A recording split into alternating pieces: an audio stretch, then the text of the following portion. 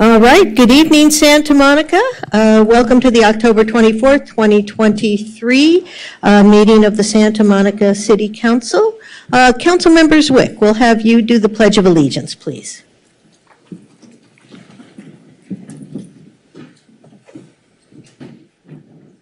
I pledge allegiance to the flag of the United States of America and to the republic for which it stands, one nation, under God, indivisible, with liberty and justice for all. Thank you. All right. Ms. Anderson-Warren, can we have a roll call vote, please? Sure. Councilmember Zwick. Here. Councilmember Parra. Here. Councilmember Brock. Here. Councilmember De La Torre. Here. Mayor Pro Tem Negrete. Here. And Mayor Davis. Here. So we have 6 members present, which means we have a quorum. We can move on. We will go to the first item, which is public input. Public input. Public comment is permitted only on items not on the agenda that are within the subject matter jurisdiction of the city. State law prohibits the city council from taking any action on items not listed on the agenda, including issues raised under this agenda item. And it looks like we have 11 speakers. All right, and do we have any students in the audience? We understand there might be some students in attendance, and we wanted to give them the opportunity, but they're not here yet. Okay, all right, then we'll move on. For those of you who haven't been here before, or it's been a while, I'm going to call several names. You'll each have 2 minutes to speak, and when I call your name, please line up against the wall there so we can move through this with some efficiency. Our first few speakers are Denise Barton, Linda Milkshakes, and Rhea Devluke. I apologize for that. Are you using 1 or 2 minutes, Ms. Barton? Yeah. 2? Okay, good. Good evening. Last Saturday night, I was waiting for the 7 bus, and when it was due, a bus flew by out of service, forcing me to wait another half hour, showing that the Big Blue Bus cares about the residents' time about as much as the council does. I mean, recently the council has chosen not to come back in closed session until between 10 p.m. and midnight, again showing that you do not care about the residents' time. Here, maybe you could do what you approved in 2022 to start the regular meetings at 7 p.m., or cut down on the personal council discussion items, or maybe you could stop carrying over half of the items from the meeting before, like tonight. I also hope you can understand, Councilmember Terosas, even though you pulled the item 16B, that in November of 2006, the District Court of Appeals rejected that you can enjoy ending the City Council meetings at 11 p.m. So I hope you can understand that pretending by vote that you can end the City Council meetings at 11 p.m. is just that, plain and pretending that you have more power than you actually do. There's much more, but I hope the City Council can see that you're the reason the City Council meetings run so long, besides your bloviating about yourself and your special interests. And on the subject of special interests, please refer to my presentation on item 16I at the October 10, 2023 City Council meeting to see how Councilmember Zwick thinks that residents are nothing more than his personal financial travel fund providers for his special interests. Thank you. Thank you. Linda? Hello. Thank you very much for listening to us, first of all. I spoke with actually Oscar De La Torre, and him and I came up with a great solution for the Fairmont strikers, that just some kind of arbitration, some kind of mediation, since there is we're having some problems communicating with everyone. I know there's a fair way to do this. I'm a striker myself with SAG-AFTRA.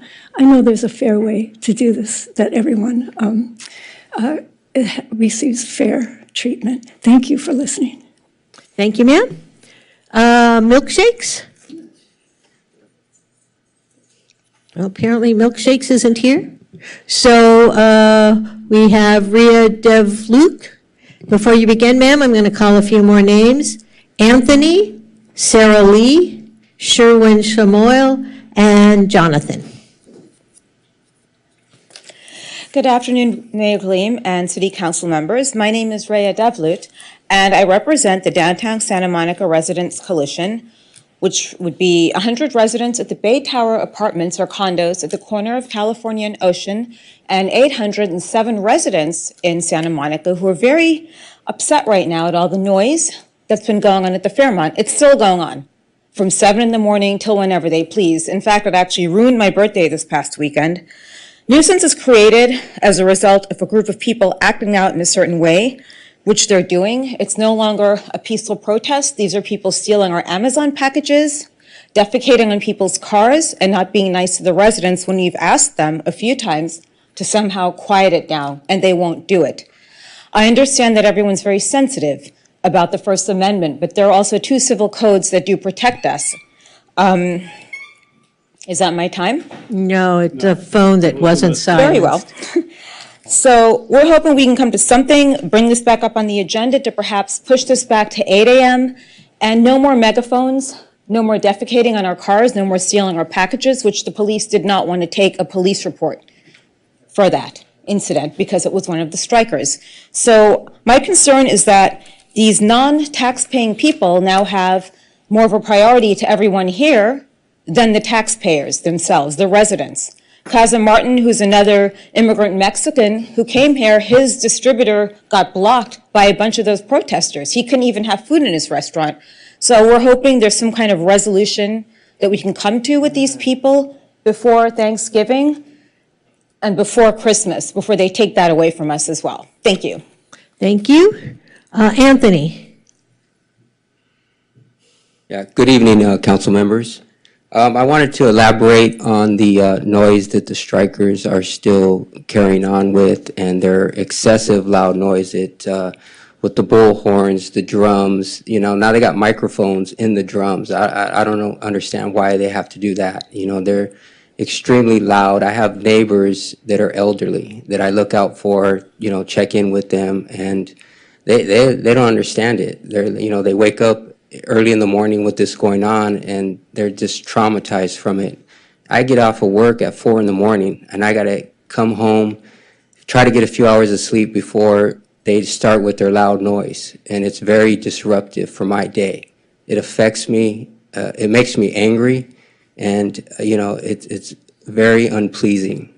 And to wake up like that, and then I have to sit there and wait till they're done and put earplugs in my ear. I shouldn't have to do that. I shouldn't have to lower my windows, cover earplugs in, and it's like, I don't understand it.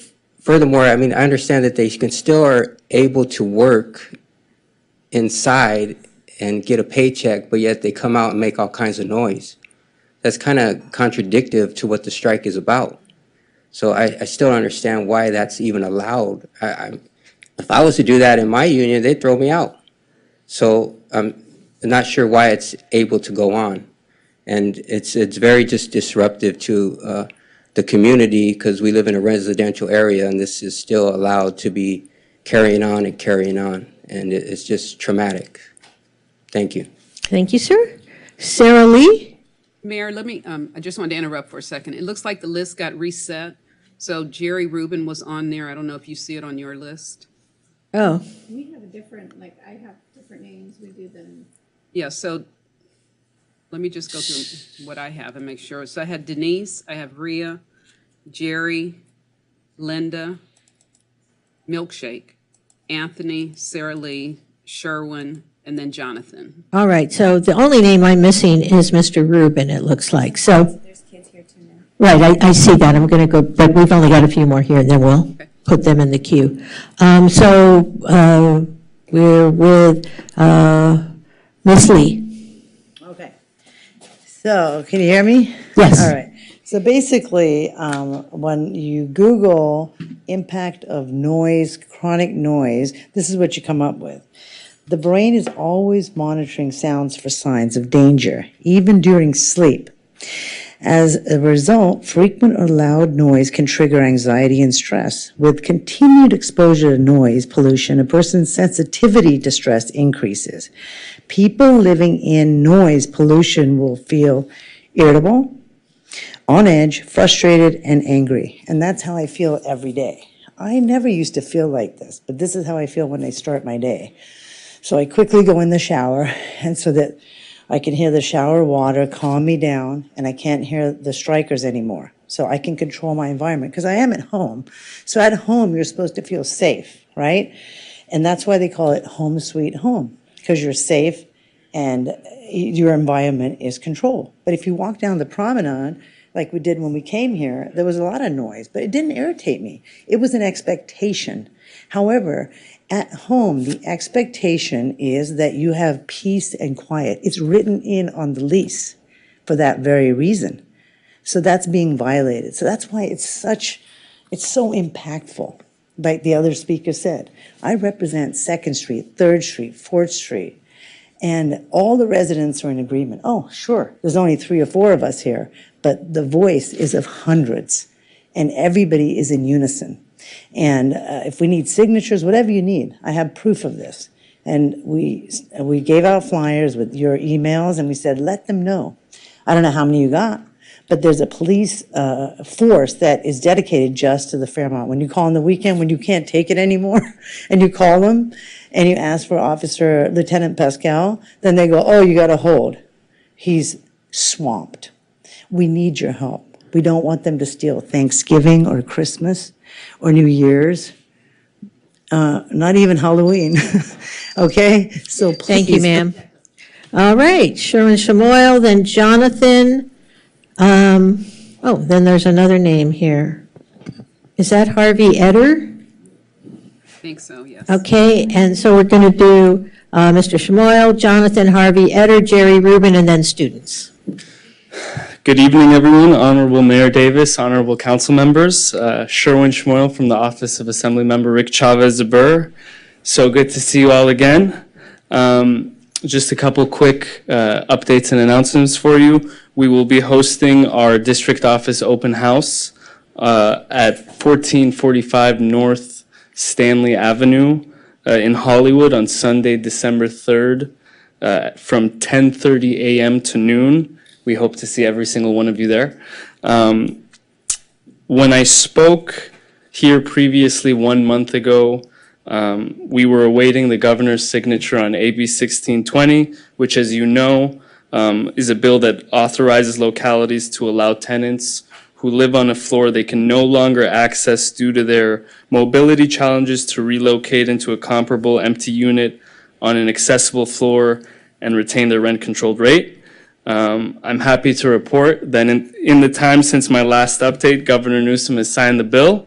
On behalf of the Assembly member, I would like to thank the City of Santa Monica City Council, and everyone who was involved in their role in AB 1620's success. The Assembly member is deeply appreciative of your support and your partnership and your hard work. Ultimately, governing is about improving the lives of the people. And on this issue, there is no doubt that is exactly what this body and this city have done. So thank you so much. Thank you, sir. Appreciate it. Jonathan, and then Jonathan, are you speaking? It was before me. That's what she said. I was last. Well, I called out the name that people are going to, the order in which people are going to speak. It's Jonathan, Harvey Eder, Mr. Rubin, and then we have some students who are going to speak. So, got the 99-cent, $2 bologna, you bunch of balonies. Whatever just happened with the switcheroo, I'm last. You making me go now? Liar. So let's hear this one. We had an incident on Arizona and 3rd about a year ago. The assistant city attorney walked that area with me one day where a street performer was extremely loud. His loophole was he was 2 steps off the promenade. We ended up changing the ordinance and finally stopped him. He had got angry at a Japanese barbecue restaurant in the opposite corner, so it walked over there with his speakers, taken the speakers and aimed them in his windows. We need to control that. Well, I mean, it doesn't take, though, changing the entire ordinance. And when did anybody have a chance to speak on that? Because I don't remember this being something I could speak on. All of a sudden, there was a change. When was I able to speak on this, Phil? That's what I'm talking about. It's a bunch of baloney, bro. I can't tell if this smells worse than your baloney. You want to sit down and say crap comments about me. And you want to sit down and talk, too. And I wouldn't want you to get hit on the pier. I'm not for that. But what's happened on 3rd Street, you're talking about the vibrancy of 3rd Street. Every performer is pissed off at you and all of this with this change that's happened on 3rd Street. And you want the place to be woo-woo. But one of the things that was important about it, you've pissed them all off. They don't like you. They don't want to come to 3rd Street because of this. And you want it to be vibrant. They're like, you. Is that what you want? Thank you, Mr. Foster. Your time's up. Speak on it. Mr. Foster, your time's up. Thank you. Baloney. Eat it. Mr. Etter? Monsters. Mr. Etter? Monsters.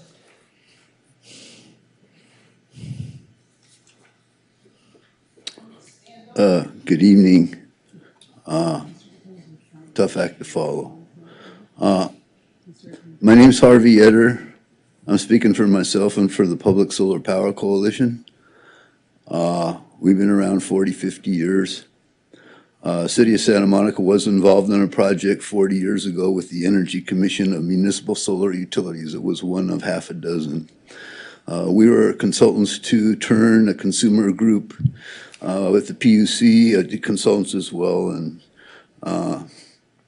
anyway, for the first time, for saying earmarking because of inequity and taxing through the rate base and extending the monopoly of investor-owned utilities into public power and into financing and inequity. We like to we wrote the paper including in there, but showing about how leveraging vertically and horizontally integrating worker-owned co-ops and whatnot franchises into the new industry and the transition. And this is what we'd like to see here, and I've been talking here. There's supposed to be a home ownership program. We went to this meeting 3 weeks ago about equity. The panel discussion in the beginning didn't say anything about that, and I was in about half of the one in the after lunch. Anyway, I spoke to the equity officer, and she didn't know anything about it.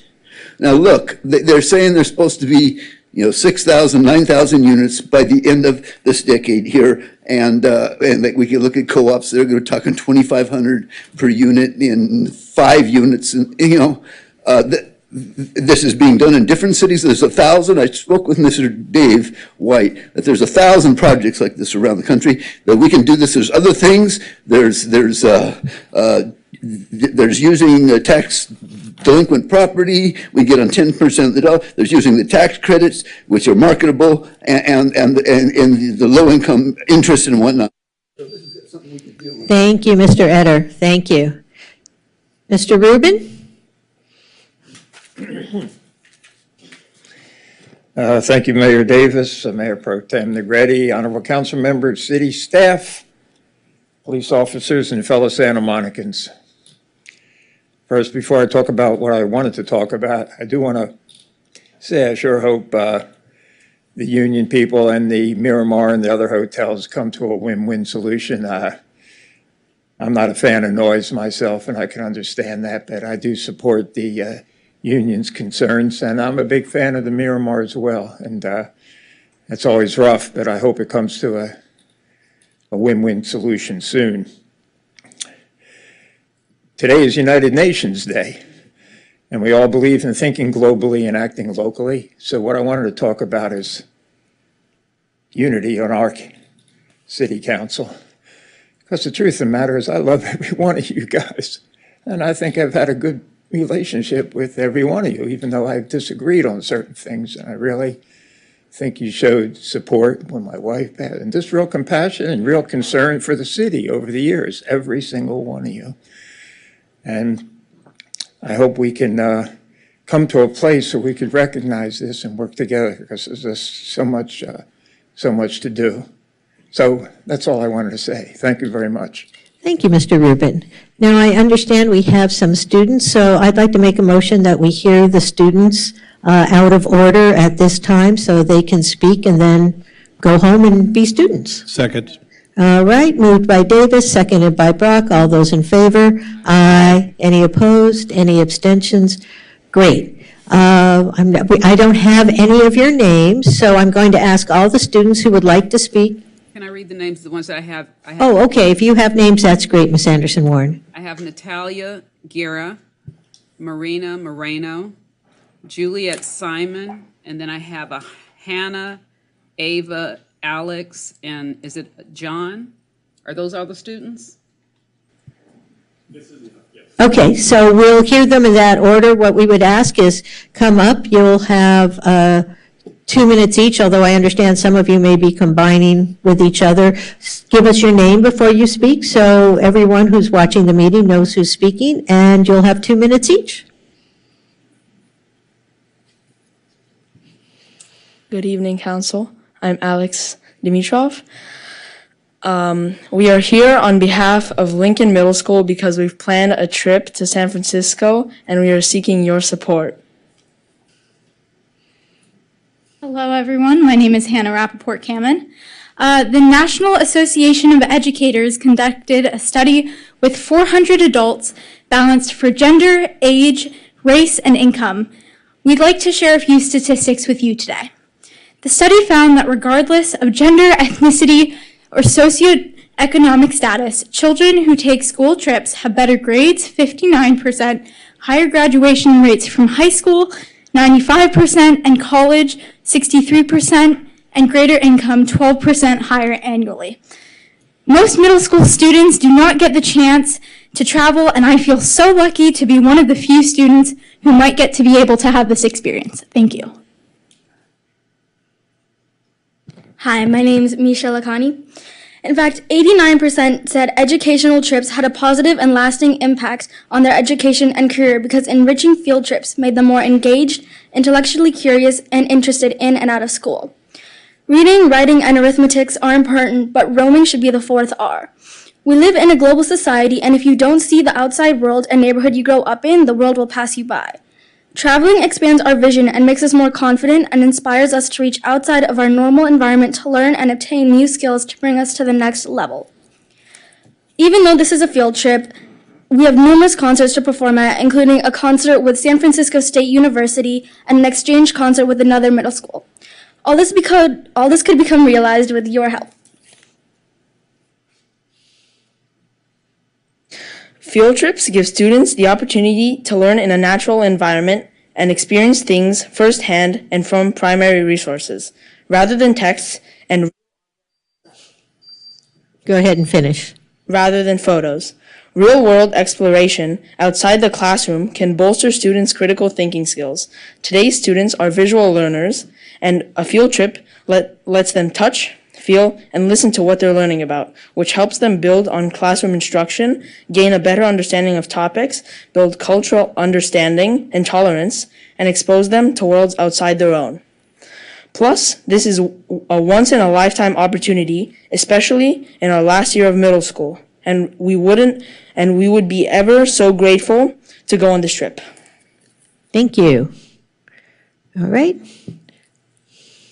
Hi, I'm Brody Sachs. Field trips are particularly important for disadvantaged students, as they provide students with unique opportunities that level the playing field. Field trips give diverse and financially in need students opportunity to experience things outside classroom that their families may not be able to afford. A field trip can also be a first trip a student takes without their parents, so it builds independence as well. Thank you for considering our request, and thank you for letting us speak. Thank you. Thank you for coming down this evening. And Ms. Anderson Warren, we had some other speakers, students? Well, I had the name Natalia. Okay. And then I had a Mariana. All right, so is it Natalia Guerra? All right, Ms. Guerra, go ahead and speak. You'll have 2 minutes. Mayor Davis and members of the City Council, my name is Natalia Guerra and I'm a junior at Santa Monica High School in the Symphony Orchestra. I play the double bass and have been playing since I was in 5th grade. I chose to play the bass because of my dad, who's also a bass player, and I love it. I came to the Santa Monica School District in 6th grade mainly because of the promise of its music program. I was lucky enough even to have an option in the first place because of my mom who works for the schools here, but as a 10-year-old, something drove me to take the opportunity. The last year of elementary school, I was deciding between staying with my friends and coming to jams. To this day, I'm not entirely sure why I made the decision I did, but the door was open and I believed I walked through to something I couldn't have even imagined. I believe that something pulled me towards the path I needed to take, and that path was filled with music, which Santa Monica gives more opportunities to pursue in high school than almost any other program in the state or even the nation. The Santa Monica High School Orchestra Program is something that my peers and I are proud to say we are a part of. We cherish the opportunities we are given to travel, gain eye-opening experiences, and of course have fun. What is truly special about the strength in our program at a public school is that we have enough financial support to help families that could otherwise be blocked by cost, and not having to worry about this factor is very powerful. Our top ensembles in just the last 2 years have gone from San Francisco to New York, then across the seas to Ireland. Watching my peers travel has made me see how these opportunities are life-changing. Now it is Symphony's turn again to go to Germany, and it is a dream come true. We will be expanding our musicianships with master classes, attending a concert of one of Germany's leading orchestras under the direction of Zubin Mehta, and of course, the main reason we're there, we will have 2 performances of our own, one of which will be at the most famous concert halls in the world, the Berlin Philharmonie. I cannot express enough gratitude to my directors, the OPA, for making this happen, but our school cannot do it alone. So we can only ask for help, and thank you for your consideration. Thank you very much. Ms. Moreno-Morales? Good evening, Mayor Davis and City Council board members. My name is Mariana Moreno Morales, and I'm a senior at Santa Monica High School. I started playing the violin when I was in 3rd grade and have been playing ever since. I'm currently in the Samo High Symphony Orchestra and have been for the last 3 years. I cannot remember what initially drew me to pick the violin, but I will always be grateful to the 9-year-old me for doing so. The Santa Monica Malibu Unified School District has always been there with me throughout my entire music journey. I was fortunate enough to be able to represent the city of Santa Monica during our 2022 New York Sounds of Summer tour, where we performed in Carnegie Hall as well as other places in a rather famous city. This trip being my first one after COVID really represented to me what a strong community the orchestra program really is, as we were able to come together and perform music again after a long year of Zoom meetings and video recordings from Band Lab that fortunately pulled through and persevered after the pandemic. I am equally as excited to represent not only the city of Santa Monica, but also the United States in our upcoming Germany tour this coming year in the spring. To have the opportunity to share all of the hard work and dedication that me and my classmates have put in over the years for the Samo High Music Program would be a once-in-a-lifetime opportunity that would not just inspire others to work hard, but also would be a perfect ending to my time here in the Santa Monica School Orchestra. Thank you for your time and consideration. All right, thank you. And I think that completes all the student speakers. Is that correct, Ms. Anderson-Warren? Let me ask, is there Juliet Simon? No? Okay. Okay. All right. Well, thank you all for coming out. We appreciate your taking the time, and have a lovely rest of the evening. We'll be here thinking of you. All right. I think that takes us to item 2, Ms. Anderson-Warren. Yes, so we have, so item 2 is public input, and this is on agenda items under closed session, special agenda items, and consent calendar, and we have no speakers registered for those items. All right, so we will move on. At this point, what I'd like to do, Council, is, as you all know, our last meeting went till the wee hours of the morning, and we had staff waiting around. So I'd like to do some agenda management, and what I'd like to do is, first of all, move item 11A, which is the budget item, to the beginning, to be heard immediately after the consent calendar, and then move the continued items that require staff input, which are 8A, 8B, 8C, and 8D, to follow the budget item, and then also have 10A follow 8D. So what we would do is basically take all the agenda items that require staff, so should we go late into the morning, staff will not have to endure that with us. So I would like to make a motion that our agenda management is we will hear items in this order after public comment item 6, which would be 11A, 8A, 8B, 8C, 8D, and 10A. Second. All right, moved by Davis, seconded by Terosas. All those in favor? Aye. Any opposed? Any abstentions? All right, so that's the order in which we're going to hear things. Also, I believe item 16B has been pulled by the requester. So for those of you who may have been here to speak on that, be free. We will hearing that. Oops. Mayor, let me also add that to continue item 8E, which is the Disability Commission. Oh, There that's are no- right. That's right. I would like to move that we continue item 8E, which is an appointment to the Disabilities Commission, as we have no applicants at this time. Second, people, All right, please move- apply. Moved by Davis, seconded by DeRosas. All those in favor? Aye. Aye. Any opposed? Any abstentions? All right, so 8E will be continued to the next meeting, and as Councilmember DeRosa said, please take a look, and if you're interested, apply. All right, that takes us to items 3. So we have item 3A is the League of California Cities presentation. Helen Putnam Award for Excellence. All right, and we have Mr. Kiernan here from the League of California Cities. Take it away, Mr. Kiernan. Good evening, Mayor and City Council members and city staff. I'm Jeff Kiernan, your Regional Public Affairs Manager for the West Side Cities. Each year, the League of California Cities honors member cities throughout the state for outstanding and innovative efforts to better serve and respond to the needs in their communities with awards known as the Helen Putnam Awards. Named in honor of the first woman to serve as president of Cal Cities in 1978, these awards recognize innovation and excellence in city programs across 12 award categories.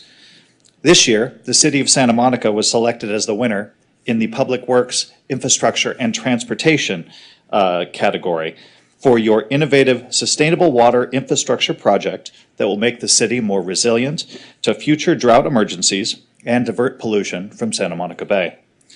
Originally conceived as part of your 2018 Sustainable Water Master Plan, this project leveraged funds from the State Water Resources Control Board, Los Angeles County, and the Metropolitan Water District to help make this innovative project a reality. This project will allow the city to capture more stormwater, dry weather runoff, and wastewater in a first-of-its-kind potable water reuse project consisting of a 1.5 million gallon stormwater harvesting tank, an advanced water treatment facility, and an urban runoff recycling facility. Taken together, these components will divert pollution from the Santa Monica Bay while producing up to 1,650 acre-feet of purified water each year, which works out to approximately 10% of your city's water supply. All told, this project will help Santa Monica continue to have an affordable, local, and sustainable water supply for your residents, businesses, and visitors. So it's my pleasure that on behalf of the League of California Cities to present this Helen Putnam Award for creating a tremendous public works project that will benefit the city for years to come. Well, thank you so much. We're very appreciative, and I think we have Sunny Wang here to accept the award. And the whole team, yay team.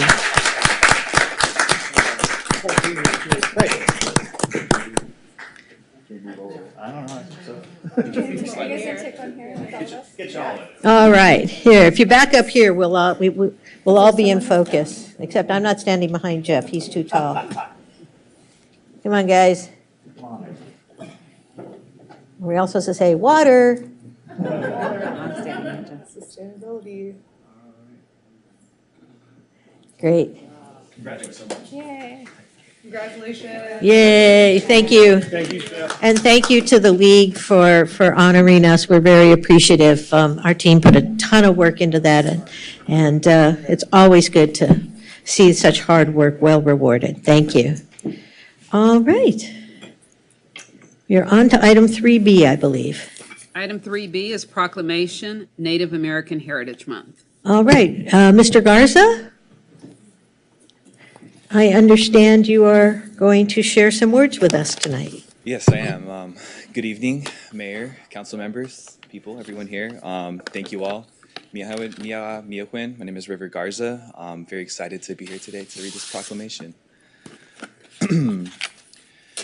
Whereas we are the caretakers of this land, now known as Santa Monica, a place where the earth and sea meet, a place that carries the songs, the whispers of our ancestors into eternity. The ocean knows these songs and sings back with every crashing wave. Whereas Santa Monica will always be home, it's a place familiar to the heart and soul. Its beaches feel like home. And the ocean is a gentle reminder that we are still here and eternally connected to the land around us. Time will pass, but this relationship with the environment is eternal. It will always be our responsibility to steward and take care of the land around us. Whereas we, the people of the land, have always been here and will always be here. Therefore, this story is still being written. Thank you. Achama. Thank you. And that is in fact embodied in a proclamation, which I'm going to come down and present to you. But the end of the proclamation says, "Now therefore I, Gleam Davis, Mayor of the City of Santa Monica, on behalf of all of the members of the City Council, do hereby proclaim the month of November 2023 as Native American Heritage Month in the City of Santa Monica, and further declare that the city proudly supports the legacy and continued culture of the First Peoples in Santa Monica." So I'd like to come down and present you with this. Thank you.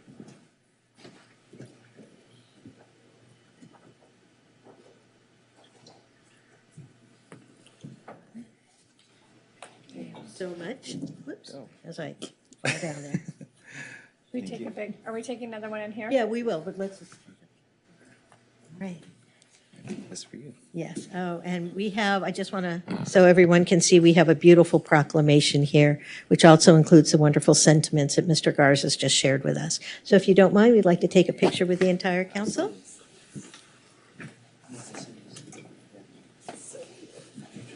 So cute. Love that. For your kids to work day. I'm out of the picture. I know. No, I don't have any. That's yours. Thank you very much. Oh, can I have a ladder? You check the back. Thank you. Thank you Yeah. so much. We appreciate I think he took it while you were.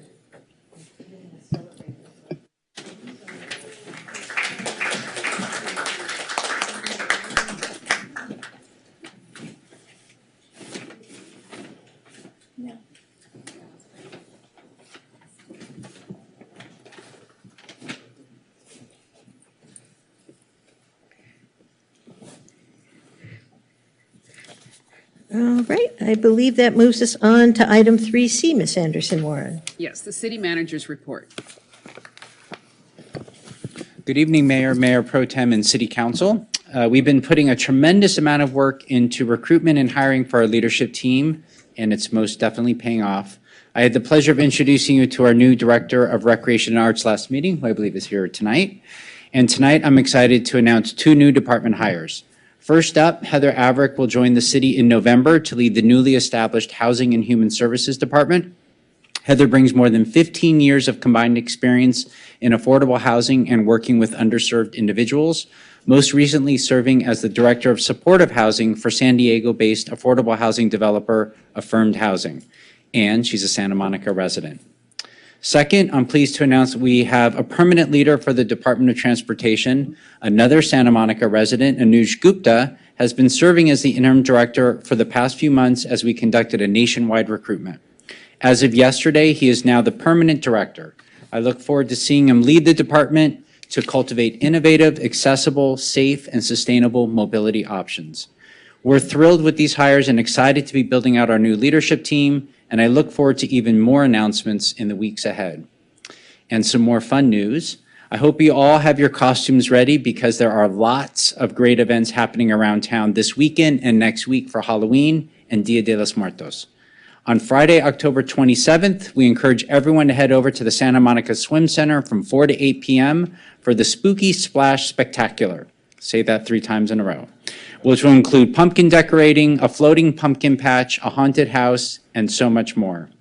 And then on Saturday, October 28th, will be downtown Santa Monica's big Dia de los Muertos celebration on the promenade from 2 to 9 p.m. It will feature live performances, community altars, a Latinx pop-up market, and activities for the whole family. And I certainly hope to run into some of you over the weekend. And then on Halloween itself, Tuesday the 31st, kids 3 to 17 are invited to go to the library in their Halloween costumes to receive a spooky goodie bag. The hours for this are from 10 a.m. to 8 p.m. at the main library and 12 to 8 p.m. at the Pico and Montana branches. And then from 5 to 8 p.m., it's the Santa Monica PAL Spooktacular at the PAL Youth Center. Lastly, I'm not sure if any of you are familiar with Little Amal, but she is a 12-foot tall puppet of Syrian refugee girl who has traveled to more than 15 countries, spreading a message of hope and solidarity for displaced people everywhere. She will be heading to the pier on Thursday, November 2nd, if any of you would like to go walk with her. And that's my report. Thank you. Thank you. Sounds like a great week coming up. All right, at this point, we'll call item number 4. We have closed session. We have 2 closed sessions. Conference with real estate negotiator, and it's for property 1431 Second Street. It's a parking structure 6. City negotiators are Jennifer Taylor, Economic Development Manager, and David Martin, Community Development Director. The owner is a property of City of Santa Monica. Persons to be negotiated with: Jerry Cottle, founder Rooftop Cinema Club, and under negotiations are the price and terms of the lease. Next, we have an existing litigation, and this is the Supervisory Team Associates versus the City of Santa Monica Public Employment Relations Board. And that's a report out. That's it. All right, I'll turn to our city attorney. It's currently 6:11. What time do you think we'll be back? We should easily make 7 o'clock. All right, we will see you all at 7. Thank you. Okay.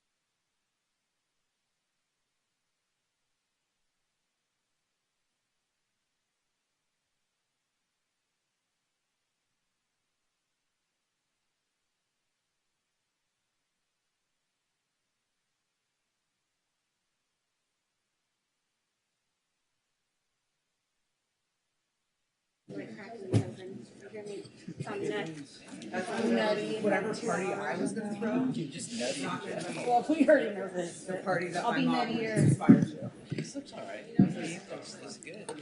All right. Oh, where's my animal shelter thing?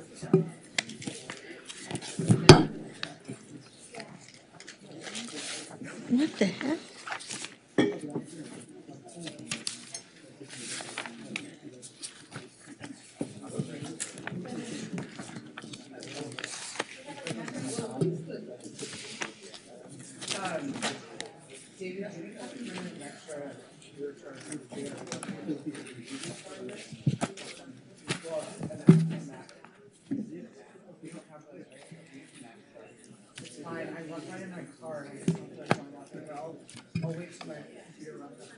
And then you can just go home.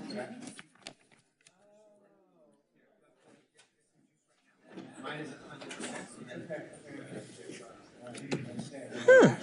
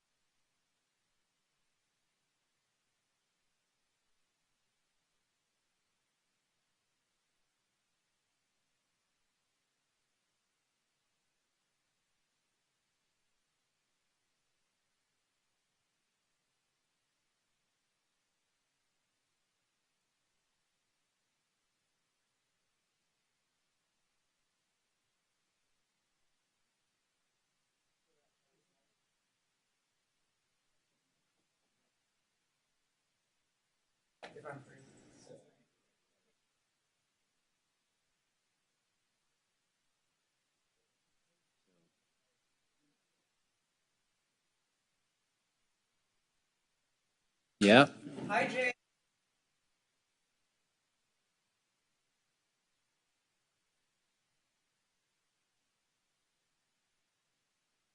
All right.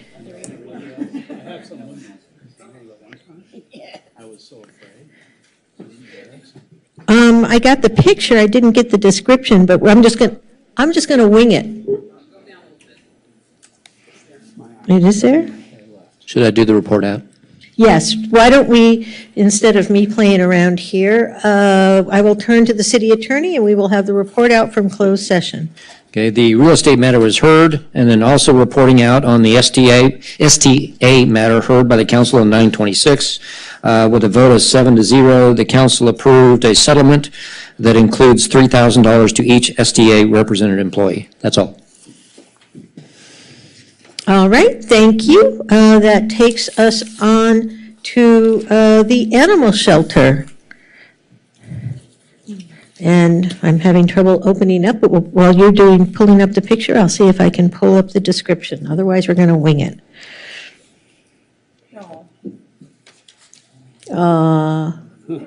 That is Leica, 9-year-old pointer mix. Very friendly at the shelter. For those of you who may remember, we actually allocated $10,000 in council discretionary funds in the last fiscal year, and they have now opened up the new grass area, as you can see, where Leica is sitting, looking for a forever home with a pointer mix, well-behaved, and knows some basic training, and seems to be potty trained, which is always a good thing. So if you are interested, please contact the animal shelter. I don't have their phone number because it's not pulling up on but they are easy to find. And I do want to remind people that even if you're not in a position right now to bring a permanent friend home from the animal shelter, if you do have a furry friend at home and you use the Chewy app, you can always, while you're on there buying things for your furry friend, make donations to the Santa Monica Animal Shelter Foundation. They are in constant need to take good care of the pups and cats and bunnies and everything else they have there. And I also want to say we've begun a program where you can adopt any of the animals that are currently at the animal shelter and just donate cash to help with their support while they are at the animal shelter. So please keep them in your minds, in your hearts, and if anyone says, gosh, I need a forever friend, send them over to the animal shelter. Thanks. All right. Now we will move on to the question of the night. Do any council members have anything to report on travel since the last meeting? No one's jumping up, so I think the answer is no. Okay, so next we'll go to the consent calendar. All items will be considered and approved in one motion unless removed by a council member for discussion. In accordance with Charter Section 615, the adoption of all ordinances and resolutions shall be by reading of title only unless a council member present dissents. And just a note, staff is requesting to pull item 5H to read a correction into the record. Okay, and have any council members, as required, given you prior notice of any other proposed pulls? Not that I'm aware of. Does anyone else have any late pulls? All right, so I'll entertain a motion for the entire consent calendar with the exception of item 5H. Move to approve the consent calendar with the exception of item 5H. I'm sorry. All right, moved. I'm sorry, I think I made a mistake. Oh, not 5H? Is it 5D? Mine says 5H, but that doesn't Sorry, mean it is, anything. it's 5D. 5B? D like David. D like David, okay. D like David. Move to approve the consent calendar with the exception of 5D, which is the authorizing the application of grant funds from the Department of Interior. Second. Oh, go ahead. All right, so we have a motion by Terosis, seconded by Negrete, to approve the entire consent calendar with the exception of 5D. May we have a roll call vote, Ms. Anderson-Warren? Sure, and you guys can vote on this. There we go. Councilmember De La Torre? Yes. Councilmember Terosis? Yes. Mayor Pro Tem Negrete? Yes. Councilmember Brock? Yes. Councilmember Parra? Yes. Councilmember Zwick? Yes. And Mayor Davis. Yes, that motion passes unanimously, 7-0. I need Councilmember Zwick and Parr to give their buttons an extra push there. Thank you. All right, 5D. 5D is adoption of resolution authorizing the application for grant funds from the U.S. Department of Interior, Bureau of Reclamation, fiscal year 2024 Water Smart Drought Response Program and the Santa Monica Groundwater Well SM4 Replacement Project. And Sonny, did you need the picture, the slide? I have hard copies of the red line resolution. Wait, I don't think Are those the ones that are on the dais with us? So I think we have them already. All right, somebody beat me to it. So good evening, Mayor Pro Tem and council members, Sonny Wang, Water Resources Manager. We had requested item 5D to be pulled to make a correction or change in the resolution. It's on page 1 of 2 of the resolution, third paragraph. The change that we're making is we're increasing the request and loan amount from 2.375 million in amount up to 5 million to be requested and applying for. So it just gives us greater flexibility to apply for the full amount for the grant. All right, and that was the only change I see on the resolution we have in front of us? That's correct. Okay. All right. Does anyone have any questions of Mr. Wang? He's the man of the hour, so. Yes, Councilmember De La Torre. Are these mostly aquifer sort of related activities with this, or like underwater versus capturing the water, or? Correct. It's to extract groundwater from the basin that for the Olympic sub-basin along the Olympic Boulevard currently. So it's replacing an aging well out there. Okay, great. Thank you. You're welcome. All right. I have a question. All right, Councilmember Terosis. So I assume that this is pretty much pro forma, that it is required to have some sort of resolution of the city council in order to apply for this, correct? That's correct. Yeah. I'm very supportive. I think this is fantastic. I love it when we apply for grants. I'm happy to make a motion. All right, so we have a motion from Terosis. Do we have a second? All right, moved by Terosis, seconded by Negrete, to adopt the resolution authorizing the application for grant funds, item 5D. May we have a roll call vote, Ms. Anderson-Warren? Sure. Councilmember Zwick? Yes. Councilmember Parra? Yes. Councilmember Brock? Yes. Mayor Pro Tem Negrete? Yes. Councilmember Terosis? Yes. Councilmember De La Torre? Yes. and Mayor Davis. Yes, that motion passes unanimously, 7-0. So now we go to public input on remaining agenda items. So public comment is permitted only on ordinances for introduction and first reading. No public discussion is permitted on ordinance for second reading. And there's also no public comment on any of the continued items. All right, thank you. As before, what we're going to do is I will call out a few names, and we'll ask you to line up against the wall to your left.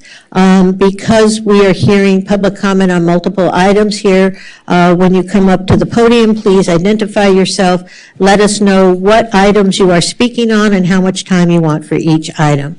So our first speakers are John Moeller, Denise Barton, and Jason Aiello.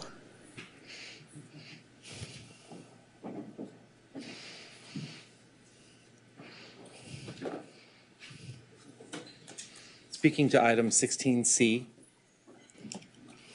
Mayor Davis and members of the City Council, I'm here to represent the Santa Monica High School Orchestra Program and its request for financial assistance from the City of Santa Monica for its 2024 performance tour to Germany over spring break.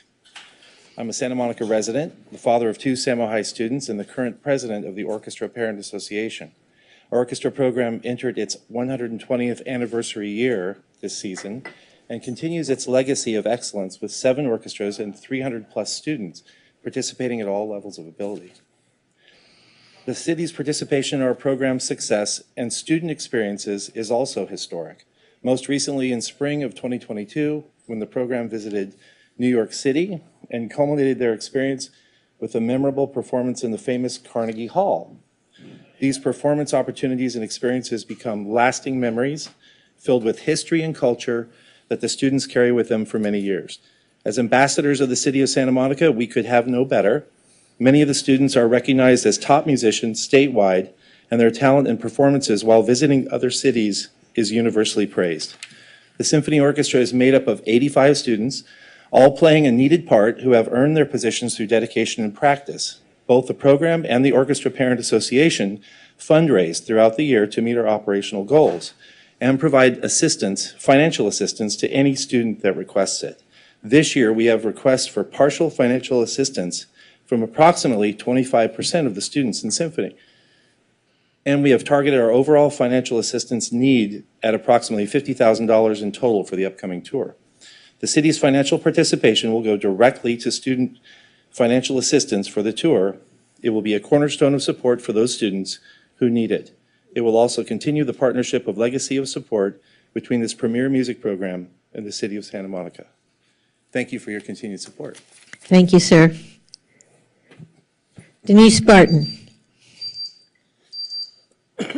2 items, 2 minutes each. All right, which 2 items, so we know? 11A and 16A. Okay, great, thank you. Good evening. On item 11A, I have several concerns about the budget adjustments, such as you won't pay the funds back in a timely manner, or at least that's the way it looks from the included payment schedule.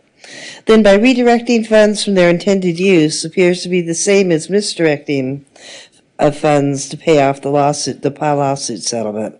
Would that leave the city in the same place that is now having to pay back the funding? I ask because it looks like the same thing that brought us to this item, in addition to the concerning fact that no one in the city seems to understand what restricted funds are. Just because you put restricted funds into the general fund does not make them unrestricted funds. And City Manager David White, would this bring you back to when you were city manager in Fairfield, California, when again you claimed housing funds were not restricted funds? Then shortly after that incident you resigned and were demoted to Deputy City Manager of Berkeley, correct? Then years ago, I remember the City Council wanted to drain the funds from accounts like you want to do tonight for a City Council slush fund. But if I remember correctly, City Attorney Marshall Moultrie told you couldn't do that. So what's different now? Also, are you planning on paying the residents back for either the $94,345 million or the $122.5 million that was paid out for the Powell lawsuit settlement payment? Because the residents should not be financially responsible for the city's negligence of allowing children to be sexually abused. You might want to consider cutting costs by eliminating the city's DEI department, because again, residents shouldn't be financially responsible for the city employees' racial clubs, and I see nothing here to repay the airport fund. Finally, item 16A. Here, the first thought for this action by Mayor Gleam Davis is to prevent Councilmember Brock from becoming mayor. Would it be that Mayor Davis doesn't want to give up the position? Or can she not stand seeing someone who isn't up there as a sole representative being mayor?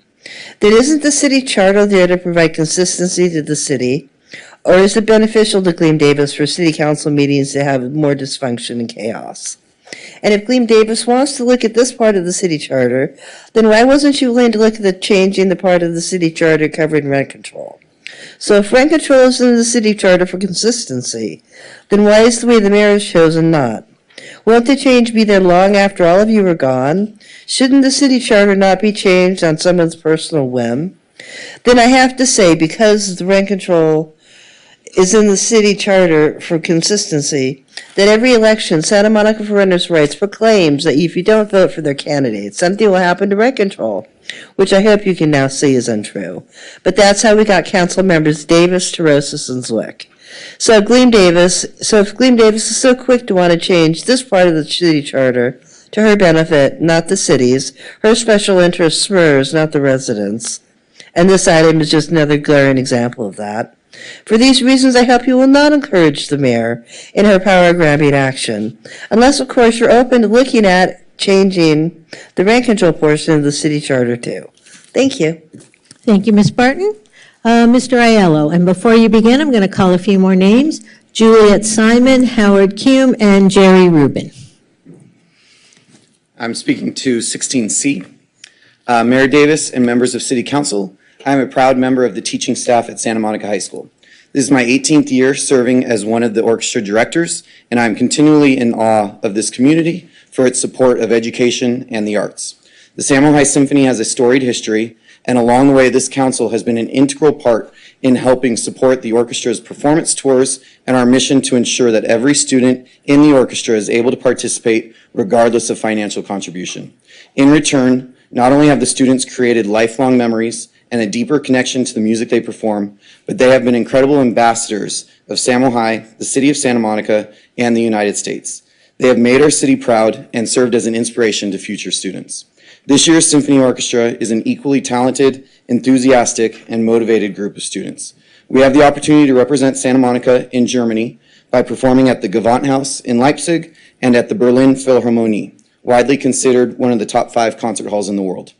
In addition, we will be learning from members of renowned German orchestras and immersing ourselves in one of the musical, cultural, and historical centers of Europe. Performing Brahms and Mendelssohn in the cities where they worked and lived, while also sharing music from American composers such as Florence Price, is truly a once-in-a-lifetime opportunity.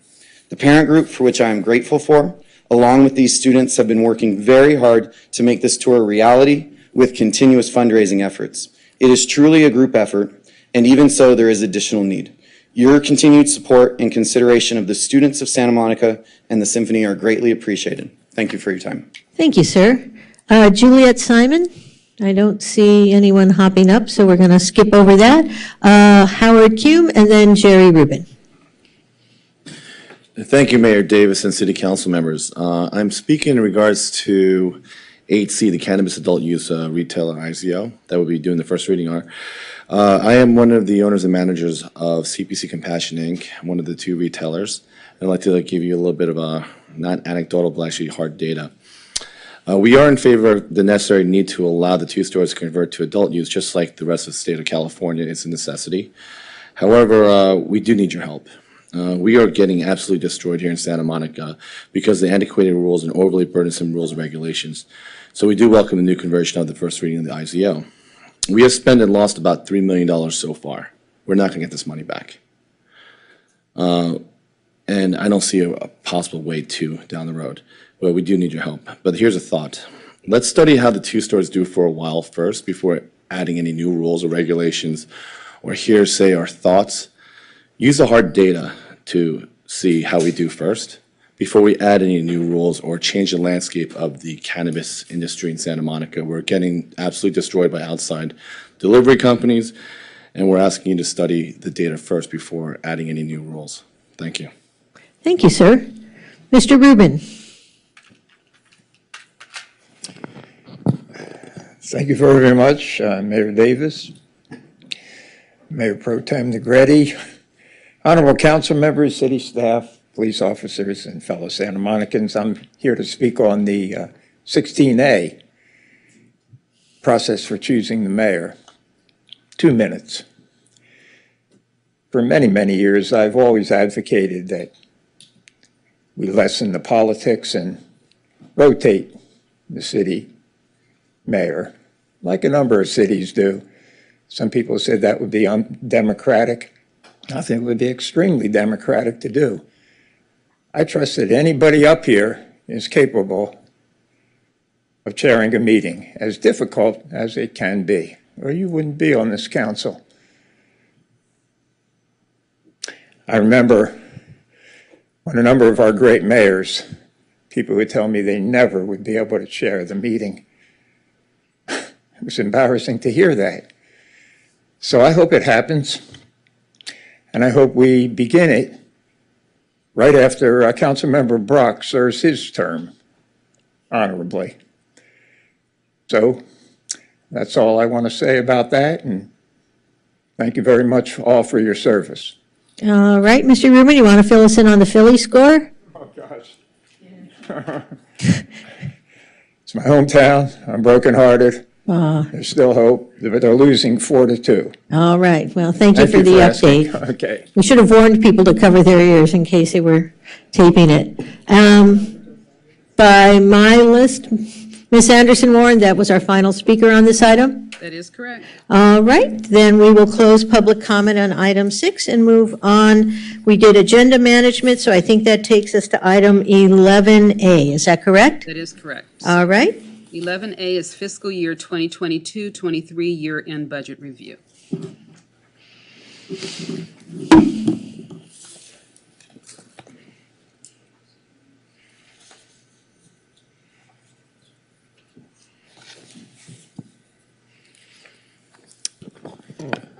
Good evening, Mayor and council members. Tonight, we've come to you with the year-end budget report where we make adjustments to the past year's budget to accurately reflect significant activities and to the current year's budget to allow continuation of projects and programming of new funding sources. On these occasions, when we come to council, we also bring forward staffing-related changes that human resources and departments have identified to better align our budgeted positions with work efforts. Similarly, we use the occasion to make corrections to our fee schedule, approve receipt of grant funds, and ask you to approve related contracts.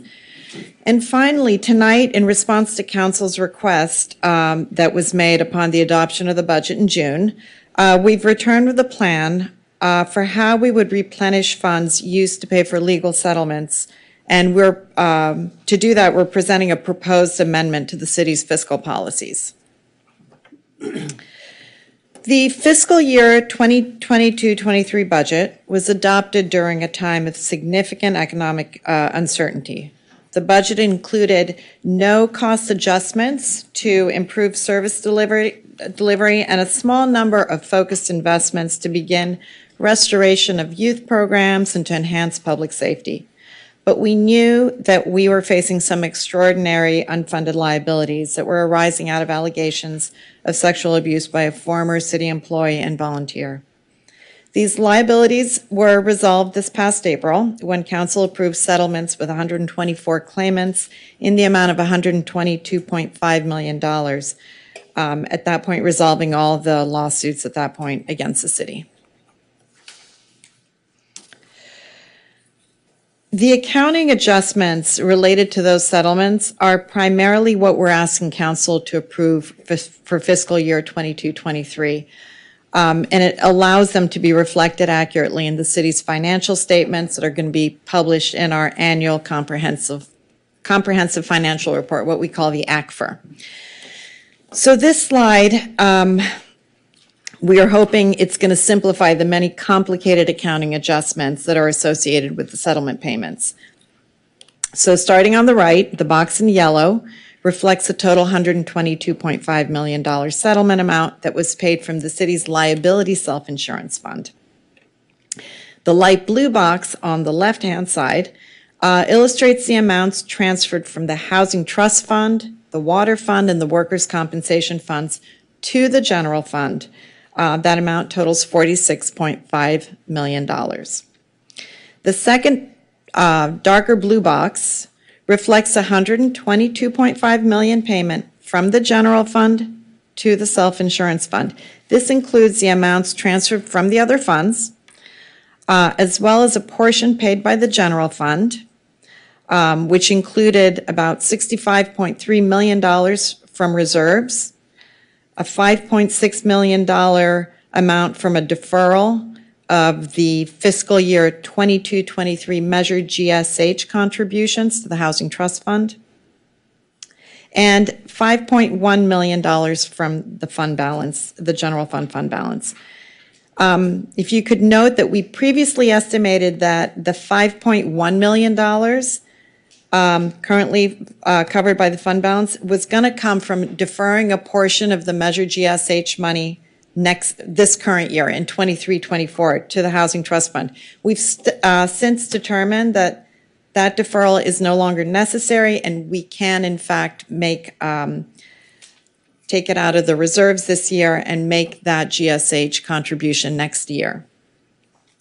The box in green reflects the receipt of the $122.5 million as a revenue payment from the general fund to the self-insurance fund. These are accounting transfers, the way they must be done per GAAP, and it covers the settlement payments. This slide reflects the two revenue changes being proposed for 22-23. Again, these are mostly housekeeping. The general fund adjustment is a correction. It's reflecting that we received the signing bonus for the digital kiosk franchise in 22-23. We had originally budgeted that to come in 23-24, so we've just moved it back. And the $122.5 million revenue to the self-insurance fund that I just showed you is on there as well as a revenue adjustment. This slide summarizes the adjustments to the current biennial budget, so 23-24. They're detailed in the staff report. The changes total approximately $1.9 million in 23-24. They include reappropriation of about $1.1 million of unspent funds from last year's budget to this year's budget for projects that were initiated and funded last year, but they weren't completed prior to the end of the fiscal year. We also have $866,000 in adjustments that are funded by other funding sources, so it's a no net increase to the general fund of general fund uses. These new sources include funding agreements with developers and existing businesses to coordinate large-scale development projects that will assist our economic recovery. We also have settlement and judgment funds obtained by the Consumer Protection Unit that are going to be used to address some legal support staffing challenges. We also have grant awards that will allow for enhanced English as a second language programming at the library and support the work to develop the STEP Court, whose goal is to reduce the number of people experiencing homelessness.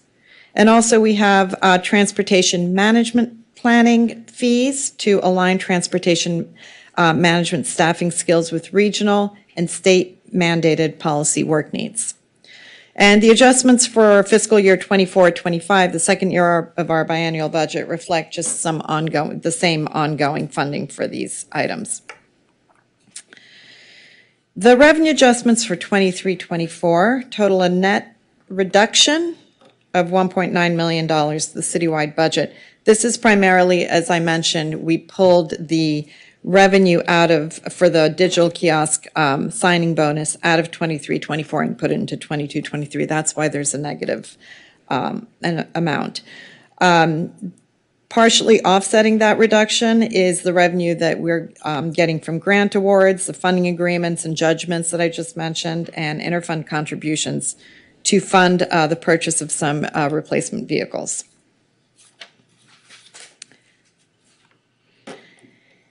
Expenditure adjustments for the capital improvements program budget total approximately $36,000 for last year, 22-23, and $1.5 million in 23-24.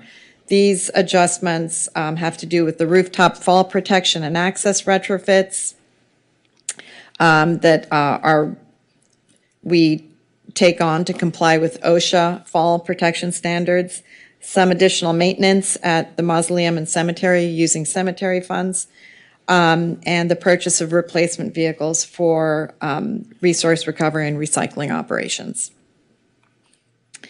Included in the report is a resolution to revise the city's master fee schedule to establish new and revise certain user fees and charges. The revisions are adding a fee that was previously omitted from the master fee schedule, corrections to remove redundant fees that are no longer being charged, revising the methodology for charging the seismic retrofit reviews, and adding fees to recover the cost of work completed by the Department of Transportation for work related to city and community event fees. And this is in alignment with other city event fees. So again, this is all housekeeping. And lastly, we're asking council to authorize the receipt of grant funds for the grant awards that I've mentioned previously, the California Library Literacy Services for the English as a Second Language program at the library, and from the U.S. Department of Justice for Justice and Mental Health Collaboration Program that's going to support the STEP Court. We also are asking for you to approve the funding agreements with developers and existing businesses to provide funding support coordination of large-scale development projects and approve an agreement with Exodus Recovery to work with the City Attorney's Office to develop the STEP Court. And finally, we're asking council to approve the amendment of the city's fiscal policy to add the plan to replenish funding that was previously leveraged to pay for legal settlements and COVID-related losses. And here, I'll go through this a little bit in more detail. So over the last 3 years, we've all experienced the financial effects of the economic shock from COVID. When we add to that the extraordinary settlement payments we've made in this time, the total hit to the general fund from canceled capital projects and use of reserves is almost $221 million. To understand the magnitude of this amount, that's about 4 times the amount of our general fund rainy day reserve for this year. And of course, this doesn't take into consideration the ongoing lag in revenue recovery that we're still experiencing. As a result, we needed help from other funds to make our most recent $122.5 million settlement payment. In total, the general fund leveraged $52.1 million from the Housing Trust Fund, the Workers' Compensation Fund, and the Water Fund to supplement its portion, which was $70.4 million for this last settlement payment. In addition, the council has previously expressed a commitment to pay the deferred fiscal year 2021 Measure GSH contribution totaling $5.9 million that hadn't been made during the early COVID days from the general fund to the Housing Trust Fund. So in order to make sure that all funds are replenished, while also taking into consideration the financial and operational stability of the city, as well as making sure that we are meeting our mandated reserve levels, staff prepared a fiscal policy that would be used during budget decision-making.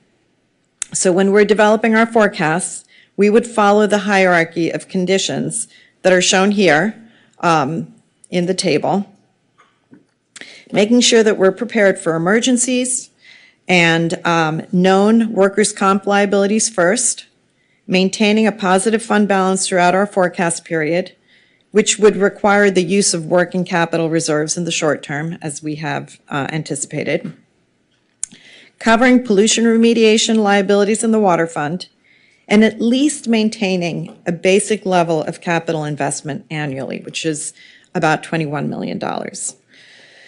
When we look at the forecast we developed this past May, these conditions have been met for now. But new forecasts and budgets will inevitably pose challenges. Once these conditions are met, and at the time that the city either receives funds, and at the time that the city either receives funds from insurance companies, from which we are actively seeking reimbursement, or from property dispositions, those funds, the insurance company funds and the property disposition funds, they would be shared equally between the Housing Trust Fund up to the amount that's owed to the Housing Trust Fund and by the general fund that's on the bottom of the sheet. These additional funds in the general fund reserves will allow us to build back our reserves that are needed for contingent liabilities that are related to potential litigation. Those funds are also needed for capital contingencies and for a greater capacity to provide community-focused projects, things that we have not been able to get to over the past several years with all our challenges. And this slide shows all the recommended actions we're asking you to take tonight, and that is the end of my report, but we're here for any questions. Thank you. All right. Do we have any questions from council for staff? I see Councilmember Terosas reaching for the button. Councilmember Terosas. Yeah, thank you so much. I appreciate that update. Quick question on the community development position, the 1 FTE for the Deputy Director of Special Projects. I know we had talked about it in vagaries before, but can you just give us some more specificity about what this position is going to do? And it looks like it's being funded through development agreements, but I have some equity concerns about it. So can you just talk a little bit more about the position? Yeah, so it will be a Deputy Director Special Project position in the admin division of community development. The role will be to oversee large projects that are moving through the process. So not just within the community development department, but also work with other departments, Public Works, mobility, all the different places that projects need to go to for their approvals. So, getting through the city process as smoothly as possible. Even prior to that, though, working with Coastal Commission, working with design review, sometimes landmarks, sometimes ARB. And then when they finally get to the permit process, then again, working through the permitting and also overseeing anything that's needed from a construction perspective. So the goal is really to have this oversight all the way through from now until hopefully, the big projects open, before 28 for the Olympics. So when you say big projects, I assume you mean like the Fairmont Miramar? Those are two that would definitely be part of the mix. Fairmont Miramar, and then the project at Santa Monica and Ocean. Okay. I'm absolutely for this. I think it's important. We obviously need to get these projects done. This is an economic development interest for the city. I just want to point out one thing. So obviously you have larger developers who can afford to pay for this, who are getting a premium expedited service. When you have smaller, lower capacity businesses and projects that don't get that take longer, that have to pay carrying costs and navigate the process themselves. So, this is something I talk about a lot in my day job, just in terms of how we're helping folks through the process when, it could take a few months, it could take a few years. It really depends on how savvy you are. I think it's important that we do this, but I also think it's important that we're providing technical assistance to smaller operators as well. And it's not just a pay-to-play situation. So. Yeah, I hear that and understand it. And one thing I'll say is that by taking these two large projects, which are a huge work effort, out of the mix of the current planners, and since we'll be able to replace this person or make sure that the community or the planning division is made whole, that will be more capacity to work on other projects. So I think there's benefit on both sides. Absolutely. Thank you. I appreciate that. And my second set of questions for Gigi. I believe that when we agreed to approve the budget, we said that we would have a comprehensive plan for how you were going to pay back the Housing Trust Fund. And I've read through the entire staff report, and I understand you're talking about this hierarchy, but I am not 100% clear about what our specific plan is to pay back the money that we borrowed from the Housing Trust Fund. So At this point, what we can, the hierarchy that's there is to show that we absolutely need to be looking at general funds that are coming in, any kind of revenues that are coming in, to make sure that we're stable on the general fund side. But we do know that we are actively working to sell properties, and we are actively working on litigation with the insurance companies, where we are confident that we will be receiving some funds somewhere along the way through these various areas. So what we can do right now, we don't know what the timing is. We don't know exactly what the amounts are going to be and when. But what we can say is that it's not all going to come to the general fund, right? That it's going to be shared 50-50. And it needs to be shared 50-50 because the general fund does have contingent liabilities that it needs to be focused on. As I said, we've lost so much of our reserves that we really do need to build them up to keep our stability going. So 50-50 is what you're saying? Yes. I wanted everyone to hear that. Okay, I appreciate the explanation. Mhm. Thank you. Councilmember Brock. Just a quick follow-up to Councilmember Terosas. Mr. Martin. And I may be totally wrong on this, so you can tell me, but I recall when the Fourth in Arizona project was up in 2017, 18, 19, I heard that they paid for part of the fees to our staff to consult with them. Is that true, not true? Not that I'm aware of, no.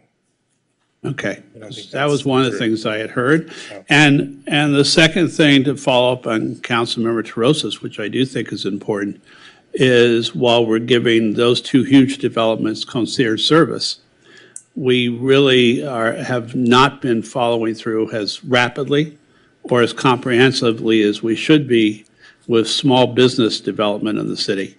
So I want us, are you saying that by hiring this additional staff member, we are going to be able to give more service to those small businesses who feel it takes an inordinate amount of time to get open? So what I'm saying is that by creating this added position and not reducing the number of positions within city planning, there will be more capacity there because we're taking these two huge projects out of that mix. And so they will have more time to focus on. Can we give any kind of guesstimate on how much faster?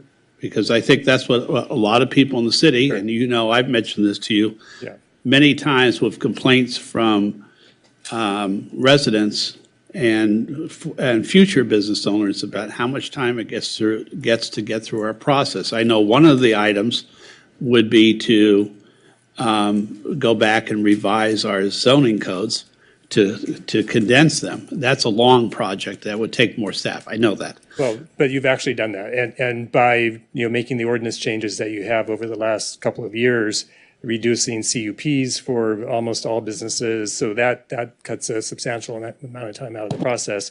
We also, and it's taking a while, but we are making good progress on the permit system improvements. We're reviewing the firms that have responded to the RFP to figure out who we're going to go with for that new permitting process, which will really help with the system. So there are steps being made. So if we were comparing permit process in 2018-19, at the end of approving the permit process, adding this extra staff member, do you believe that residents or potential business owners will be able to get through their projects 10% faster, 20% faster?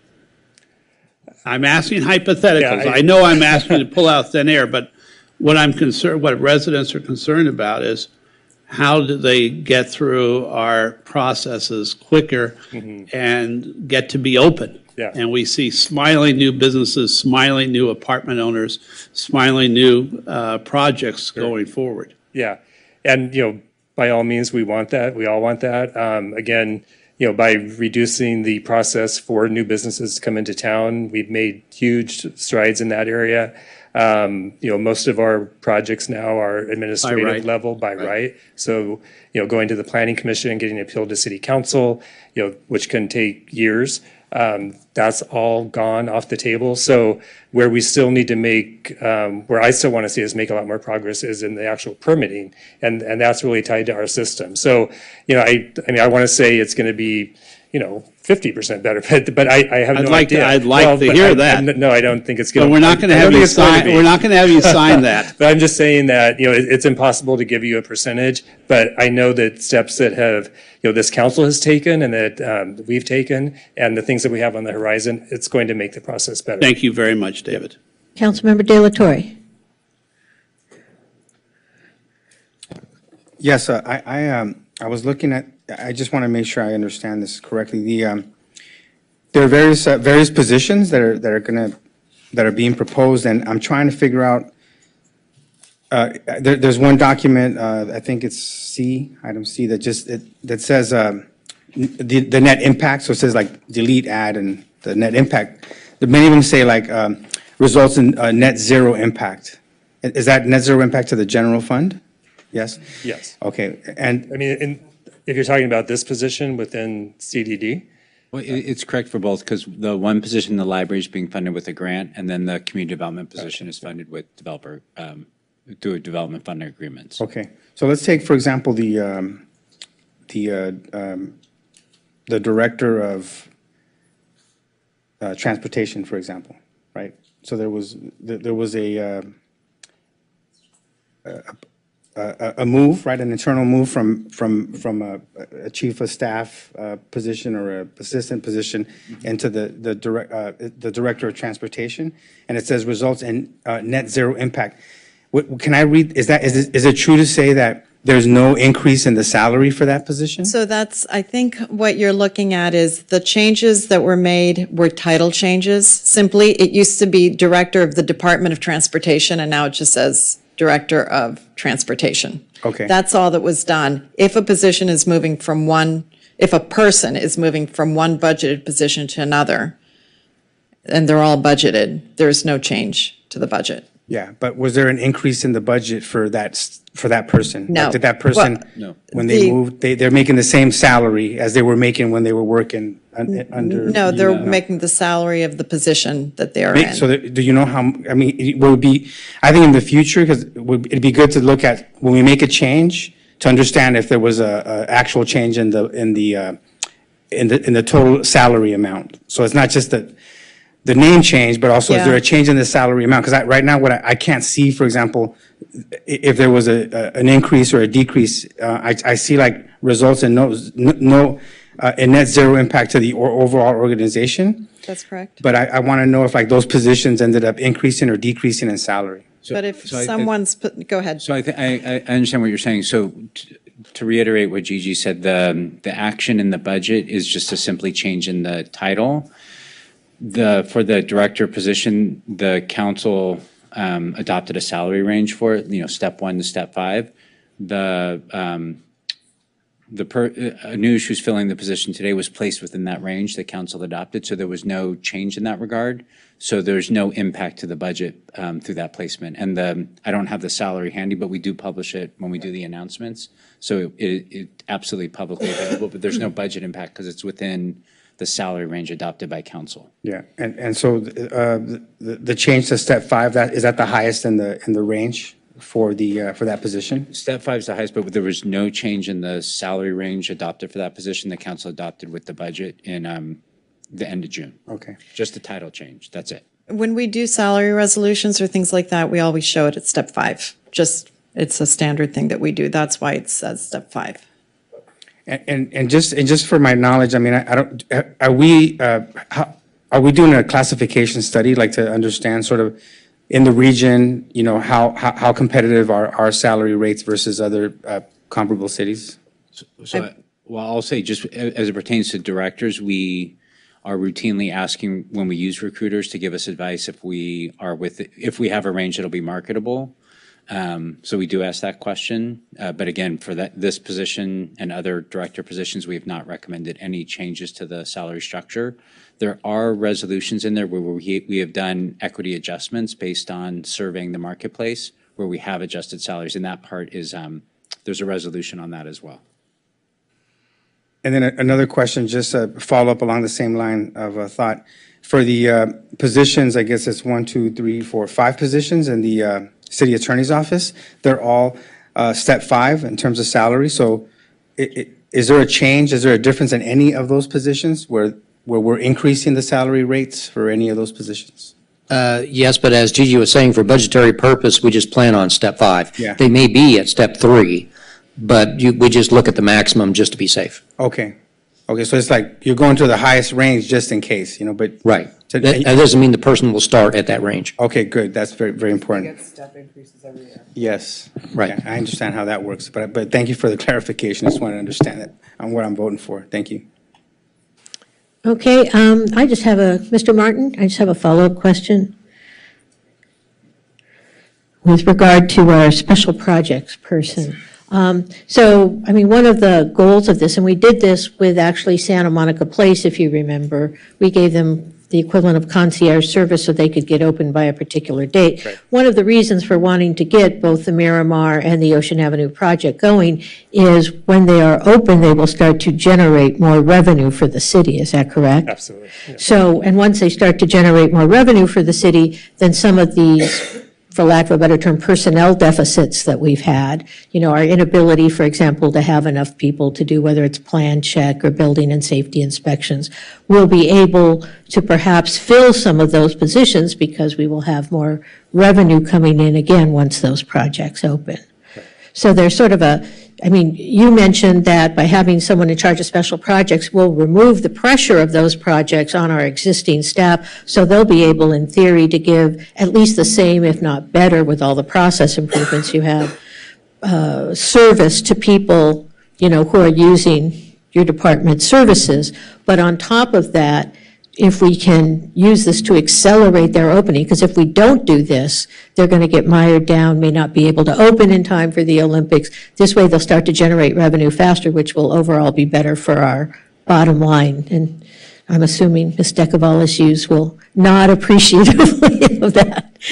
No, that's absolutely right. And I'll also mention, they also both provide affordable housing. There's a whole list of community benefits that these projects will bring to the community.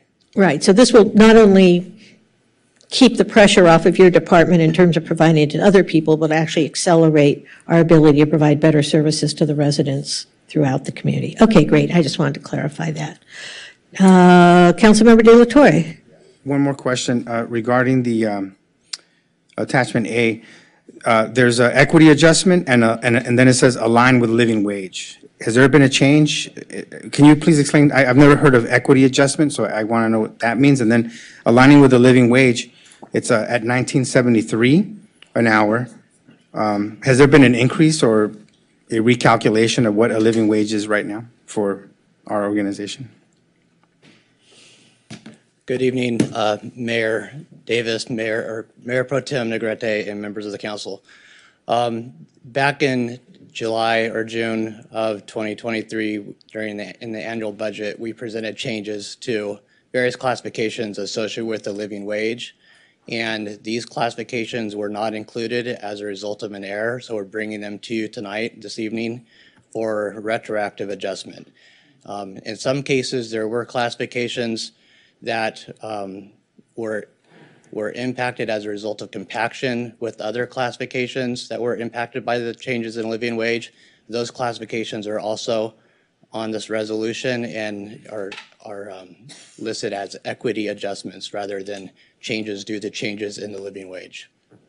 One question is, retroactively, will these individuals who were not classified, will they get that money back? Will Yes. they'll be repaid or paid? Okay, and then, lifeguard, 1973, traffic control officers, 1973. Traffic control officer is, that's not a crossing guard, that's someone in the middle of the traffic, directing traffic, correct? I cannot tell you what that Okay, yeah, classification probably, is. yeah. I just hope, I mean, I don't know what they're paying at McDonald's right now, you know, but I'm thinking it's probably close to that. And I would hope that we can attract people, you know, at that rate, you know, to looking out, you know, for the safety of people swimming, for example, you know what I'm saying? I mean, or directing traffic in Santa Monica where we've had, you know, some serious accidents and so forth. So I know you all are looking into all of that. We do. We monitor the effectiveness of our compensation and make adjustments as necessary. Would it be out of line if we wanted to increase those rates right now? This is a formula that you use and you wouldn't recommend that the council say we want to make a little bit of an increase, $1 more, for example? Just to remember, if you're going to add money to the budget, you have to tell us where you're taking it from. It's a zero-sum game. Not to interrupt you, but if we're going to add, if you want to raise rates for people, then that's going to take money out of somewhere else in the budget, and you have to tell us where you want to take it. Yeah, no, I wasn't going to make that recommendation. I just wanted to hear the opinion of, but anyway, that's fine. Thank you very much. I appreciate your input. You're welcome. All right, Councilmember Brock. Oh, no, I'm sorry. Councilmember Brock just took himself out. Councilmember Terosis. I would just say at a future meeting, if we wanted to direct staff to study increasing our wages and compensation, given that even $25 an hour is not livable for the average apartment price in the city, I would wholly support that. But I'm ready to discuss and potentially move this item. I feel confident in the questions that I've asked and gotten answers to. Yeah, there don't appear to be anyone else with any questions, so you're welcome to make a motion. Yep. I move to approve the, sorry, I'm just getting the right wording here. The fiscal year 2022-23 year-end budget and the recommended items 1 through 12 therein. I'll second. All right, and I just want to confirm with the city attorney, it's okay to do all 12 in one motion? Yes. All right, so we have a motion by Terosis, a second by Brock, to approve items 1 through 12 in the staff recommendation under item 11A. Is there any further discussion? Not seeing anyone hopping in the queue. May we have a roll call vote, Ms. Anderson-Warren? Councilmember De La Torre? Yes. Councilmember Terosis? Yes. Mayor Pro Tem Negrete? Yes. Councilmember Brock? Yes. Councilmember Parra? Yes. Councilmember Zwick? Yes. And Mayor Davis? Yes, that passes unanimously, 7-0. I made my button work. Thank you very much, everyone, for all the hard work.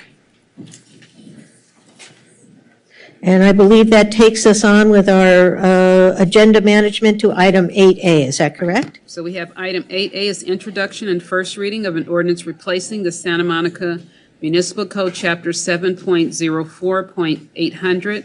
It's access and street improvements in its entirety. And did you have a, Yes. Okay, I'll pull it up. Put it in the folder. give me a second. You can go ahead and start. Let me pull it up.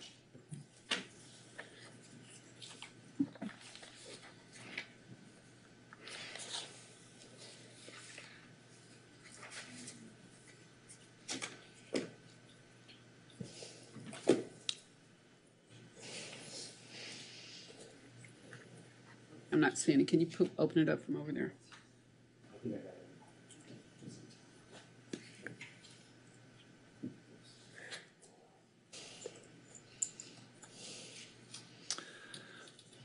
Good evening, Mayor and City Council. Josh Carvalho, Supervising Civil Engineer in Public Works. Tonight we'll be introducing the first reading of an ordinance clarifying and ultimately replacing Chapter 7.04.800, Access and Street Improvements in its entirety. This chapter is commonly applied as a requirement for developers when properties are being developed or redeveloped. Next slide.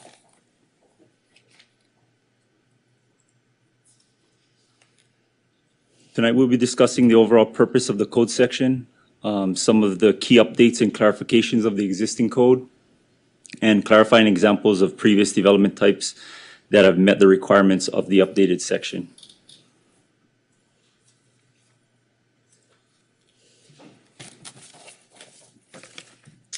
The overall purpose of this section is to mitigate the impact a private development has on, number one, existing and future right-of-way access, and number two, the surrounding street infrastructure. Mitigation measures to improve pedestrian and vehicular right-of-way access and reduce congestion typically include dedication of land from private developments in order to expand right-of-way widths. Mitigation measures to improve surrounding street infrastructure to reduce congestion and enhance safety include upgrades to the surrounding street improvement areas as required, which include such things as sidewalk and roadway improvements.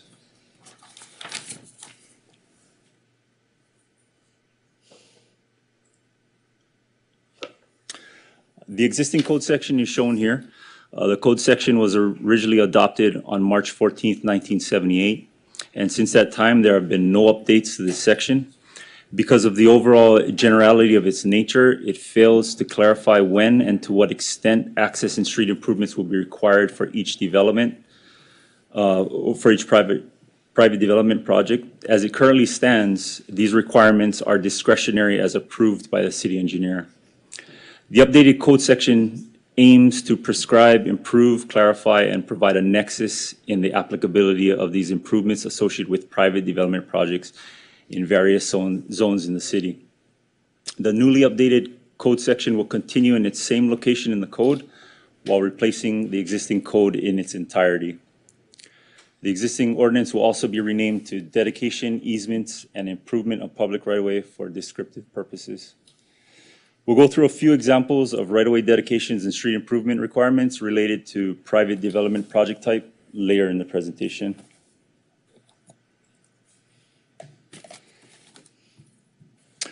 The new ordinance will be formatted into the following sections as shown on the screen. And during the remainder of the presentation, we'll be highlighting and focusing on the following sections: the dedication and easement section and the off-site improvement section. These explain applicability of projects meeting the threshold for right-of-way dedication and off-site improvements and the processes for approval. Most or all of the applicable projects meeting the threshold for right-of-way dedications and off-site improvements are considered major projects, and we will explain how a major project is defined in the next slide.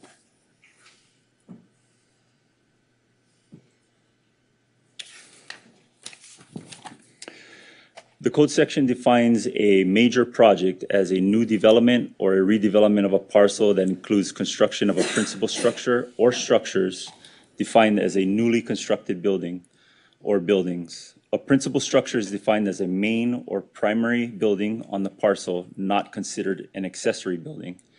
And a newly constructed building is defined as a new principal structure or modification to an existing principal structure where a demolition of the principal structure occurs as defined in Chapter 9 of the code, which is basically a removal of 50% or more of the exterior walls of a building, of a principal structure. So in summary, a major project is a construction of a new principal building or when more than 50% of the walls are demolished, removed, or altered. It doesn't include such projects such as ADU projects.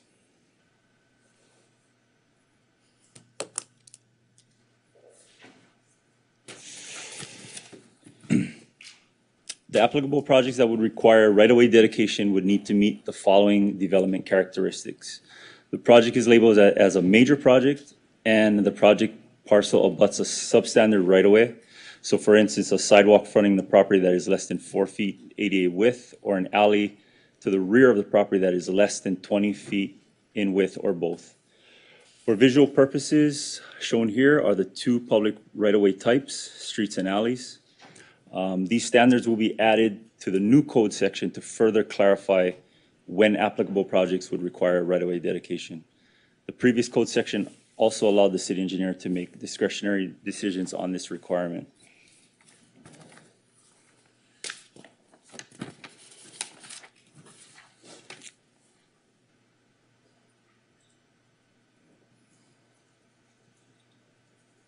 All projects may require some sort of street improvements, or also known as offset improvements. Offset improvement requirements would be tiered based on project development type. For example, major projects would require a substantially greater amount of street improvements due to the larger impact the project will have on the surrounding right-of-way.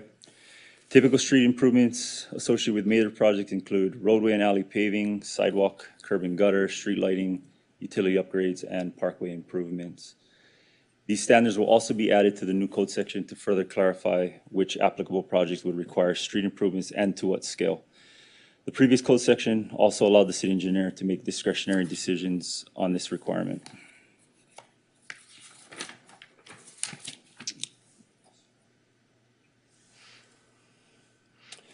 So just a quick overview of both the right-of-way dedication and offsite improvement requirements for project type summarized in this table, which is included as part of the updates to the new code section. Basically summarizing everything we discussed in the presentation. So a quick recap, major projects would require right-of-way dedication if adjacent to a substandard alley or sidewalk and would require all or at least a majority of the offsite improvement types listed in this table.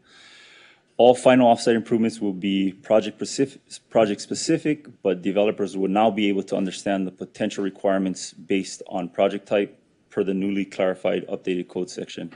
That was not apparent under the previous code. Other project types not considered major projects will be determined on a case-by-case basis and is typically dictated by field inspection to confirm if offsite improvement repairs are needed. Repairs on these projects are typically caused by construction operations.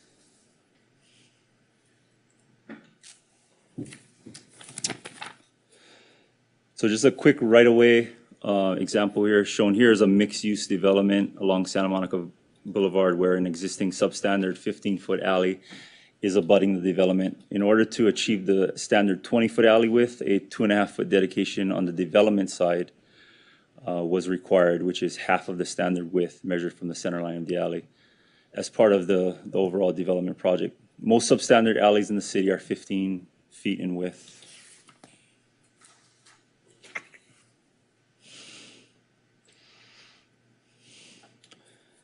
So a quick summary of this alley dedication. The development met the requirement for alley dedication. It's a major project and it's adjacent to a substandard alley. The 20-foot alley width allows for increased circulatory access for vehicles, including emergency vehicles and trash trucks. Development is required to improve the alley and dedicated area along the full width and length of the project via applicable public works permit.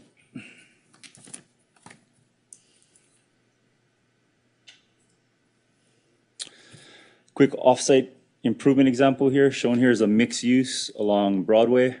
The developer was required to implement various offsite improvements due to the impact the development would have on the surrounding right-of-way. New sidewalk, curb and gutter, curb ramp, and roadway paving improvements were implemented along the entire frontage and rear of the property along the alley. For example, the development was required to pave the full width of the street on both Fifth and Broadway due to the various utility trenching operations that occurred within the street, along with the anticipated heavy vehicle and equipment usage on the street roadways.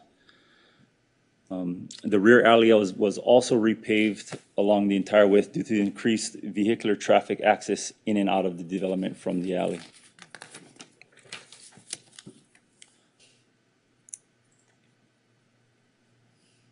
So a continuation of these improvements along Broadway, which include the new alley and alley approach along the rear entrance of the property. Also, new street and pedestrian lighting was installed due to existing lighting levels below minimum standards along the frontage.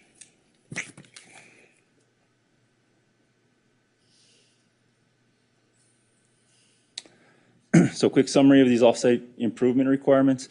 The development met the requirement for offsite improvement types listed considered as a major project. These offsite improvements were required due to the impact the project had on the surrounding public right-of-way and implemented to enhance safety, circulation, and aesthetics. Development is required to implement all offsite improvements along the full width and length of the project via applicable public works permit.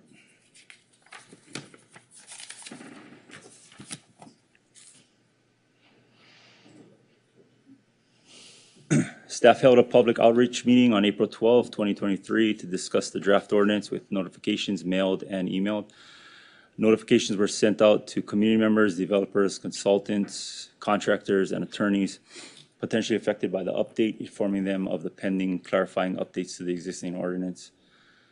After the meeting, the ordinance draft was posted on the city website for review and commentary. Staff met with stakeholders to address comments and updates were made with the input received.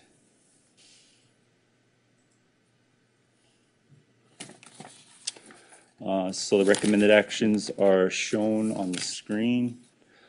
My colleagues and I are here to answer any questions that you have. Thank you very much. Do we have any questions? Councilmember Zwick. Thank you for the presentation. I think it makes a lot of sense to have more standardization of this process going forward. My one question has to do with widening. You mentioned that it could apply to alleys, sidewalks, and streets. I know that in the city of LA, there's been a common practice to widen streets when certain developments come in. There's lots of great pictures of them online where there's a street and then the sidewalk has to go further.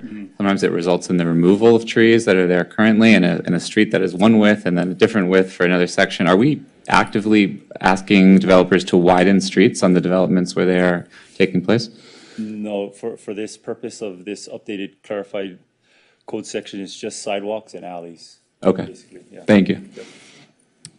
Okay, I don't see anyone else with any questions in the queue. Does anyone want to make a motion or make some comments?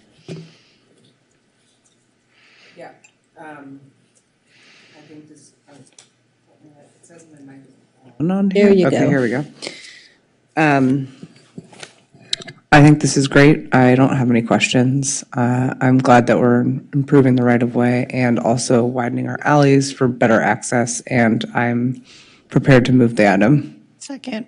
All right, we have a motion by Terosa, seconded by Negretti. Do we have any discussion or comment? Not seeing any. May we have a roll call vote, Ms. Anderson-Warren?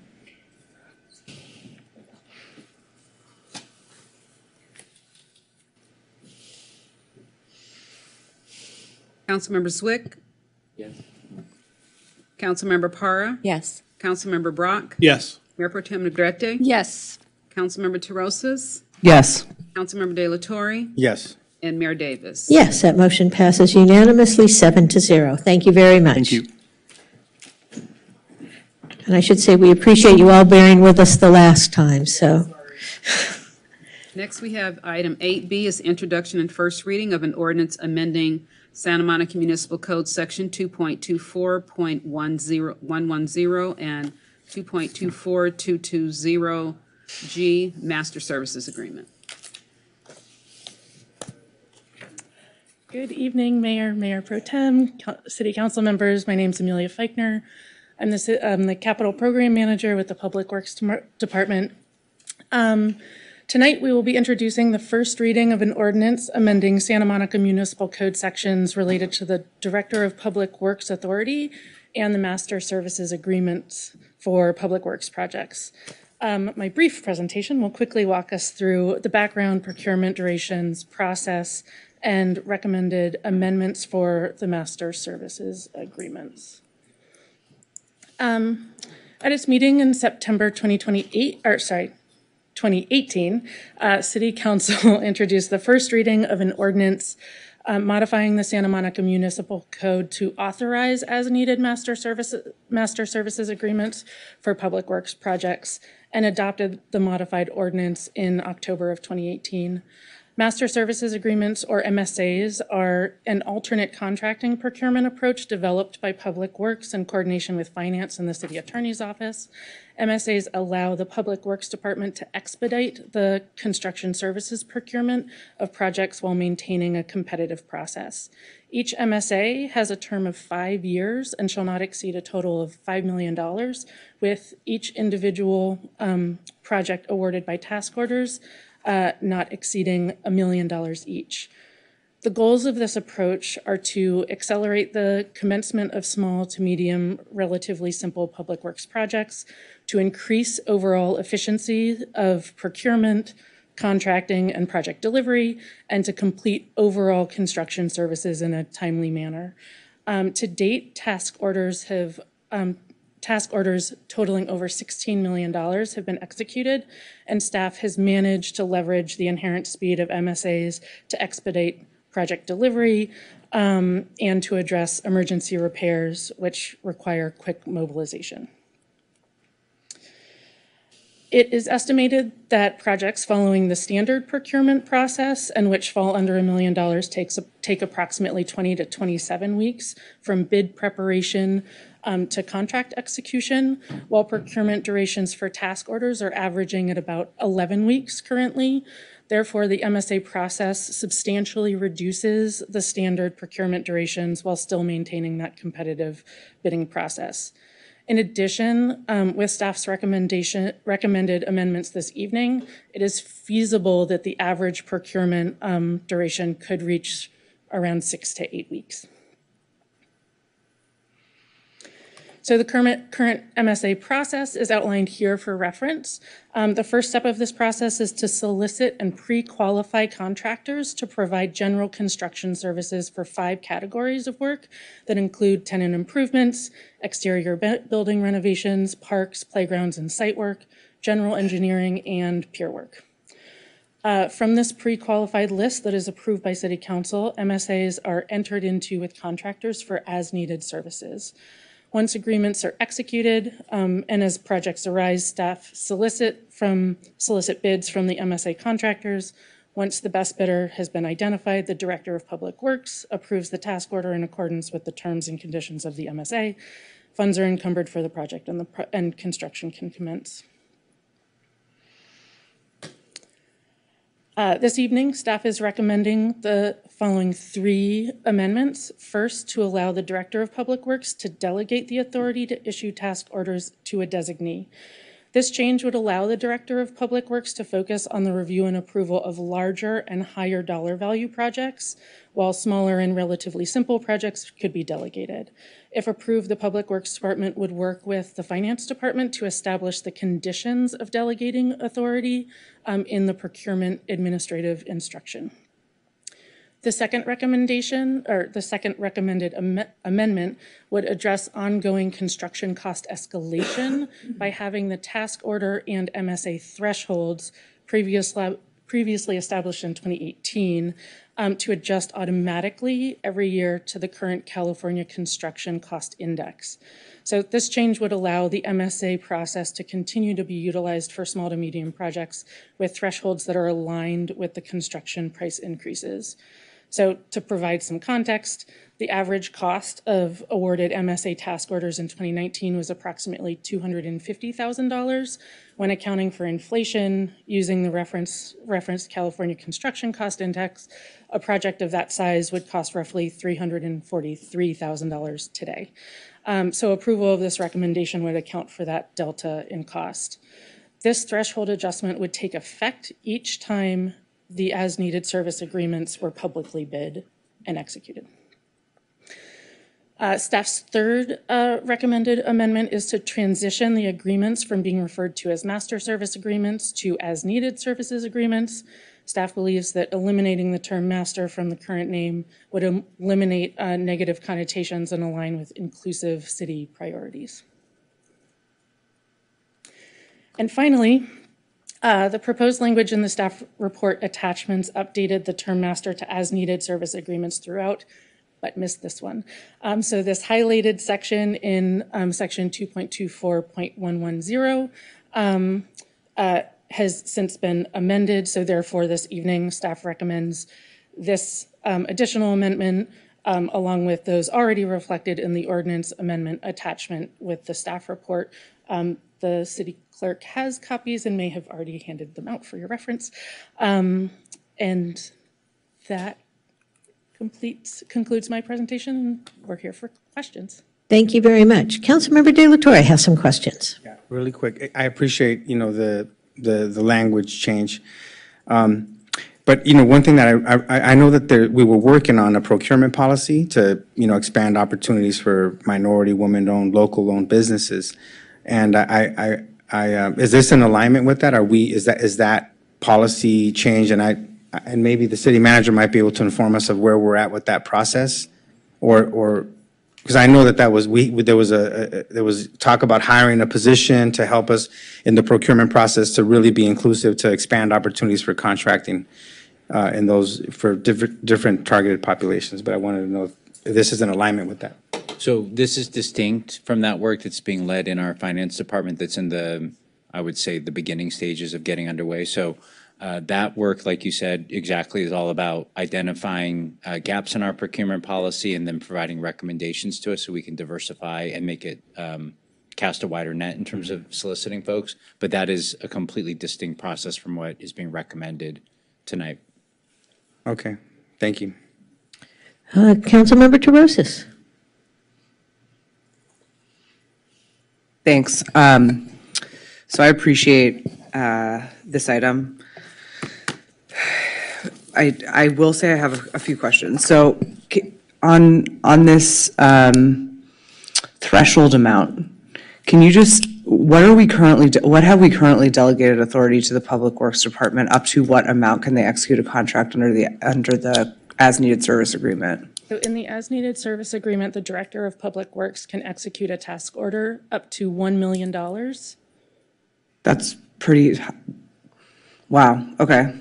I would just say that that's pretty high. That's higher than a lot of departments in our county, which has a $44 billion annual budget. So and then the other thing that I'm a little bit confused about, we're asking for delegated authority to not just have delegated authority to the director to execute these contracts, but like line staff to execute these contracts? So the idea, I mean, obviously it would be up to the director, but the idea is that the director could delegate projects, let's say up to about $250,000 to the city engineer and the capital program manager.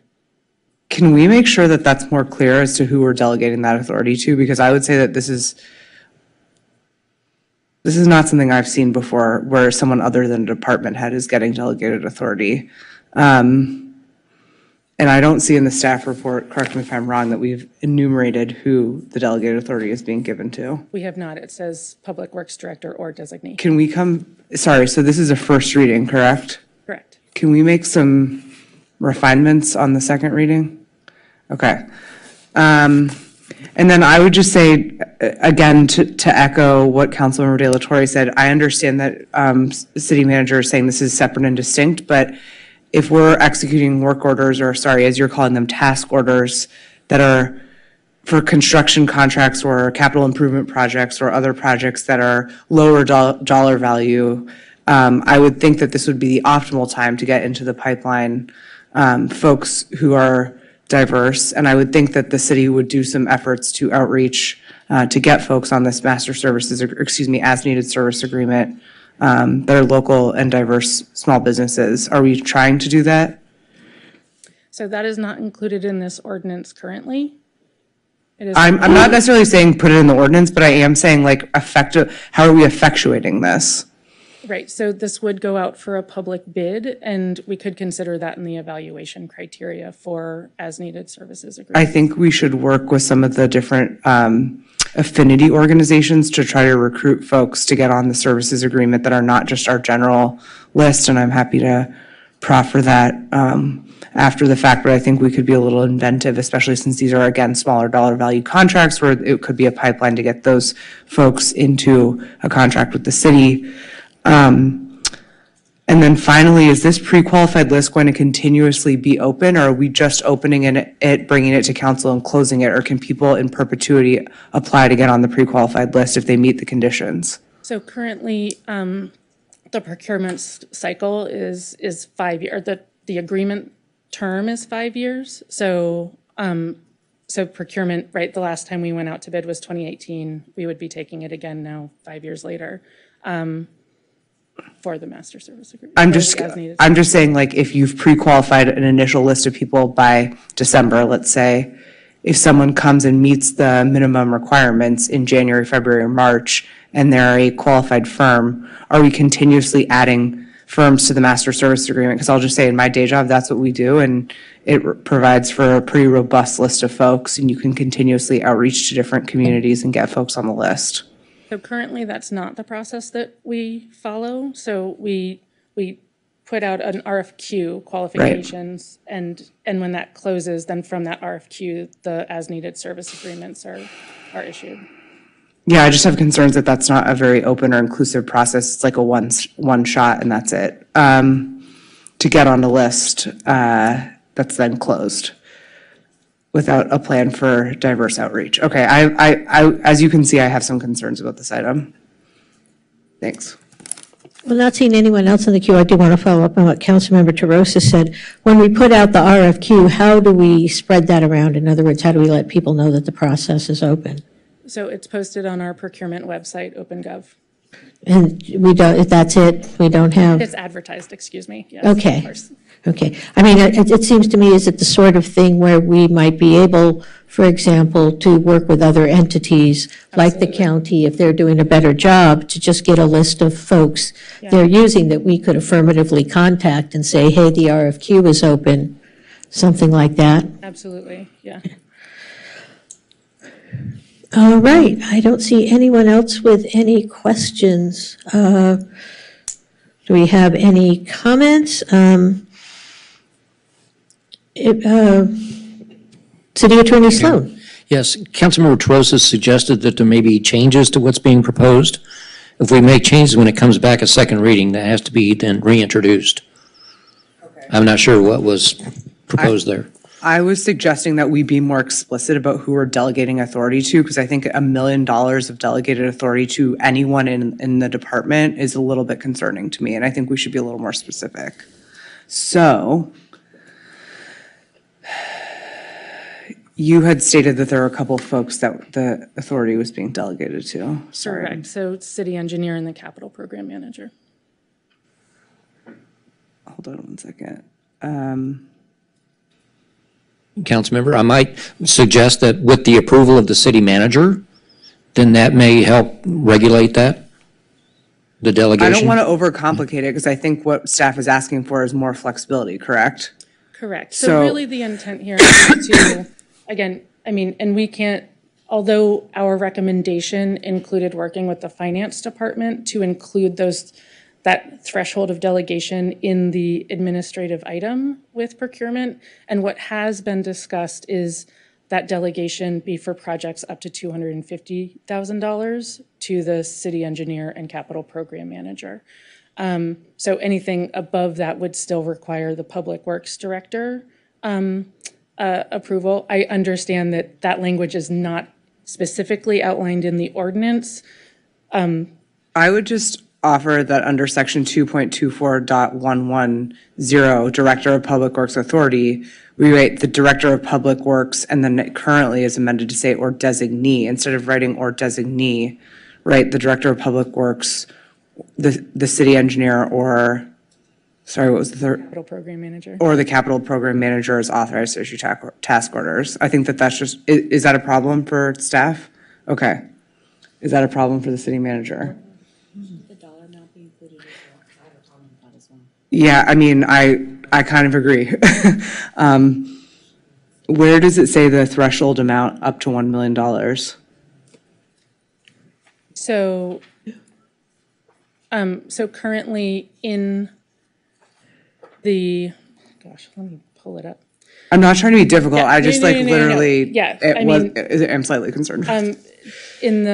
In the other section, so it says that the term is up to 5 years with a total amount of $5 million for the agreement, with each task order Not to exceed $1 not to million. exceed $1 million. Where does it say that? Hang on. It's in section G, as needed agreement, G4. Yeah. Okay. When the need arises for the performance of specific tasks within the scope of as-needed service agreements, the DPW shall seek bids from at least 3 pre-qualified contractors, and using the evaluation criteria set forth under 2.24.180, issue a task order to the best bidder in the amount not to exceed $1 million. Okay, that's fine. I'm satisfied then. I mean, I think it does anticipate a competitive process even among the pre-approved. Yes. So I think that offers some level of, it's not just somebody giving out money without. Sure, absolutely, which I support that we have that. I would also be happy to just provide like some listing of different like minority contracting organizations in Southern California that hopefully we can get this out to make sure that we have a robust list if we only have one shot at it. Great, thank you for that. All right, so do we have a motion with is that a motion, Councilmember Terosas? Sure. To do the staff recommendation with the changes that you've suggested, namely the addition, oops, I went the wrong way, I apologize, of 2.24.110 to say the Director of Public Works in the two positions that were specifically listed. And then, was there another change? Or No, that was it. okay. Yeah. And are we clear what that change is, so it can come back as a second reading? All right, so we have a motion by Terosis. Do we have a second? Oh, Councilmember Zwick, I apologize. Nope. Do we have a second? Second. All right, seconded by Para. She gets it this time. So motion by Terosis, second by Para. May we have a roll call vote, Ms. Anderson-Warren? Councilmember Zwick, Yes. Councilmember Para, Yes. Councilmember Brock, Yes. Mayor Pro Tem Negrete, Yes. Councilmember Terosis, Yes. Councilmember De La Torre, Yes. and Mayor Davis. Yes, that passes unanimously, 7-0. Thank you so much for everything, and again, offering our apologies for the last meeting. We'll try not to do it again, or if we do, we'll bring bagels and cream cheese. The next item is introduction and first reading of an interim zoning ordinance amending the text of zoning ordinance to replace the term medical marijuana dispensary with medicinal cannabis retailer, and number 2, remove certain requirements for medicinal cannabis retailers for consistency with state law, and 3, permit medicinal cannabis retailers to deliver, cultivate, and sell adult-use cannabis or adult-use cannabis products to persons 21 of age or older.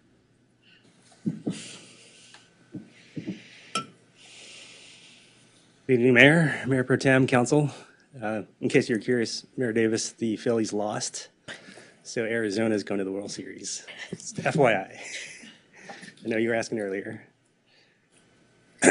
Before you tonight is an introduction for first reading of an interim zoning ordinance, amending the text of the zoning ordinance to replace the term medical marijuana dispensary with medicinal cannabis retailer, to remove certain requirements for medicinal cannabis retailers for consistency with state law, and to permit medicinal cannabis retailers to deliver, cultivate, and sell adult-use cannabis or adult-use cannabis products to persons 21 years of age and over. Also, staff is introducing for first reading an ordinance amending section 6.203010 of the municipal code to allow medicinal cannabis retailers with medicinal cannabis permits issued before October 10th of 2023 to deliver, cultivate, and sell adult-use cannabis and adult-use cannabis products to persons 21 years of age and over, subject to municipal code section 9.31.185.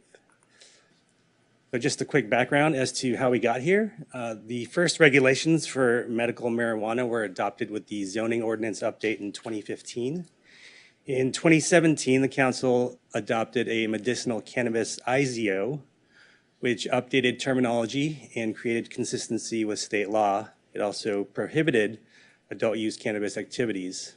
That IZO expired in 2023, at which point the terminology and some of the standards in the ordinance reverted back to the 2015 standards and terminology. In 2021 and 2022, conditional use permits were granted for the 2 medicinal retailers after a lengthy selection process. The 2 medicinal cannabis retailers with active CUPs as of October 10th, 2023 are located at 925 Wilshire Boulevard. That retailer is currently in operation. And 1416 Wilshire Boulevard, that retailer is still going through the permitting process. At a council study session in June of 2023 regarding cannabis, council directed staff to return to council with an ordinance allowing for adult use cannabis retail business and non-retail business types within the city, to conduct an equity study and create an adult use cannabis social equity program, and to first begin by returning to council with an ordinance permitting the 2 previously approved medicinal cannabis retailers to sell adult use cannabis. So that is before you tonight. The proposed ordinances would permit the 2 medicinal cannabis retailers with active CUPs as of October 10th, 2023 to deliver and sell adult use cannabis. The cannabis can only be sold to customers 21 years of age and over. The ordinances also update the terminology and create consistency with state law, similar to what was done with the previous IZO in 2017. So with that, staff is recommending introduction of the IZO to update the terminology and remove certain requirements to be consistent with state law and permit adult use cannabis sales for the existing medicinal cannabis retailers, and to also amend Municipal Code Section 6.203010 to allow the same. And also to adopt a CEQA exemption finding. With that, I'm happy to answer any questions you may have. All right, do we have any questions for staff? Oh, it looks like Councilmember Para. I'm giving it to Councilmember Para because she was reaching before you did, Councilmember Para. See. Thank you. Hi, thank you so much. I should probably turn on the okay, thank you so much for that presentation. I just had a couple questions for you. So I remember when the initial warning was brought to, the initial thank you, you messed me up, Peter. When the initial item was brought to us for discussion, we spoke a little bit about, oh gosh, you threw me off. We spoke about how we were going to move forward if we were going to allow the adult use, right? And we talked about there was one cannabis business already operating, and there was another one in process. And so can you tell me where we are with both of the businesses? Sure. The one that was previously in operation is still in operation. I believe the owner's here tonight. Okay, thank you. I was wondering which one you were. Okay, thank you. And the other one is still going through the permitting process. They have yet to pull their permits for their tenant improvement work. But they should be, according to their update to us last week, submitting their paperwork for their licenses before the end of the month. And so can you, because I know that they've had the permits for a while, and so do you know why it's taken this long for them to become operational here in Santa Monica? I do not. I know they have been actively going through the permitting process in terms of the for their tenant improvement work. As to why it's taken so long for them to actually pull the permit, commence that construction work, I know they did mention that they have been thinking about reworking the design of their store, but I can't tell you exactly what all the delays are. And then do we know if this particular vendor already operates elsewhere? I believe they do. An adult use facility? Yes, but I don't have the details exactly where those might be. We can try to look that up for you. Because I know that in the last time we had this conversation, there was significant concerns about this vendor, who has a medicinal license and then now has this, adult use license, just turning around and selling it, if you will. Sure. Is that still, like, what happens here? What if this particular vendor, because there was a process, right? These two businesses had to go through a process in order to get those two medicinals, right? And so now they're getting grandfathered in the ability to have the adult use. So they're going to be our only two adult use at this point in time.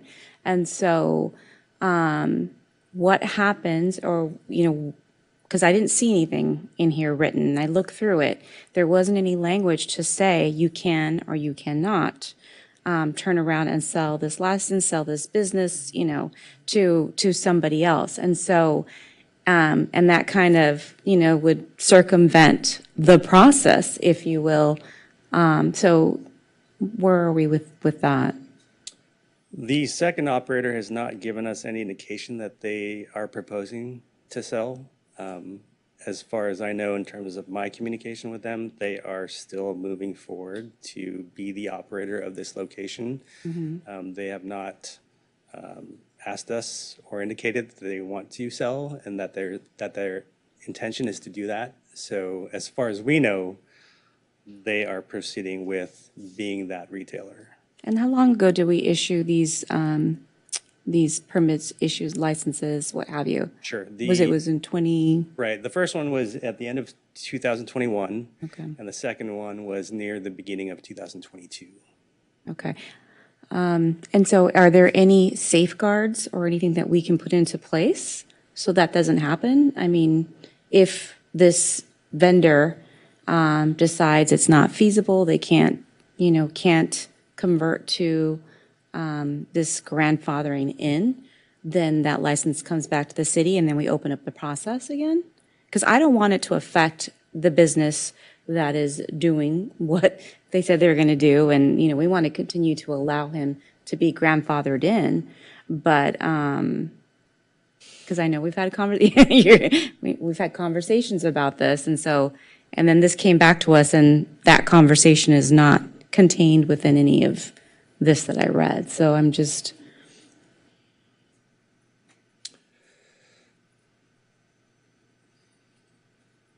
I mean, that's a good question. We do have language in the proposed IZO that references that only the 2 retailers with active conditional use permits are eligible to sell adult use cannabis, and that CUP was issued to a specific applicant. So I'm not sure if that would cover us there, but I think we need direction from our city attorney. Defer to.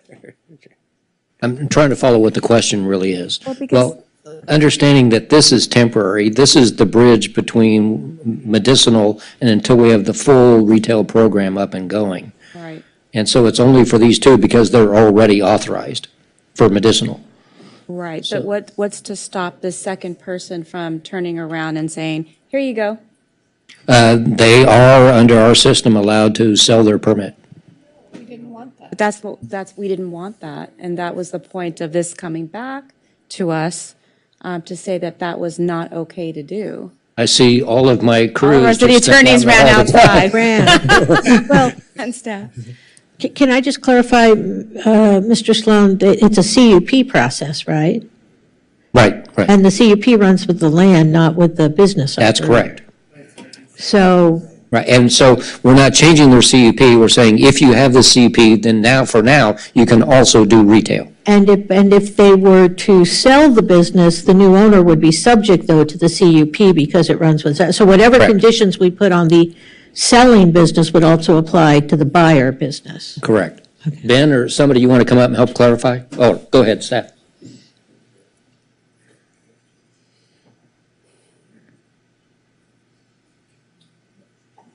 And while we have a break here, Mr. Borison, I have to ask you to move to the second row. The first row is for staff only. Thank you.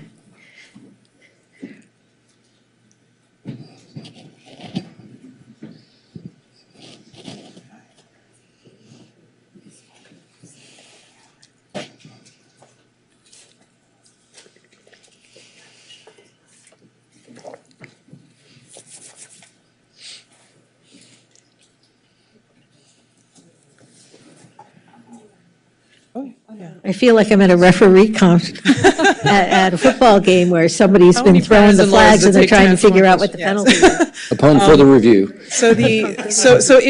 You're correct. It's a conditional use permit that was issued for both locations, right? And as with any land use permit, there is a time limit for exercise of rights before your rights expire under that. Because we're under sort of like regular rules is 2 years, but under the COVID pandemic rules, we added an extra 2 years, so they had 4 years. So there is that like 4 years to exercise the rights.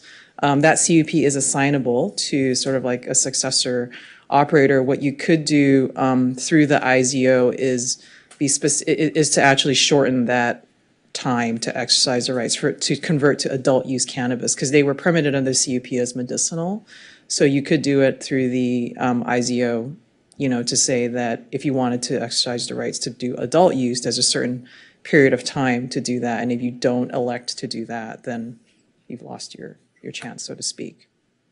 But you still have the right to do the medicinal. Okay. All right, do you guys hear that? I mean, that's an option. Thank you, Jing, and welcome back. Does that complete your questions? No. Oh, okay, good. I just didn't want to jump the gun. Thank you, appreciate that. And also, one of the things too that I had actually been kind of conversing with our city manager and our city attorney about is some potential labeling, some warning labeling. I was trying to do some research with David and Doug about different types of warning signs, if you will, that we could put some type of, I don't want to say restrictions, because I don't, but just put some type of indications in place that we do have to put up some signs that indicate that the products could be harmful to health. I don't know if you've done any experience or seen anything in relationship to cannabis use and potential harmful effects, especially on young adults. And there's a bunch of different things. I have it all in front of me. But I know that that's something that I am interested in. I know that there's also concern, especially about the second location. It's kind of close to a school. And so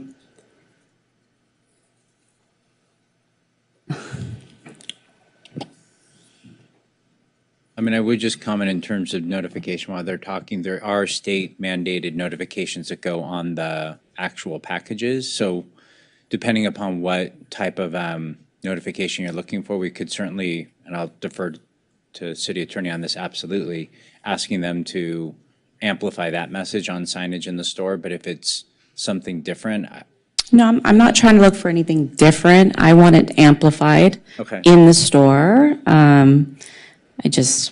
No, there is state mandated warning that goes onto the product, and Right, which I'll defer to the city attorney if we could also ask that that also go into the store itself. Right, it appears that we're preempted from changing the labeling on the product itself. But council could say, the city manager is authorized to issue administrative regulations requiring additional signage with warnings.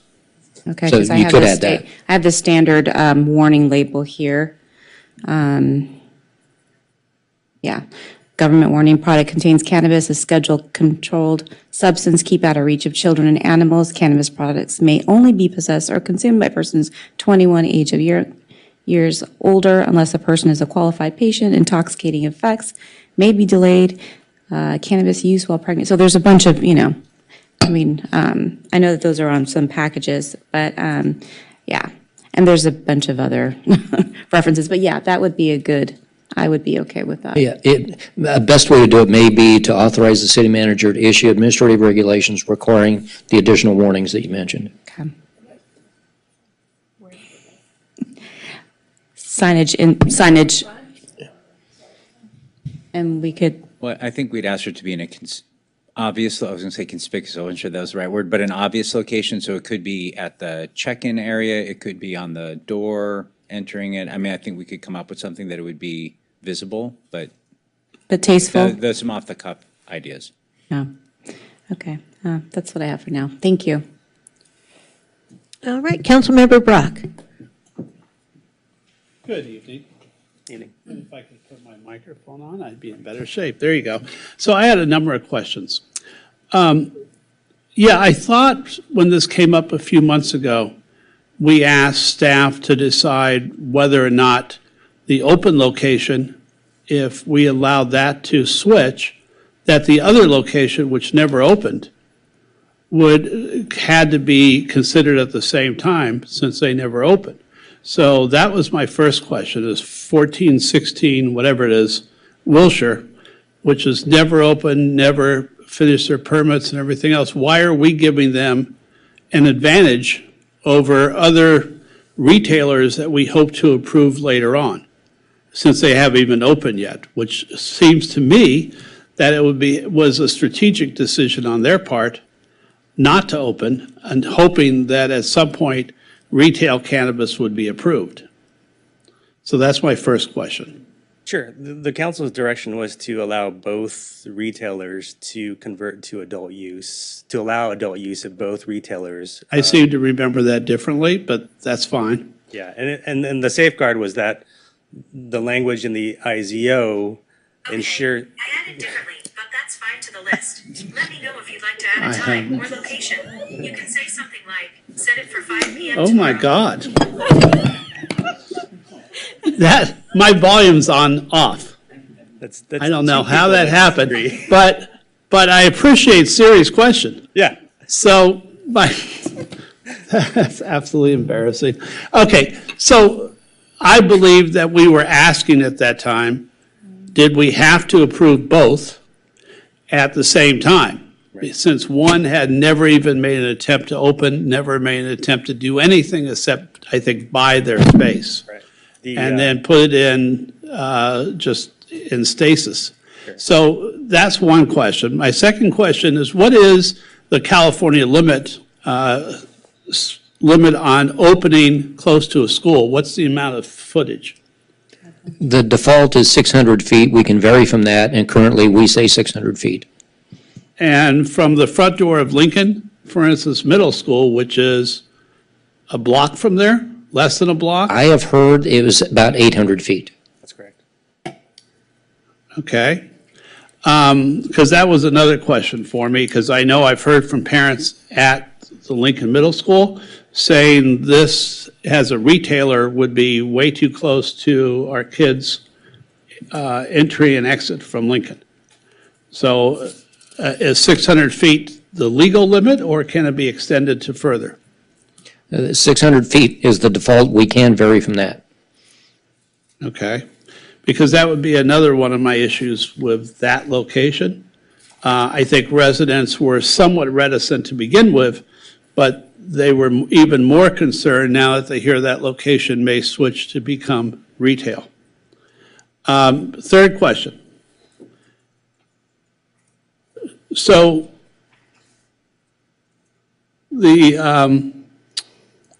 well, let me switch to a different question.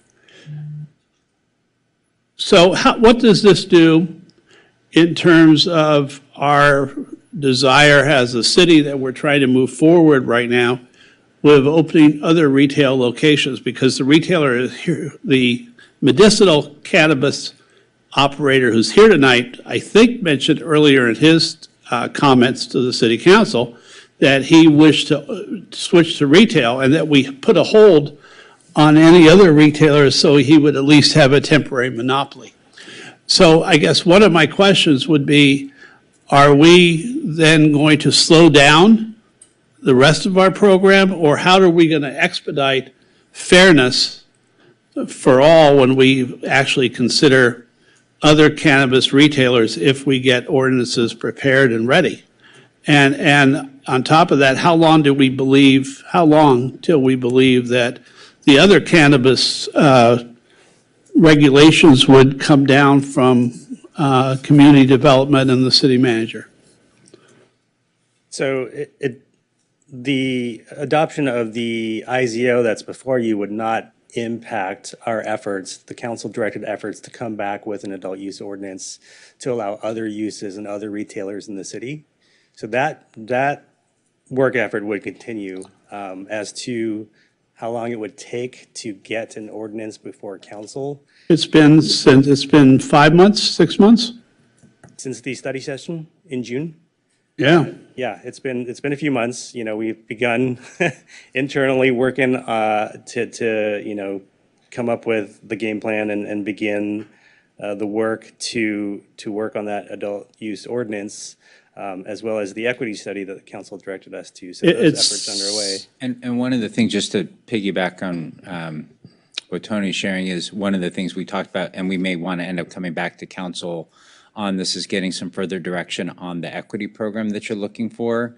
We've been chewing on this subject quite a bit, and we quickly realized we're probably going to need some further direction from council. So that will be a threshold discussion we're going to have with council before we can have more clarity on our timeframe to bring back a full ordinance. Okay. So you'll come back to the city council and ask us about the equity and diversity ordinance? Correct. Yeah, we want to talk about what the equity program would look like vis-a-vis rolling out cannabis throughout the whole city. So we're going to have some questions for council about what are some different directions to take based on the research and due diligence we've done in other jurisdictions. So in that case, why would we allow the opening of one medicinal retailer, allowing them to convert without subjecting them to the same regulations as everyone else? Or two medicinal cannabis who wish to switch and put that into place and then have to play catch-up with those regulations 6 months from now? Or 5 months from now? Most directly, because that was the direction council gave us when we presented to you. We were asked to come back with a short-term quick action to convert the two medicinal to adult use. So that's the purpose for the action tonight. In reading your report, I noted that consumption lounges were mentioned.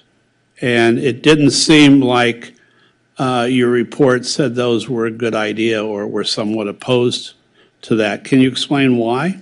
Sure. This ordinance is specifically related to the council direction just to allow the two medicinal retailers to sell adult use cannabis.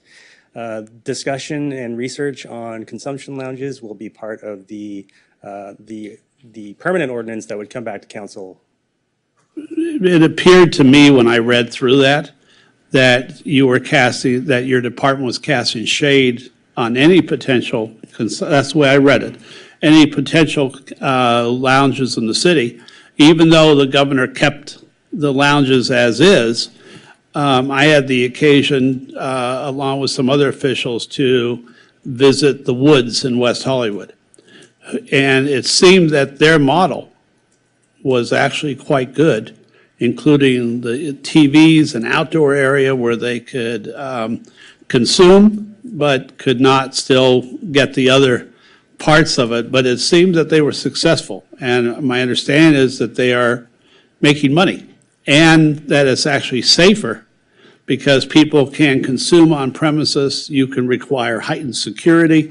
So in other words, you created an area where public consumption is legal, shielded, but it's also heavily guarded to make sure that people don't leave off premises in a dangerous state.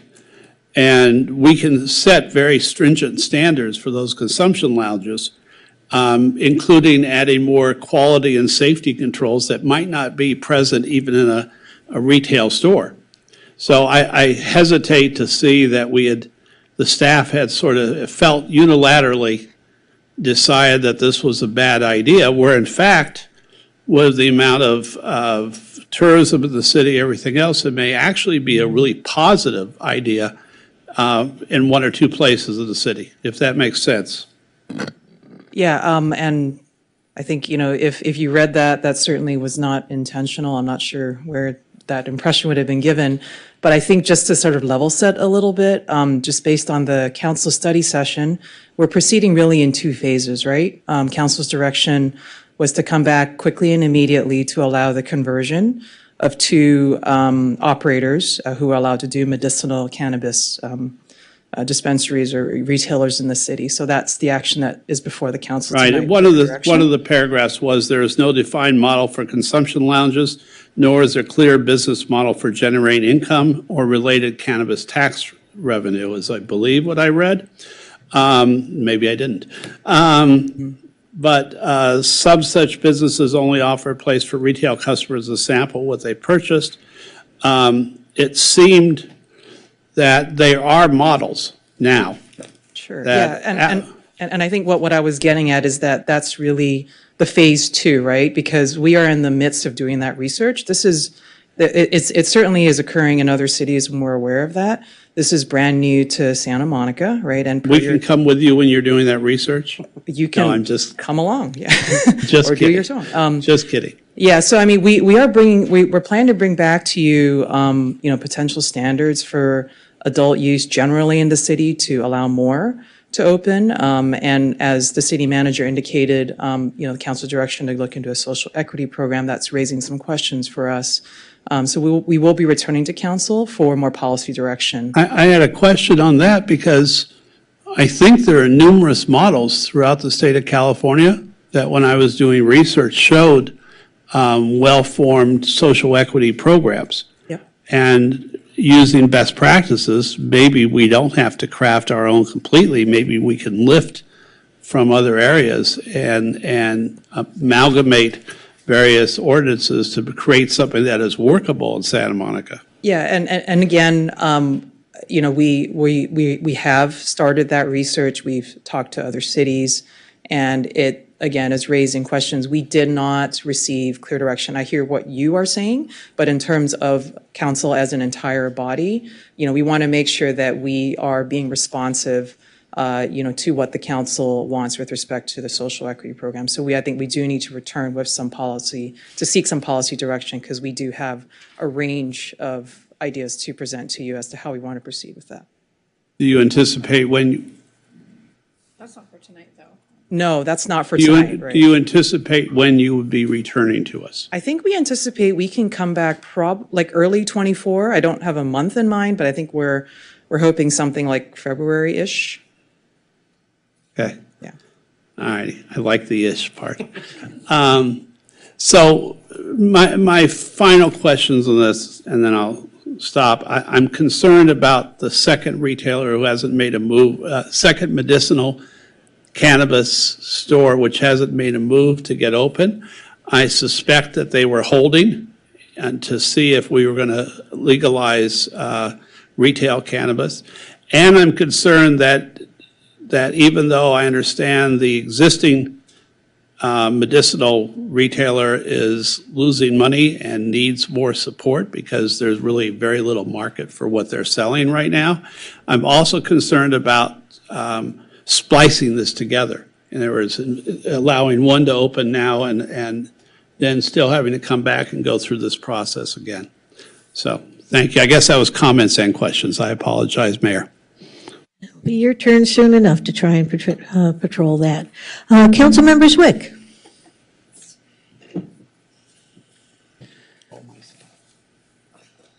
So council mentioned previously that they want to make this process smooth and quick, and I imagine this interim ordinance was a response to at least get this program going without having to go through the lengthy process to determine how we're going to run a new program related to adult use cannabis and how we're going to sort of, you know, determine who qualifies and everything else in the equity portion. That's correct. And the one that is open, the one that's going to open, it seems like council indicated they want a recreational program in Santa Monica, and this is a way to get that going without having to wait for this other lengthy process. Is that right? That's correct. And these places, they restrict the sale and even entry to anyone. If there's an age requirement, right? That's correct. Is it 18, 21? 21, okay. And they fall within the sort of zoning that we currently have laid out as regulations, or was laid out by past councils as to where places can operate or can't. That's correct. Okay, sounds great. I don't know why we would want to delay this process. All right, Councilmember De La Torre. One a question that I have, the medicinal operations were curtailed to like one part of the city. It's called the health zone district, or if you can remind me sort of what the terminology It wasn't is. limited to specific zones per se. It was limited geographically to Wilshire Boulevard and Santa Monica Boulevard, east of Lincoln, essentially. Those were the two corridors that these uses were permitted. And when those permitted sort of locations were selected, was there concern for the schools or any other sensitive sites before that decision was made? There were, and that's why the council at the time they adopted the zoning ordinance in 2015 implemented the 600-foot buffer requirement, minimum buffer requirement, and they included more sensitive uses than the state actually recommends. So they were definitely aware and concerned and instituted those conditions. And maybe our city attorney can, is just to be clear, we're hearing about that one of the stores is about 800 feet away from one of our public schools. Is that correct? And then the other question is, the state law says 600 feet. So even if is that true, that it's 600 feet? State law says 600 feet. We also say 600 feet, but we are allowed to change that up or down. Okay. But we should be consistent. You can't say 600 feet for one and another for a different facility. Correct. So that's one of the concerns that I have in terms of like piecemealing the approach, where, medicinal sort of operations, that was the thought, when the city council, not us, but I think Mayor Davis might have been on the council at the time. And the expectation of the community is that these were going to be medicinal, so that's different than recreational. So these businesses did what they had to do. They opened up, in the places that the city said it was fine to open up, but they opened up with a medicinal license to operate. And now if we make the transition to recreational, does that, is there an echo in here? It's because it's so loud in the hallway. Oh, that's what it is. I thought it was, that these were something else, anyways, more than chocolates. But in any case, I think, that's one concern that I have, in terms of sort of the transition from one type of operation to another and the expectation that residents have. I mean, I've been reading some of the emails and stuff, so there's definitely some concerns about that. I also just want to reiterate, and just to be clear on this, nothing in the policy change today protects the city from at least one of the operators from selling their license, right? So let's say, for example, they're in the permit process, but they haven't opened up the store. If we approve this today, they will have a recreational license. Nothing protects the city from that operator selling that recreational license, correct? That's correct. There's nothing in the code that would prohibit that. They aren't technically selling a license. They have not acquired a license yet. Okay. And then in terms of advertising regulations, so in terms of like, I've driven by and I see, hey, cannabis stores and stuff like that. I think that's pretty much standard, though. That's no different than anybody selling like, mattresses or, anything else. Do we know if there are other sort of more stringent measures to prevent or to regulate advertising? Sure, we have our existing sign code, which limits how much signage every business can have. So those regulations would still apply. They would still apply? Yeah. Okay. And in terms of measures to prevent underage access, has staff thought about anything different? I mean, I know, for alcohol retail, there's the police department, for example, organizes sting operations, and I don't know if staff has thought through sort of what we can do to, prevent underage access to cannabis. Sure. I mean, there are conditions built into their licenses and their entitlements that address that. There are enforcement measures that are also included in their license and their retailer permit that include code enforcement and police department involvement. So there are measures as well as other state requirements that are already in place. Okay, so we're being thoughtful. Yes. In terms of that. The last issue is, I know we're talking about social equity and staff is planning to come back to sort of get some guidance from council. If we approve this today, for those two operators, there is no social equity component, not even any community benefit sort of component in the policy change. So what would happen then with, let's say the council was interested in expanding sort of beyond the two, and then we bring in a social equity or community benefit component, wouldn't the new sort of applicants have a legal cause to say, wait a minute, you're treating us differently than the first two? The first two, you just made them recreation. You went from medicinal to recreational with no social equity component, no community benefits component. Would it be a problem for us to Reach back. Correct. So when we, yeah, that's the question. Can we enforce those social equity, community benefit components on these first two, even though today there is no language supporting any of those types of concepts? Well, council could add a provision today that if these are approved, they're also subject to future social equity requirements. Okay. So we can add that language. You could, yes. To make that happen. And then another question, one of the goals that, at least I'm speaking for myself, but maybe others might share this goal, is that aside from the social equity component, that we think of ways that, to be thoughtful in terms of having some of the funds generated. There'll be, I remember it was like 3-point-something million in taxes that we think can be generated from sales of cannabis, recreational sales. And I'm thinking how we might be able to attach those revenues, or what would be the best way to attach those revenues to, let's say, substance abuse prevention, and intervention programs and services in our city, for young people in particular.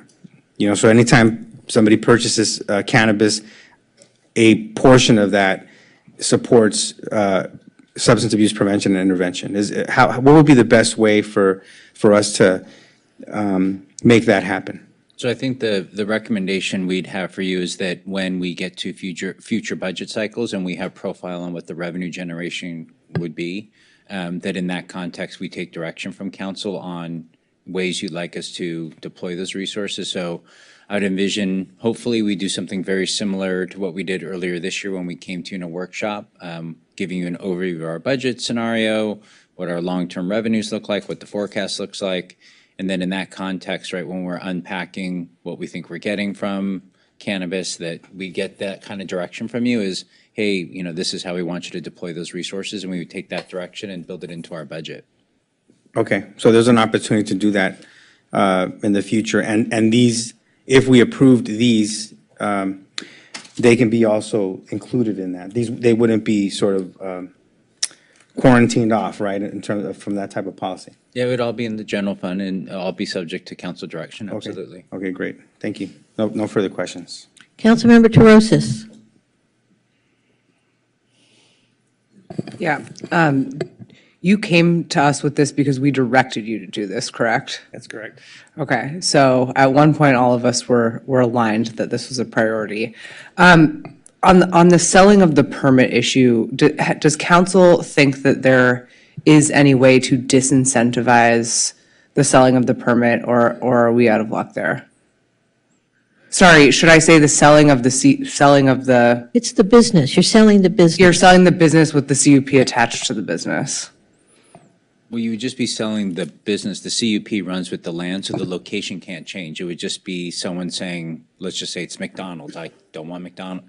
I'm going out of business. I'm going to sell the fast food restaurant to Burger King. No, I know, but I guess the only concern that I have is that if we, and by the way, I just want to say I'm very supportive of this. We asked for this. Everyone went through an extensive vetting process to get here. But I would just say that because we went through such an extensive vetting process with the two operators that we currently have, I would be concerned about turning around and having different operators. And I'm wondering if there's any way to disincentivize that. That is my question. And I think that's probably a legal question, but I don't. Well, I would suggest you would want to put in objective qualifications that are related to properly running one of these facilities, which we already have to some extent. Right, okay. Sorry, I'm just waiting to see if we're going to hear anything from staff on this. I mean, again, I know that it's not comment time, but I think we went through I wasn't on the council, but I watched it. We went through a multi-year process to get to this point. I would say almost unduly burdensome. We're talking about this as though it's like magic mushrooms when this is legal in the state of California, and we are losing out on revenue because people are crossing our borders to go get their cannabis elsewhere. So, I mean, I think we need to be realistic with what it is we're talking about, but sorry, I think you were going to say something. I think we're just returning back to the sort of suggestion with like a time limit to convert. Okay. You know, because the conditions of the CUP are what they are as as modified Right. in this IZO. So even if it became a new operator, it's not like they had a different set of rules. And I think, our intention is to harmonize this, like when we come back with Right. a more generally applicable, Right. Ordinance, so you're not looking at a CUP and something else, like everyone's playing by the Same rules, yeah, convention. absolutely. And okay. I mean, I think I might be satisfied with that. I would also just clarify that typically the social equity programs are not like imposing community benefits on already existing operators, but more so providing funding, technical assistance, mentorship, et cetera, for folks who have been harmed by the war on drugs. And so it's actually like the applicant themselves who would benefit from some sort of two-tiered program where we do like the regular license program on one hand and then a special track for like social equity applicants where we're helping them be successful. And it's unclear to me if we have a high enough volume of permits that we're going to allow when you come back to even make that workable in Santa Monica. But in any event, that was a comment, not a question. Thanks. So I'm going to actually take a point of privilege because everyone else in the queue has asked questions and I haven't already.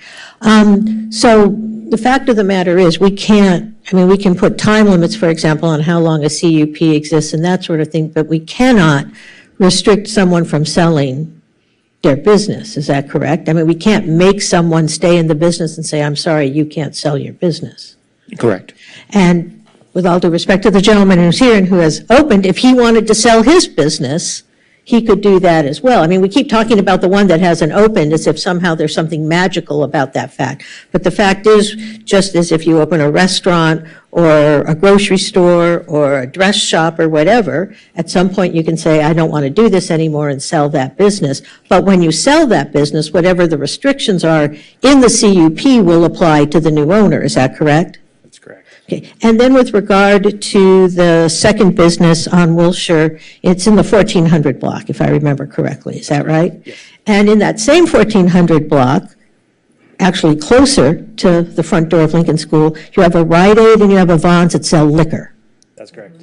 And they don't have guards like a marijuana dispensary is going to have with checking ages for people who walk into those stores, is that correct? That's correct. So I just want to level set here that if you're worried about young people from Lincoln Middle School getting access to things they are not of age to have, they already have that. They can walk into the Rite Aid or the Vons and attempt, to buy liquor, just like they could, in theory, walk into a cannabis dispensary and attempt to buy marijuana. The only difference is they're going to have to show proof of age at the door of the cannabis dispensary, which they don't have to show at the door of the Rite Aid or the Vons, right?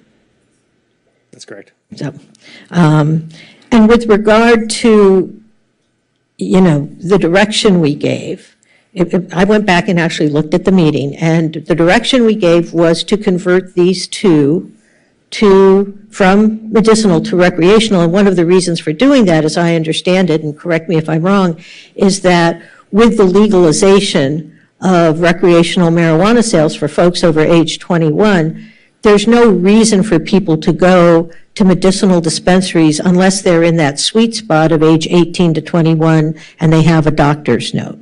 So those dispensaries that are just strictly medicinal are, for all intents and purposes, not viable.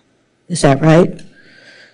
That is what we've heard. Right, and so, and maybe council is rethinking where it was, but before, in the prior meeting, the idea was we wanted to expand cannabis retailing throughout the city, but the most important thing was to make sure the two that had already gone through the process were able to survive while we did things like examine the social equity program, figure out where else places could go within the city, that sort of thing, because we know that's going to be a lengthy process. But if we don't let the two, the one that's open and the one that, for whatever reason, hasn't opened yet, convert, chances are this gentleman's going to go out of business and the other one will never open. I would say, is that a fair assumption? Possibly. Because you can't make money selling medicinal marijuana anymore because it's just too easy. The other issue is, and there's no way we could control this even if we wanted to, we know now that recreational marijuana dispensaries outside of Santa Monica are delivering within Santa Monica very frequently. Is that correct? That's correct. And so, for example, that's one of the things we did was to allow the currently medical dispensaries to allow them to deliver as well, to compete with them, again, for their economic survival. That's correct. And the other issue, because someone mentioned the tax revenue, when a Los Angeles recreational dispensary delivers in Santa Monica, we have no way of knowing that's happening. We don't have little sniffer dogs at the border saying, hey, there's dope in that car, let's tax it. The only marijuana we're going to be able to tax is the stuff that's actually sold here. So we want these dispensaries to be able to deliver, because if we're interested in generating tax revenue, that's one of the places it's going to come from, correct? That's correct. So, I mean, it seems to me, and you know, I guess council can always change its mind. We had a meeting, it seemed like we wanted to head towards recreational marijuana. We either are or we aren't.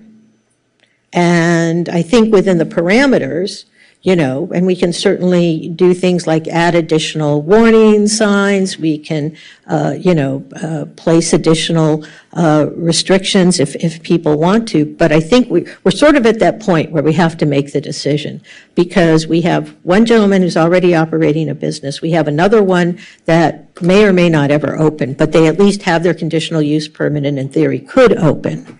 And if we say, well, you can't sell your business or you can't do this, and eventually they're going to go out of business. I mean, we were sort of trying to throw them a lifeline, it seems to me. Is that right? That's correct. Okay, so, I'm sort of at the point where I sort of think with some tweaks, we need to either just decide if we're going to do this or not. But don't wander away, Councilmember Brock, because you're next in the queue. Let's do it. Why are we on the queue? Can we just? What do you mean, why are we on the queue? Because that's the way we run the meetings. All right, Councilmember Brock. Hi, I have a couple of short questions. One, or actually one's a comment, but I'll throw it in anyway. The business that's local cannabis is about 600 feet away from Vintage Church and about 750 feet away from their preschool, approximately. So that's a concern too. So I think we have to decide what our linear limits will be. And they're about 700 and some feet away from Reed Park as well. So I have concerns about both of those. I had a question about the formerly rejected medicinal marijuana applicants. Is there any legal liability now if we convert the now open medicinal retailer to retail and the other one that hasn't opened? Can they come back and say they'd have to do a new process? Or can they come back and sue the city because of the change in openings? No, I believe what we're doing is defensible. Okay, thank you. Would they both be subject, both of these medicinal retailers, when they switch, would they both be subject to the new tax codes that the voters adopted last November? Yes. And I'm seeing head shaking yes. When I had a conversation with operators of Herba one day, and they said, and I think we had this conversation in the dais too, that most cannabis retailers would, even if they were delivering, pay the Santa Monica tax. And partly because actually the Santa Monica tax as proposed was actually was less possibly than Los Angeles's tax. So they would get away with paying less tax, theoretically, depending on what our final tax amount is in Santa Monica. So that was a question for me. And again, I come back to distances from both medicinal retailers, which were adopted because they were okayed, because neither of them was open to the public on a general basis. So I think that concerns me as well. All right, those were my questions, I believe. Thank you. Councilmember De La Torre. I just want to really quickly respond to the, people are saying, well, this is what you told us to do, but I mean, one of the things that we, there was more things. I mean, the first one is return to council with an ordinance allowing for adult use cannabis, retail business and non-retail business types within the city. That's the larger sort of ask that the council directed. And then there was the one, sort of at the bottom. So this is kind of like the lower hanging fruit. But I mean, for me, what I'm a little, there are issues, obviously, we want to get right. And, for me, the question is do we hold off? I mean, some people are like, well, let's, I want to see this happen, obviously. And the question is, do we piecemeal it or do we come back with a full program when we launch, there's, all the concerns are dealt with. We know we're going in with recreational, not like this process has been medicinal, transition to recreational, and that it just brings a host of issues. One being that there's no protection, in terms of at least one of the operators would have the ability to sell the license. We vote right now to make the change. There's no guarantee. One person can just say, okay, I had a license that was worth maybe $300,000. And now this license is probably worth $1 million plus. We make somebody $700,000 profit without ever opening up a store. And on top of that, they sell it to another operator that hasn't been vetted, the way they were vetted or the way the others were vetted. And so that brings up a question of fairness and it's a little concerning to me. I feel more comfortable with bringing the full program, so going with the first bullet point that this council directed staff to do, to come back with a full program versus, a transition of two, because of these issues that we've brought up. And that to me is very concerning. The other thing on the social equity thing, well, we'll have more time to deal with that, but I want us to consider a community benefits approach as well, and I provided some language, to our city attorney and our city manager that might be able to be helpful with that, because in my research, in terms of talking to people about the social equity program in Los Angeles, has been a pretty serious failure. It hasn't accomplished, the goal of bringing in, formerly incarcerated or system impacted individuals, into the industry in a way that is equitable at all. So anyway, those are my comments. I have concerns. I think it's better to come back with a full program so that we know exactly where the different businesses will be, where we might allow it. There might be some more advantageous opportunities for some of the current medicinal operators right now. For example, where they're at might not be the best place for them. Maybe if we opened it up, 3rd Street Promenade, maybe there was some opportunities more in the beach area, in the downtown zone where there's much more traffic, where these businesses can, have better opportunities, to be profitable and succeed. I think if we do bring in that the whole package and is I think more advantageous for the city of Santa Monica moving forward. Thanks. Councilmember Swick. Sorry, one or two more questions. Sorry about that. I think you had in your presentation, I can't remember, what year did council first start considering this process of allowing medicinal marijuana? 2015. Got it. And when was the first business actually able to operate in Santa Monica? When did they open? When were they given a permit to do so? They received their CUP at the end of 2021.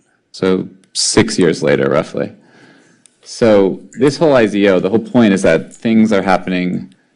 Generally, we, I think, often complain from the dais far too slowly. So slowly in this case that the whole issue is that if we don't issue this IZO now, these stores might not be able to survive because it's taken us so long to issue just medicinal permits that now the state has moved on to allowing recreational and these stores don't have a business model.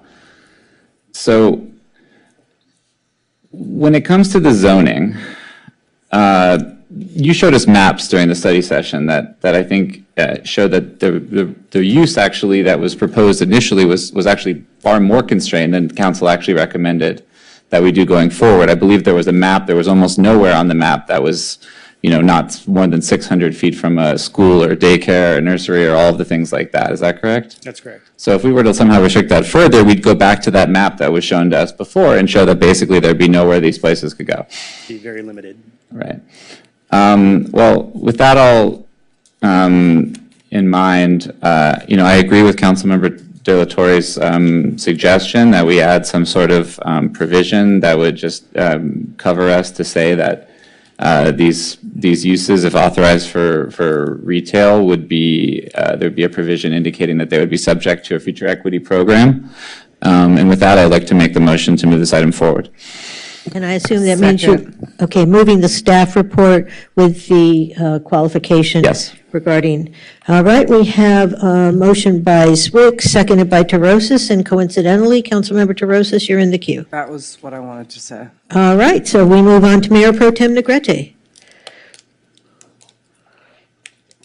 I just wanted to make the comment that since the taxes we voted on it, it's my understanding, and I just want to be really clear on this about the community benefit piece. Until that starts to come in, you're saying that at the beginning of next quarter, right, is when we would actually, because I know we put that in when it came, this was what we directed at first when we started talking about this and we were looking at the map and all of that. So you're saying it's not already set, so we would actually be directing those funds? The tax rate, the way it was adopted and put on the ballot was it's a minimum of 3% and council could direct the tax to increase up to 10%. And that can be done by resolution. We'd want to come back to you with some research on the tax rates because what we have observed is that many jurisdictions are struggling with overtaxation of cannabis. And so we would not be prepared to give you a recommendation tonight of what the tax would be other than the 3%. We'd want to do some research and come back to you with some thoughtful recommendations. But the money that's generated from that, we still haven't given clear direction yet because you haven't even set the amount or we haven't seen any of it. Is that what you're saying? That's correct, because we haven't put into So we effect still have yet. the ability to do that once we start Correct. in that process. And I was just going to make the quick comment that having it start off this way allows us, I guess, to see, right, like all of these issues that we're bringing forward, how to address them. I mean, I have kids as well, and I understand the struggle as a parent, the idea that maybe like, I'm just thinking of the scenarios that some people might be concerned about, you're standing outside, like maybe I did as a kid back in the 90s, and you're trying to get an adult to buy you something. I don't know that and I know Mayor Davis made the point, that I think it's more difficult in those situations because you are being checked at the door. And I do think the obvious statement that I'm sure kids are finding ways to get it. I don't know that these places being open right there are making it any easier. I do think, however, it is unfair because we did sit here and talk about this and that the two operators that are already operating, I think it would be unfair to wait and then let everybody go in when they came in first. They've already been operating. And as far as we know, they've been good operators, I imagine. And this gives us this little baby step forward to kind of see and address any issues and concerns going forward and allows us the opportunity. Because we can make, obviously there's things in place that if the operator is doing things that's causing issues around the community, it doesn't stop us from making changes going forward with that current operator. And then we keep saying license being sold. I just want to be clear where you can't sell the license. The person would have to sell their entire business, correct? So if you go in and you say you're operating, technically, I guess you could sell your business or the lease could be up. Also, someone moves out and now the landlord says, well, the CUP now allows this type of business there, correct? Yes, it is location specific. Yeah, I mean, the unfortunate thing is I think we're all concerned that we get someone in there that's not a good operator. But I guess we have to hope that that's not the case. I know it's been tough for most of these operators even to get a lease. That's been part of the struggle. So unfortunately, I think that was one of the two major concerns we had is, having an operator that we didn't already vet. Anyways, I'm ready to move the item. I just wanted to make the point that it gives us the opportunity to kind of see how things move out. All right, Councilmember Parra.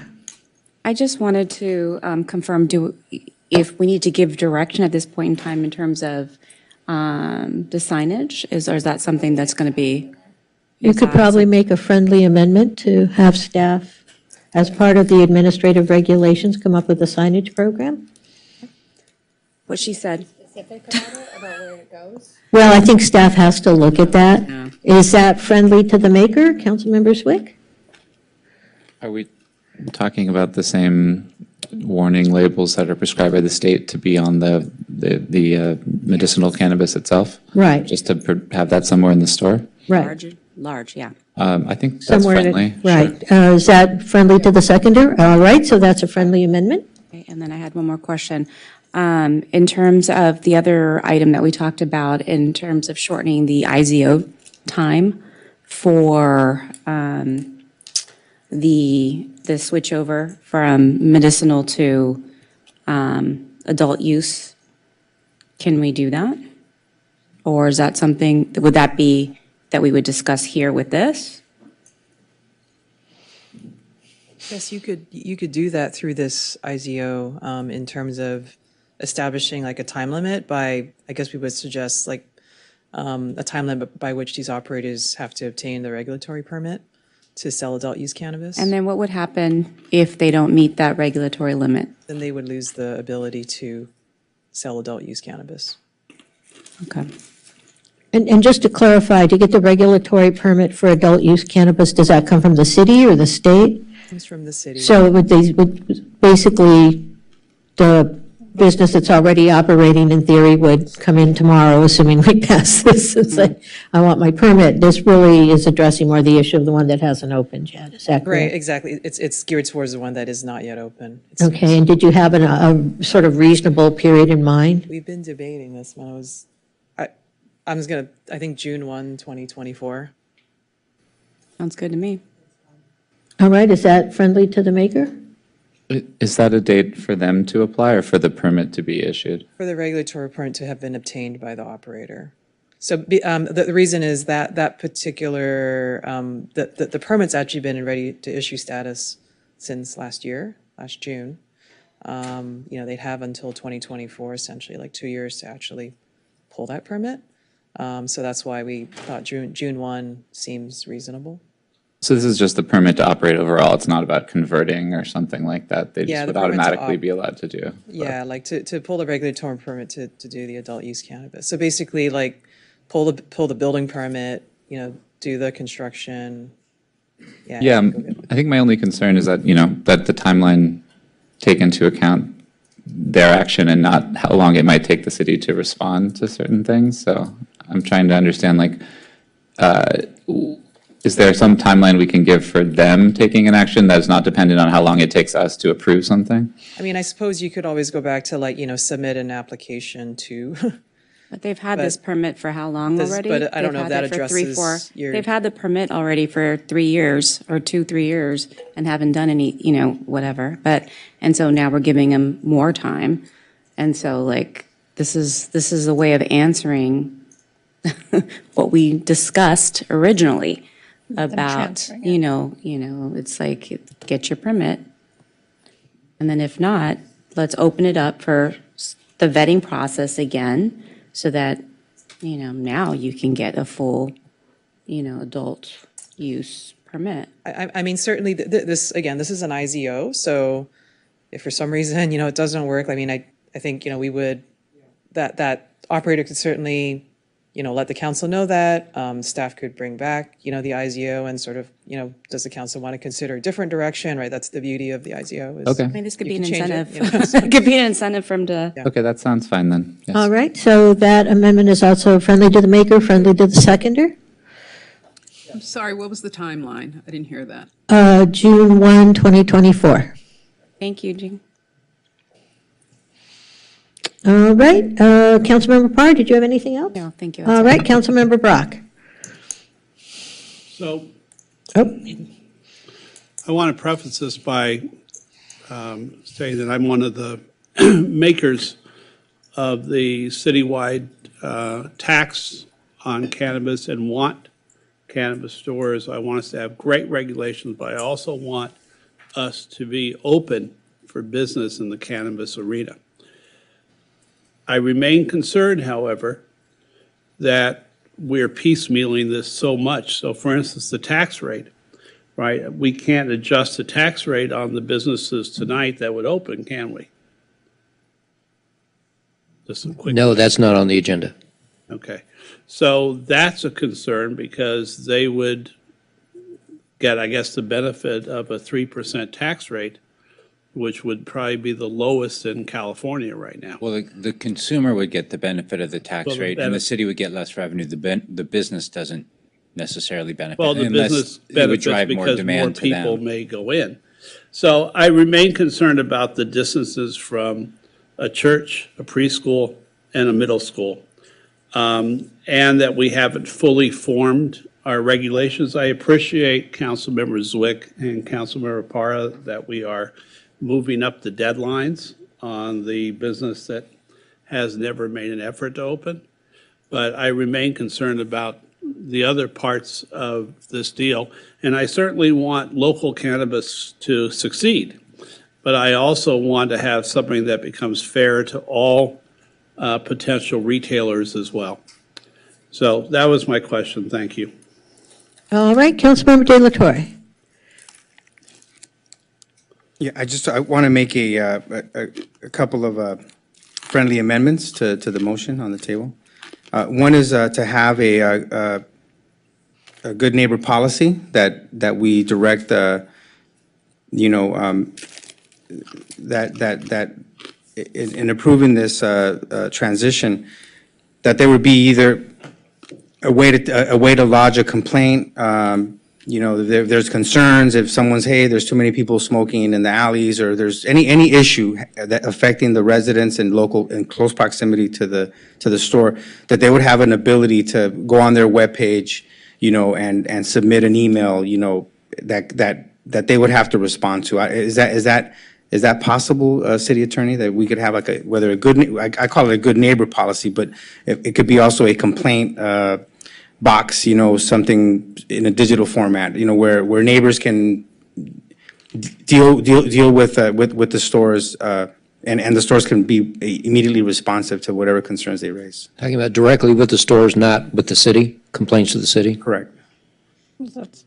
I suppose you could add something like that. How would we know? Or you go to the city. I mean, do you think it's more appropriate going to the city rather Seems than? like there probably is a process to go Yeah, to I the was going to city. say, I think we need to back up a bit. I think there already is, I don't know, something that specific, but in the CUP, there's, There is a process, and prior to the facility opening, and when the first one opened, they had to go through a process, submit a security plan that was approved by code enforcement and the police department. So the kinds of things you're talking about would be addressed in the security plan before they even open. Okay, so there is a security plan. Great, because that wasn't clear. I mean, I didn't know. The medicinal, recreational, there's going to be more traffic than medicinal. That's what I'm assuming, right? But even for medicinal, it's still required. Okay, so the security plan would be sufficient for the recreational operation, is what you're saying? Yes. Okay. Councilmember, that can be covered in administrative regulations, too. Oh, okay. Okay, great.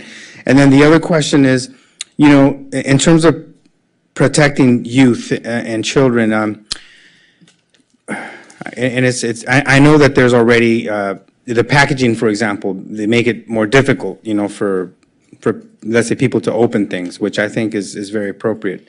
But in terms of the advertising, I've seen some products that are just advertised like that candy, it could be a little, how would I say? It just looks like it could be mistaken for candy, and can we put any regulation, because, the people that open the stores, I mean, they're probably gonna, on consignment, other businesses will bring a product in. They don't usually just sell their own product. They probably sell other people's products. And is there a way that we can have a restriction, let's say, on products that are advertising in a way to resemble candy? I think, there's a First Packaging is Amendment covered issue by there. state law. Okay, Yeah. so the packaging is already But covered. the advertising, commercial businesses have First Amendment rights as well. Yes. In terms of advertising, so long as they're not misleading people. And Correct. there are extensive state regulations Yeah. on advertising, and I can run through them on the Bureau of Cannabis Control website, but there's a lot of state regulation Right. on this already. Okay. I just want to make sure that we're, we're protecting, from that as well. So it sounds like we have a security plan that's appropriate for, or adequate for recreational transition, and that there are state laws protecting, from advertising and products that resemble candy, right? So there Yeah, is. state law covers packaging and advertising. Okay, all right, good. All right, so those are the only two things that I wanted to bring forward. Okay, so we have a motion on the floor, made by Councilmember Zwick, seconded by Councilmember Tarosis, to adopt the staff recommendation with a couple of modifications, including changing the date by which the permit must be obtained, adopting administrative regulations relating to signage, and, oops, I just covered up my note there. Subject to social. Yeah, and that Yeah, it's a existing businesses social would be equity subject to and- social equity. and community benefits, because there's two things. I mean, it could be one or the other, because we might not get to social equity considering that there's a lot of struggle with that unless we have a better idea to make social equity. Well, what the amendment is to say whatever we adopt, whether we call it social equity or community benefits, will apply to the existing. Okay, That's all it was. We weren't imposing anything on them at this point. We were just saying that when those adopt, whatever it is we adopt, rules, It'll regulations, apply. ordinances, it will be retroactive to them. Councilmember Brock? Diverse hiring, should that be an amendment that's included? Or do you feel it's already included, Councilmember? it's not included, but that would be a good idea. It's not something I think we can be prepared to do right now. I would love to explore it along with all the other recommendations that we will when it comes to the social equity program that we want to create, but I don't think we can do that on the fly right now. That is a more complex issue, and there are state constitutional limitations there, too. Okay, because Okay. I know that most, All right. cannabis stores in different cities have a diverse hiring program. So I don't see why we couldn't add that now. Obviously, we see the proprietor of one store is diverse, but we just want to make sure that we don't know what's going to happen with Harvest or whatever they're called now that may open. So can we put that amendment in that we encourage, or I'd like to move that we. There's a motion on the floor already. it would friendly be an amendment. So What's your proposed friendly amendment? would be that we encourage diverse hiring in both existing cannabis stores. Might I suggest that that also be part of the administrative guidelines for implementation? I mean, because we would have to flesh out how we're defining there's like Prop 209 considerations. I think we need to flesh out how we're defining all of this, but yes, there is a precedent for local and targeted worker hire. If that's okay with you, to put it in the administrative regulations. Councilmember Zwick, you're the maker of the motion. Is that all right with you? We're kind of Yeah, I'm doing- just confused when it comes to things like Prop 209, like exactly what we are asking for and how it would sort of conform to the law. Well, we can't put set-asides for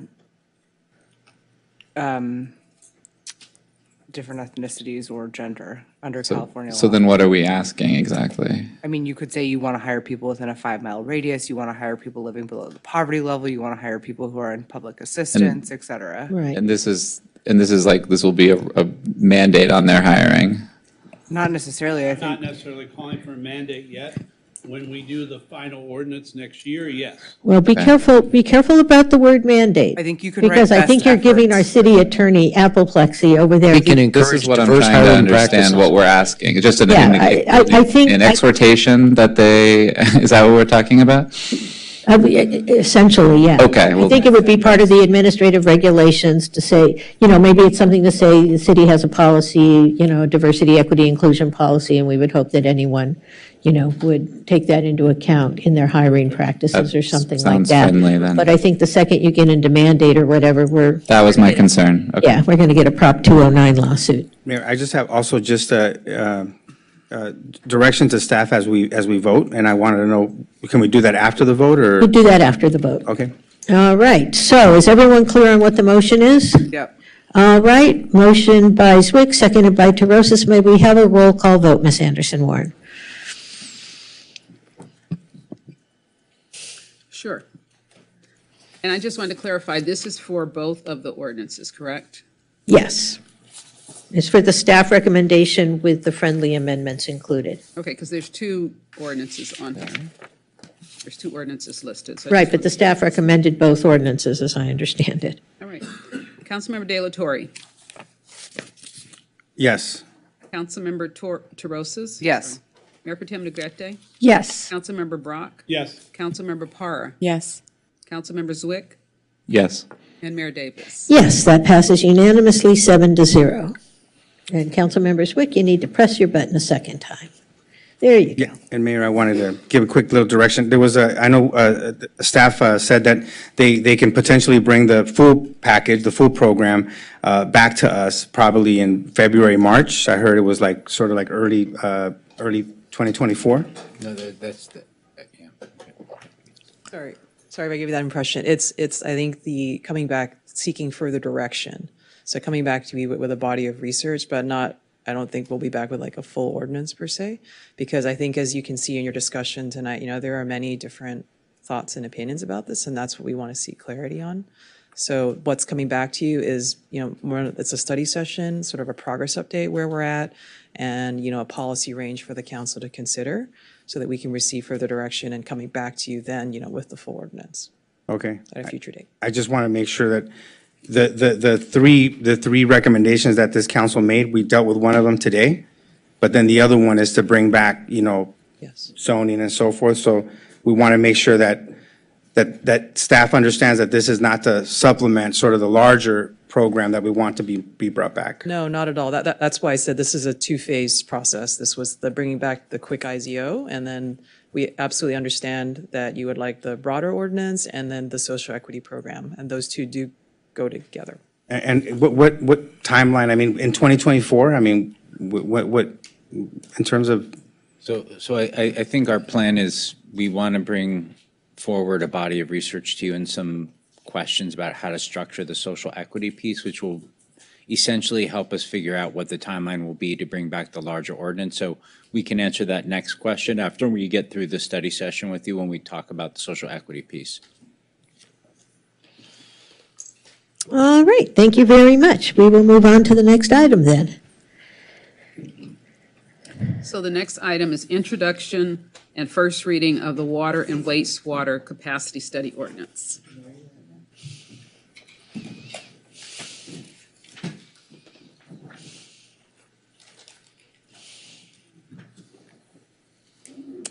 All right.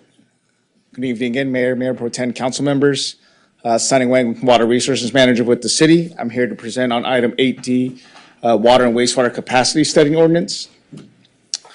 The intent of this ordinance is to ensure our water and wastewater infrastructure could provide reliable service and also not overburden. This is actually in support of the earlier ordinance you heard as well on the dedication. This is to make sure our existing infrastructure is already built out and may not have sufficient capacity for high-density developments. And overtaxing our infrastructure could lead to sanitary sewer overflows or loss of water pressure and supply. So we want to make sure studies are done in place to protect our infrastructure. And this process also streamline, provide clarity on when these studies would have to be done and provide upfront determination for developments when a capacity study is necessary. Just an overview of the current process, when we receive a planning application, they typically get a checklist from our engineering division that just notes that a water or wastewater capacity study may be required, right? And then they go on, develop their plans and submit their plans.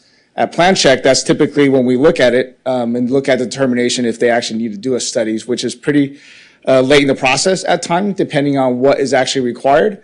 If they require offsite improvements, they would then have to go design for additional improvements offsite, whether that's enlarging wastewater collection pipelines or water distribution pipelines to serve the development that's handled at that time.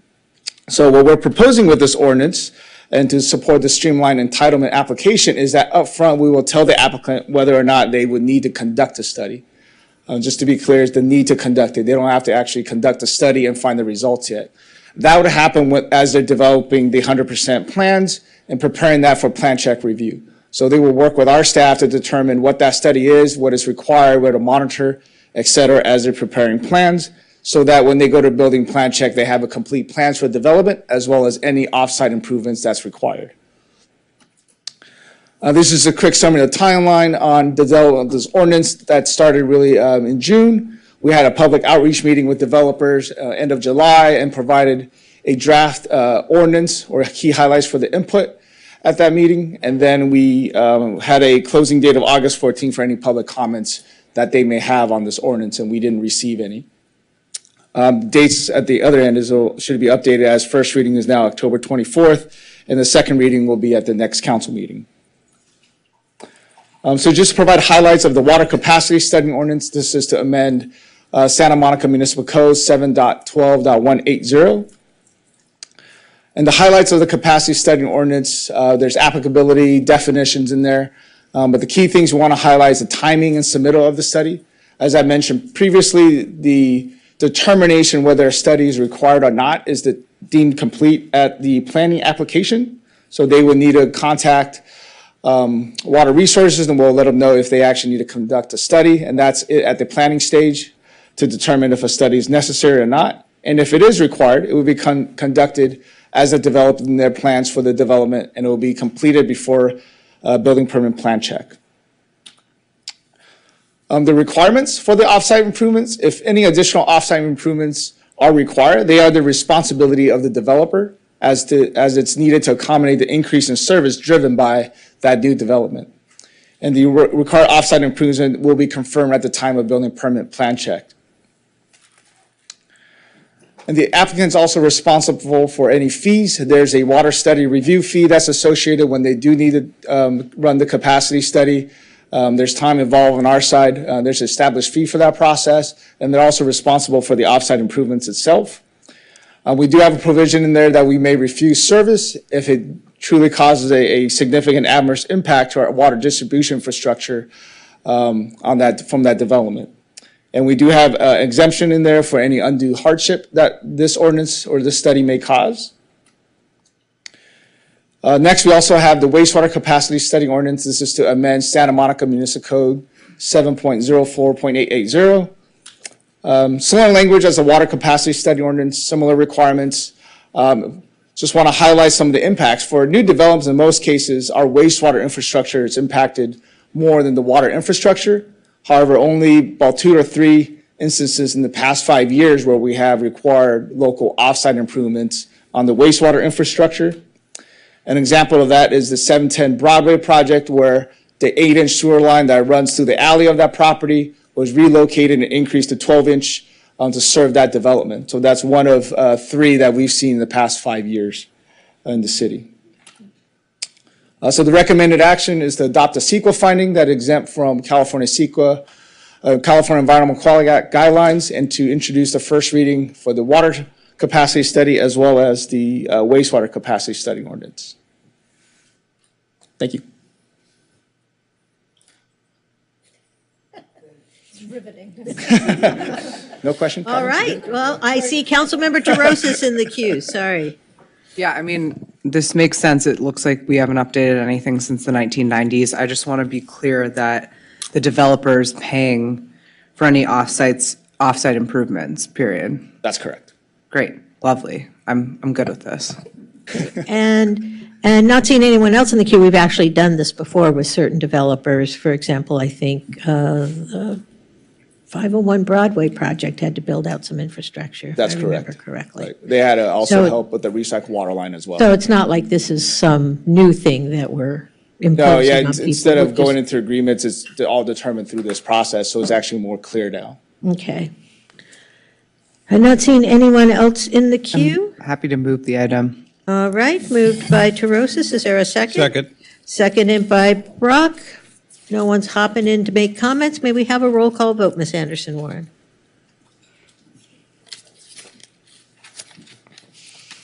Councilmember Zwick. Yes. Councilmember Parr. Yes. Councilmember Brock. Yes. Mayor Pro Tem Negrete. Yes. Councilmember DeRosas. Yes. Councilmember De La Torre, Yes. and Mayor Davis. Yes, that passes unanimously 7-0. And thank you very much. All right. Right, we are now moving Now we're to, going to 10A. right. Okay, item 10A is introduction and adoption of an emergency ordinance to clean up errors and restore previously approved regulations for masonry wall building permit thresholds and to extend building permit expiration dates.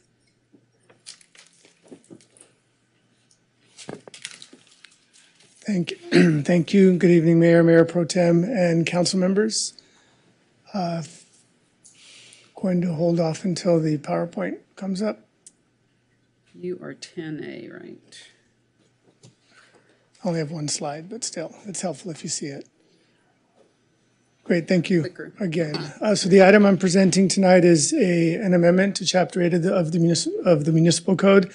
Specifically, I'm cleaning up some errors that were inadvertently made to two sections of the chapter. Earlier this year, when council adopted the ordinance updating the triennial building code cycle for 2022, we inadvertently overwrote some sections of Chapter 8, which removed or eliminated provisions from ordinances that had been previously adopted. So tonight, what we're seeking to do is to restore these provisions. The two provisions are detailed here. The first is in the section detailing work that qualifies for being exempt from a building permit. The state code exempts fences and walls from needing a building permit if they're 7 feet in height or less.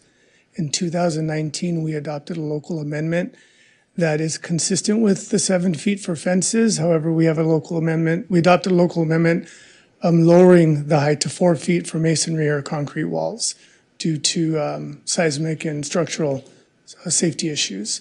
So we would like to get this language restored in that section.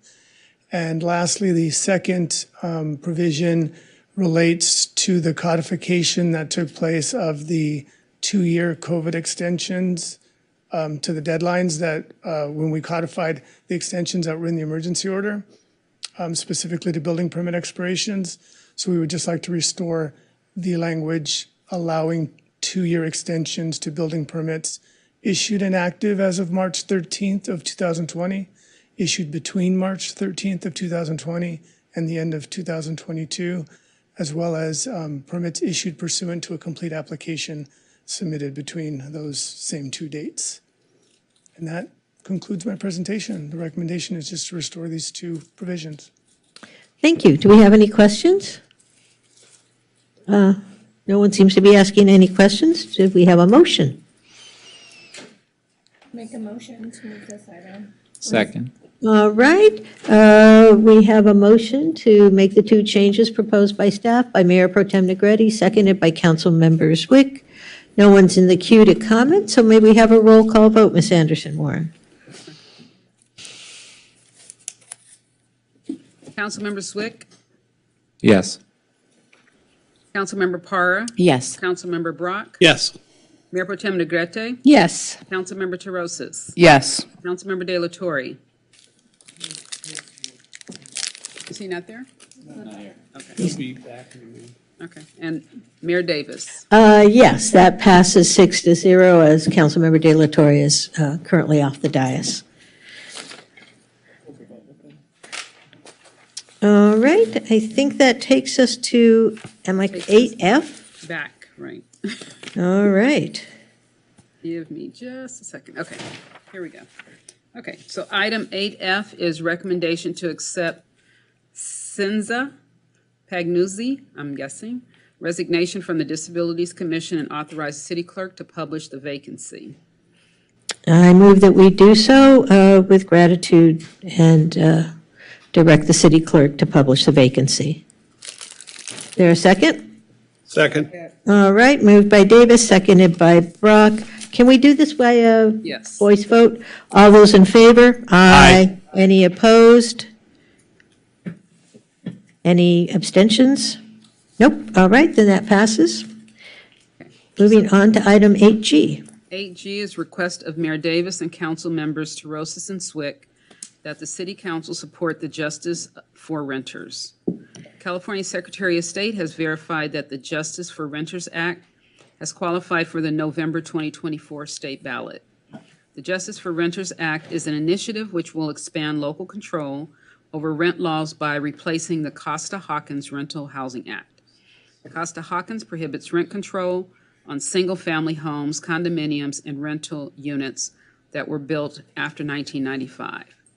Did you want me to continue, Mayor? No, I think that's fine. I'll take the lead on this, and then Councilmembers Terosas and Swick can add if they want to. This, obviously, as the item says, the Justice for Renters Act is qualified for the November 2024 ballot, and it would effectively repeal Costa-Hawkins. As the chair of our Housing Commission, Michelle Gray, pointed out when she made her presentation related to affordable home ownership, the Costa-Hawkins Act has a very pernicious effect on our ability to control people's financial ability to continue to live in Santa Monica, because, of course, it not only restricts the units that can be subject to rent control, it also includes vacancy decontrol, meaning that even for currently rent-controlled units, when the current tenant moves out, that unit resets to market rate. So given that that issue did in fact arise in the Housing Commission presentation, it seemed like an optimal time to bring this matter forward. In his weekly report to the council, which came out on Sunday, I believe, is that correct, Mr. City Manager? Saturday or Sunday, I don't remember. I was coming back from Paris, so my days are mixed up. The city manager did provide us with a copy of the initiative as well as the legislative analysis of the initiative. And if you want to refresh yourselves, there are also copies on the dais in these white folders. And so the idea of this, obviously, as is stated in the motion, which has now, of course, disappeared from my screen, is to help local governments address one of the root causes of homelessness, skyrocketing rents, and unaffordable housing. And we also, of course, are requesting that the city manager issue a press release indicating the council's support for the proposed ballot, if in fact there is council support, and send letters of support to our state legislators. So I think it's pretty straightforward. It is basically repealing the Costa-Hawkins Act. Councilmember Terosas, did you want to add something? Yeah, I think that, I know, after having served 6 years on the rent board, Costa-Hawkins is the single biggest threat to renters in this state. And it is a threat to the 70% of our residents who are renters. It prevents our ability to regulate rents for units built after 1979. And in fact, if you look at the last several reports from the Rent Control Board, you will see that there's a direct correlation between when we fully implemented Costa-Hawkins in 1999 in this city and the diversity, and both from an ethnic standpoint and socioeconomic standpoint, of the residents of this city. And in fact, the rents have increased much more rapidly as a result of the market rate rent increases when units become vacant. So I think this is a no-brainer, and I'm looking forward to the Justice for Renters Act having the full support of Santa Monica. All right, Councilmember Zwick, did you want to add anything? Not at this time. Okay. Were there any? Looks like Councilmember Parra is reaching for the button. Councilmember Parra. Thank you. So I just had a few questions. Let's see here. So obviously my understanding of how rent control works in Santa Monica is limited, I admit, although I did live in a rent control unit for a short while. But one of the things that I noticed, which confused me a little bit in the text of your 16 item, you quoted verbatim what the Costa-Hawkins Rental Act prohibits, which is the ability to control the rent on single-family homes, condos, and rental units built after 1995. but then you indicate that the Justice for Renters Act removes this ban in California by giving communities the right to stabilize rents and make apartments more affordable for low-income and middle-income renters. So my question is there a reason why you omitted the fact that the Justice for Renters Act would also affect single-family homes and individually owned condos in Santa Monica if placed on the rental market? Yeah, well, Councilmember Terosas has an answer. Yeah, so in Santa Monica, we, when we passed rent control here, we do not regulate, we made that agreement that we do not regulate single-family homes. However, the Justice for Renters Act, if it repealed Costa-Hawkins, hopefully it does, would allow local jurisdictions to impose additional requirements if they wanted to. However, when we enacted rent control in Santa Monica, we could have subjected single-family homes, condos, et cetera, to rent control, but we did not. That was the deal that we reached, and that is what is in the charter. Right, I know that was in the charter, but it was just kind of confusing here because, you know, the reference was only to apartments. So to the layperson, you know, what does this mean? Does this mean that you are asking us to vote to support this because when it comes to Santa Monica, we are only going to enact this on apartments? What does this mean? Because, you know, being that it will allow for rent control to be enacted in all rental types in the city of Santa Monica, if this passes statewide, obviously a local jurisdiction has the ability to be more, you know, to choose, right, how they want to implement it within their jurisdiction. And so this was just a little confusing to me. So I don't know what this, you know, what this means. I mean, does this mean that apartments? Well, I think one of the things, as Councilmember Terosas pointed out, is so rent control is embedded in our charter. No, I read the charter, and I know, and it specifically excludes single-family homes. Right, and that's the point. Right. So we would have to, if the Justice for Renters Act passes, we could only include single-family homes through amending the charter. Okay. We'd have to take it to the voters. But even if we didn't take anything to the voters, the Justice for Renters Act would allow us to include apartments. Because it's already in, it's already part of our from charter. apartments, Right. Okay, so I think that's- that was it. I mean, it may be a little sloppy and That was I just a little apologize confusing for to that, me, for but- someone, yeah. yeah. So I appreciate that, because and so, you know, of concern to me, right, is that since, and I'm all for, and please, I mean, I'm all for doing anything that we can to stabilize our rental market, so to make it more affordable for all Santa Monicans or future Santa Monicans. That's not where this is coming from. I'm trying to understand. I don't want to do a blanket, okay, yeah, let's all for it, when I don't even understand what I'm voting on. And so that's why that was confusing to me. So I want to make this clear before people come for me. And then one of the other things too is that understanding that if this does pass and we make the decision to rent control single-family homes, you know, and condos, if you will. So you're saying that we do have to take it to the voters, and the voters have to approve that specifically. Because at this point in time, from what I understand, we have zero data on how that would affect anybody. Because we don't have an experience with rent control on single-family homes in Santa Monica. Right, and maybe the city attorney can address this, but if something's in the charter, for example, an exemption of the application of rent control to single-family homes, the charter can only be changed by taking it to a vote of the people. That's correct.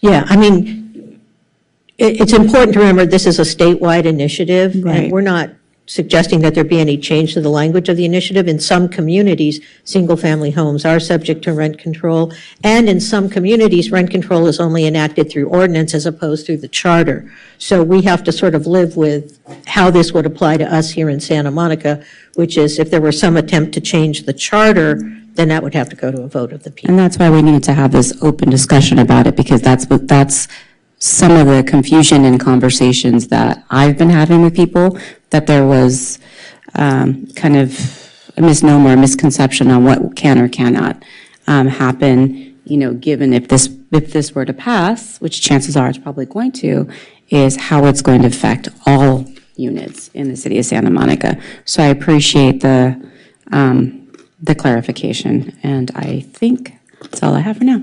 All right, Councilmember De La Torre. Yes, I want to first start off by saying that I support rent control, and I think, it's important for us to, obviously in the city of Santa Monica, we're leaders, and we should all be proud of that, because it's helped keep Santa Monica diverse. One question that I have is, there are many small operators, people that own small units, so people that own 4 units, and they have rent control, and I've talked to many people, throughout the years, where when they have a unit that becomes vacant and they're able to make more money, that money usually goes back into the building, so that you start seeing improvements. So the tenants that are living there, they benefit from those improvements. So on the opposite side, I've seen buildings deteriorate, especially in the Pico neighborhood, where the owner just doesn't have the money coming in, and so those apartments they end up not looking as good, and so the experience of people living in those buildings is not as nice, because for whatever for the reason that they're not making enough money to make those investments in the building. So do we have any data in terms of that, as like the impact that this would have on those types of scenarios, where there's small property owners, and what impact that might have? Do we have any information? It's a 16 item, not a study session. Well, right, the Justice for Renters Act would effectively repeal Costa-Hawkins. Do we have any data? I don't know what kind of data that would be, but it would mean that, if in fact someone was living in a rent control apartment and they vacated it, the landlord could not raise the rent to market rent. Presumably, the rent would be stabilized at the lower rent control level. What effect that might have, I think we can guess, because Costa-Hawkins was passed after rent control. So we know what it was like before Costa-Hawkins. And you can assume that it would be somewhat like that after Costa-Hawkins, if in fact the Justice for Renters Act passes and Costa-Hawkins is repealed, which meant that rents were stabilized at a much lower level. So it may be that there may be some trade-offs, presumably, between money available to landlords, but it also means that there would be more affordable rental housing, because the rents wouldn't go up to market rate when someone vacated a unit. So then what impact does it have on the quality of those rentals, like in terms of, people not investing or not having the capital, to improve those units? And do we see a deterioration of the quality of life for those tenants that remain? I guess the question is, did we see a deterioration in the quality of life for tenants before Costa-Hawkins passed? Because that's all that's happening here. The Justice for Renters Act effectively repeals Costa-Hawkins, and then it's the trade-off. I don't know how you're defining quality of life, but it could be the trade-off between, yes, maybe my building doesn't get painted, but I can actually afford to live in Santa Monica, as opposed to having the rent readjust to market rate. So, I don't personally have any data, but, we do, right, I think Councilmember De La Torre was asking about the effect on building maintenance and things like that, if Costa-Hawkins were to be repealed. Mayor, I'd like to point out that landlords currently have the ability to ask for rent increases if it's not economically viable. Right. So that's always a possibility.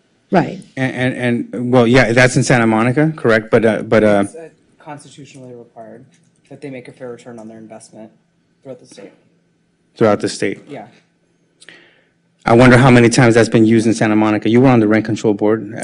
Do you know if it was like maybe 10 a year or 5 a year? It was less than 1 a year. Less than 1 a year. Because we couldn't, there's a pretty robust calculation that's, equitable to both sides, and landlords take the entirety of it's not just unit by unit, it's the entirety of the building that's taken into account.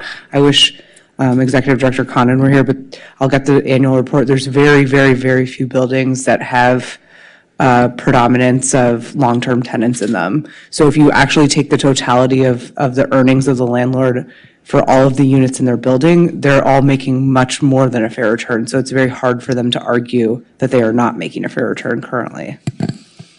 And I would just like to point out that we don't actually have rent control in Santa Monica. We have rent stabilization because Costa-Hawkins eliminated true rent control, whereas in other countries like Canada, et cetera, they definitely have this, and it's not an issue.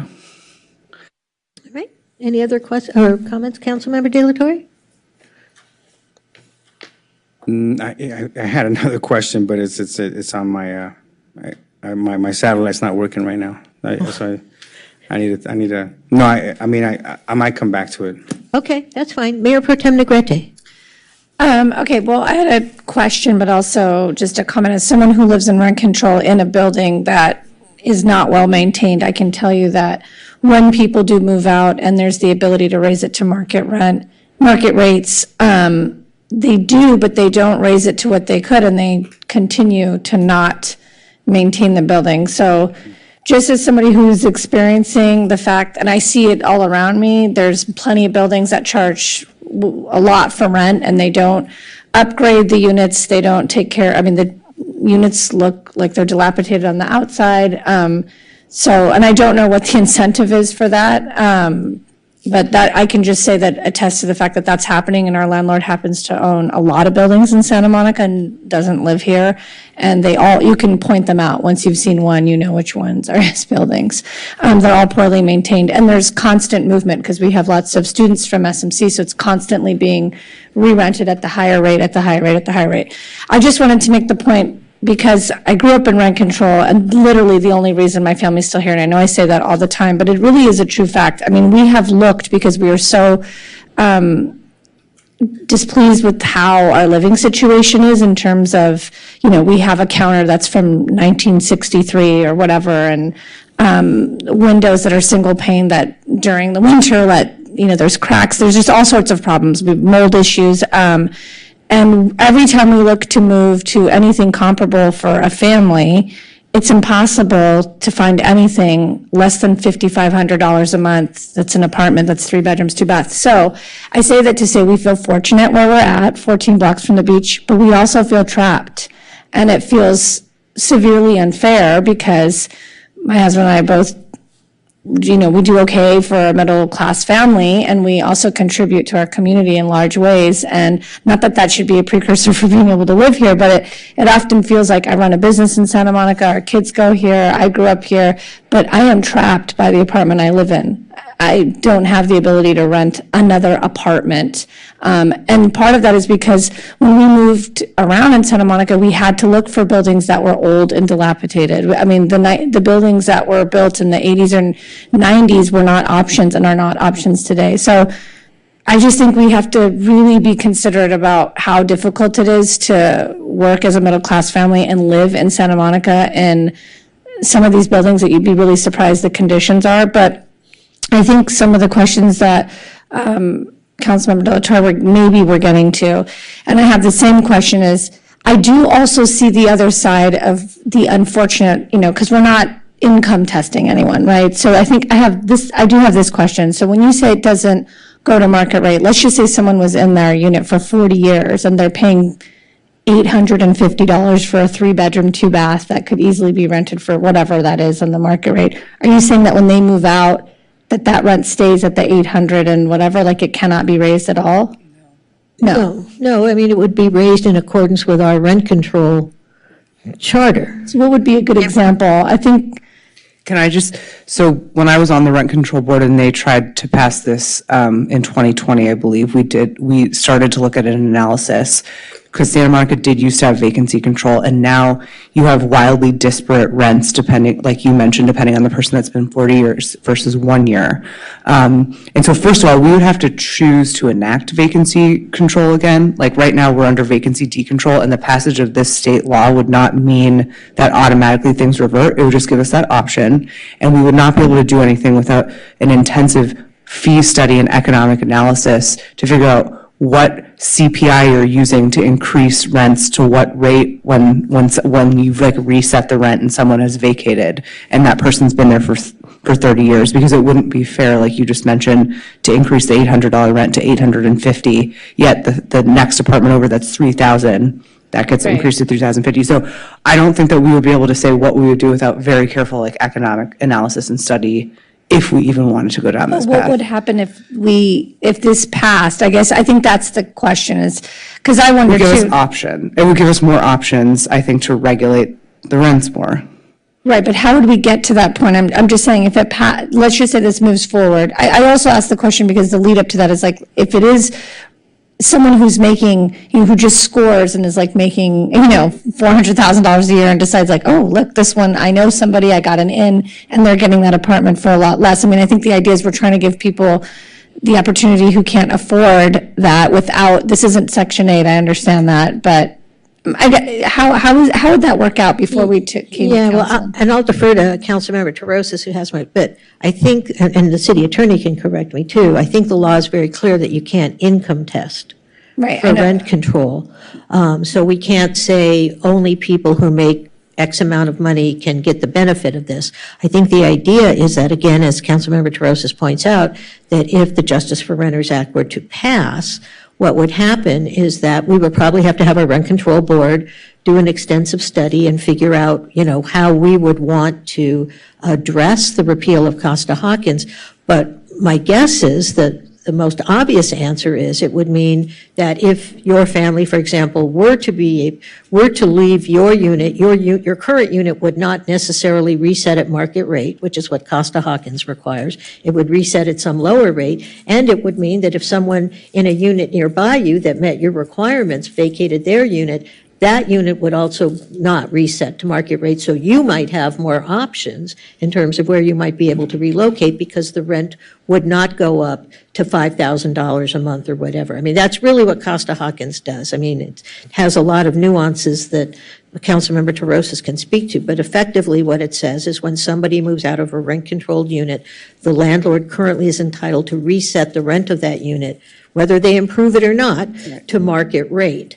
And, the problem, of course, means, and we've all seen the studies because we get the annual Rent Control Board report, that over time, what you find is that the average rental, even in units that, to be deferential to Councilmember Terosis, are rent stabilized, that are registered with the Rent Control Board, those rents go up very quickly because people do leave them and then they reset at market rates. So that's really what the intent of this is to give the city the opportunity to reevaluate how rents would go up when people do vacate their units and what the annual increases would be and what units might be subject to it. I mean, we could, for example, if we wanted to put something on the ballot, if we decided that was the way to go to amend the charter. But what this essentially does is, for lack of a better analogy, take the foot of Costa-Hawkins off the neck of the city and allows the city to make decisions that are better suited to keeping a more diverse population, because people, when someone leaves their unit, then someone either from within the city or without the city doesn't necessarily have to now pay for a unit that maybe was, say, $1,500 a month, and now the rent's $4,500 a month. Right. I get that that's the purpose of it, and that's why I think it makes sense, because Santa Monica looks the way it does and doesn't look like maybe some of our neighboring beach cities in terms of diversity from a socioeconomic standpoint and otherwise, because we have had rent control. So I understand the purpose. I guess my more specific question is, what's the time frame in which these things happen? I understand that we can look at it and can adjust it. However, if this passes first, my question is, what happens to the unit, like I just said, that's $800? Is there already something in place that says? That would be we would have to decide what we want to do locally. I know, but I guess I'm asking the timing. Is it possible that this could happen? And I'm just trying to be very specific to and there's we've passed this, but we haven't gotten to the point of having the staff meeting and assessing it all. And in that time period, units are vacated, and oftentimes it's because of a death of a tenant. And those are the units that are maybe paying $500 at $800, what happens to those specific units? Unless we decided to do something after a careful study, it would be the status quo, that it would increase to the market rate rent if the landlord decided to do that. Because all this does not immediately impose anything on us. If it passes, all it does is just give us the option to study something. To also, the other thing I think that's really important to note, right now under Costa-Hawkins, we can't rent control anything that was built after 1979. If we repealed this, we could potentially subject more units in the city to rent control. Right, so just to be clear, I'm going to repeat that in this analogy, before we did a study, we would just be opening ourselves up to look at it in a broader perspective, which is what we wanted to do last year, or at least I wanted to do, but, and that got misguided. But this is an opportunity to look at that, but would not mean that in that time period that anything changes. That if someone did move out of a unit that was $500 a month, so a small operator that has 5 units and 3 of them are occupied by, people that are paying way below market, until we came up with something, which I imagine takes some time, the current laws would still, the current rent control regulations would still exist where they can raise it to market rent. We are just removing the inability to have more flexibility as a city to really look at rent control. And I believe that whatever we decided on would have to be taken to the voters anyway. Right. And then just my final comment is we talk a lot about affordable housing. A lot of us up here are not excited about over-densifying and overdeveloping our city. And my opinion has always been that if we could just make it more affordable to live where we are now, we would be addressing a lot of those concerns. Most of the people that I know that I grew up with, that if they weren't lucky enough to have a house handed down to them, or I don't know who's buying in today's day and age if you're not making, I don't know how much you have to make as a couple anymore. It's just egregious. So they're surviving on living in rent-controlled apartments. And this, I think people need to look at the fact of what it feels like to be trapped in an apartment. I mean, it really feels like you're being trapped. Your rent is going up. I think about it all the time, even if it's just 3%. You get to a number that's quite large, and then you start to think about when I retire, this number just keeps creeping up, and there's no equity in the property. You can't, you don't have the flexibility that homeowners do. So I just want to remind us all that this is a way to really look at what we talked about last year, how we can provide affordability in our city, and how we can take another look at rent control and whether or not it makes sense, the way it is in its current form. All right, Councilmember Brock. Councilmember De La Torre, did you want to get back in the queue? Yes. Okay, well, I'll do you after Councilmember Brock. Yeah, sure. So I received this particular packet tonight on the dais of the resolutions, Attorney General Bonta's rules and the legislative analysis. And that was sent previously as part of the city manager's weekly. And I missed the attachments, my fault. But I hear the story of rents having dramatic increases, but possibly in many cases that's because they had no increase, or a 3% or 1.5% increase for 15, 20, 25 years. So they feel like they have to jump rents because rent control takes effect immediately again. And once rent control takes effect, then they're stuck without that return that we hope will allow most landlords to paint, to recarpet, to take care of the exterior and interior of the buildings when a new renter moves in. Because I would doubt highly, at least in my experience, I've never seen a tenant move out and the next renter move in without the apartment having been painted and cleaned properly. So I'm concerned about that, and I'm concerned about the effect on both our renters. Will it ultimately decrease our rental stock in the city, where more people will Ellis their buildings and decide it's not worth staying in business? Because if the only way they can make any money is to sell, then that's a problem.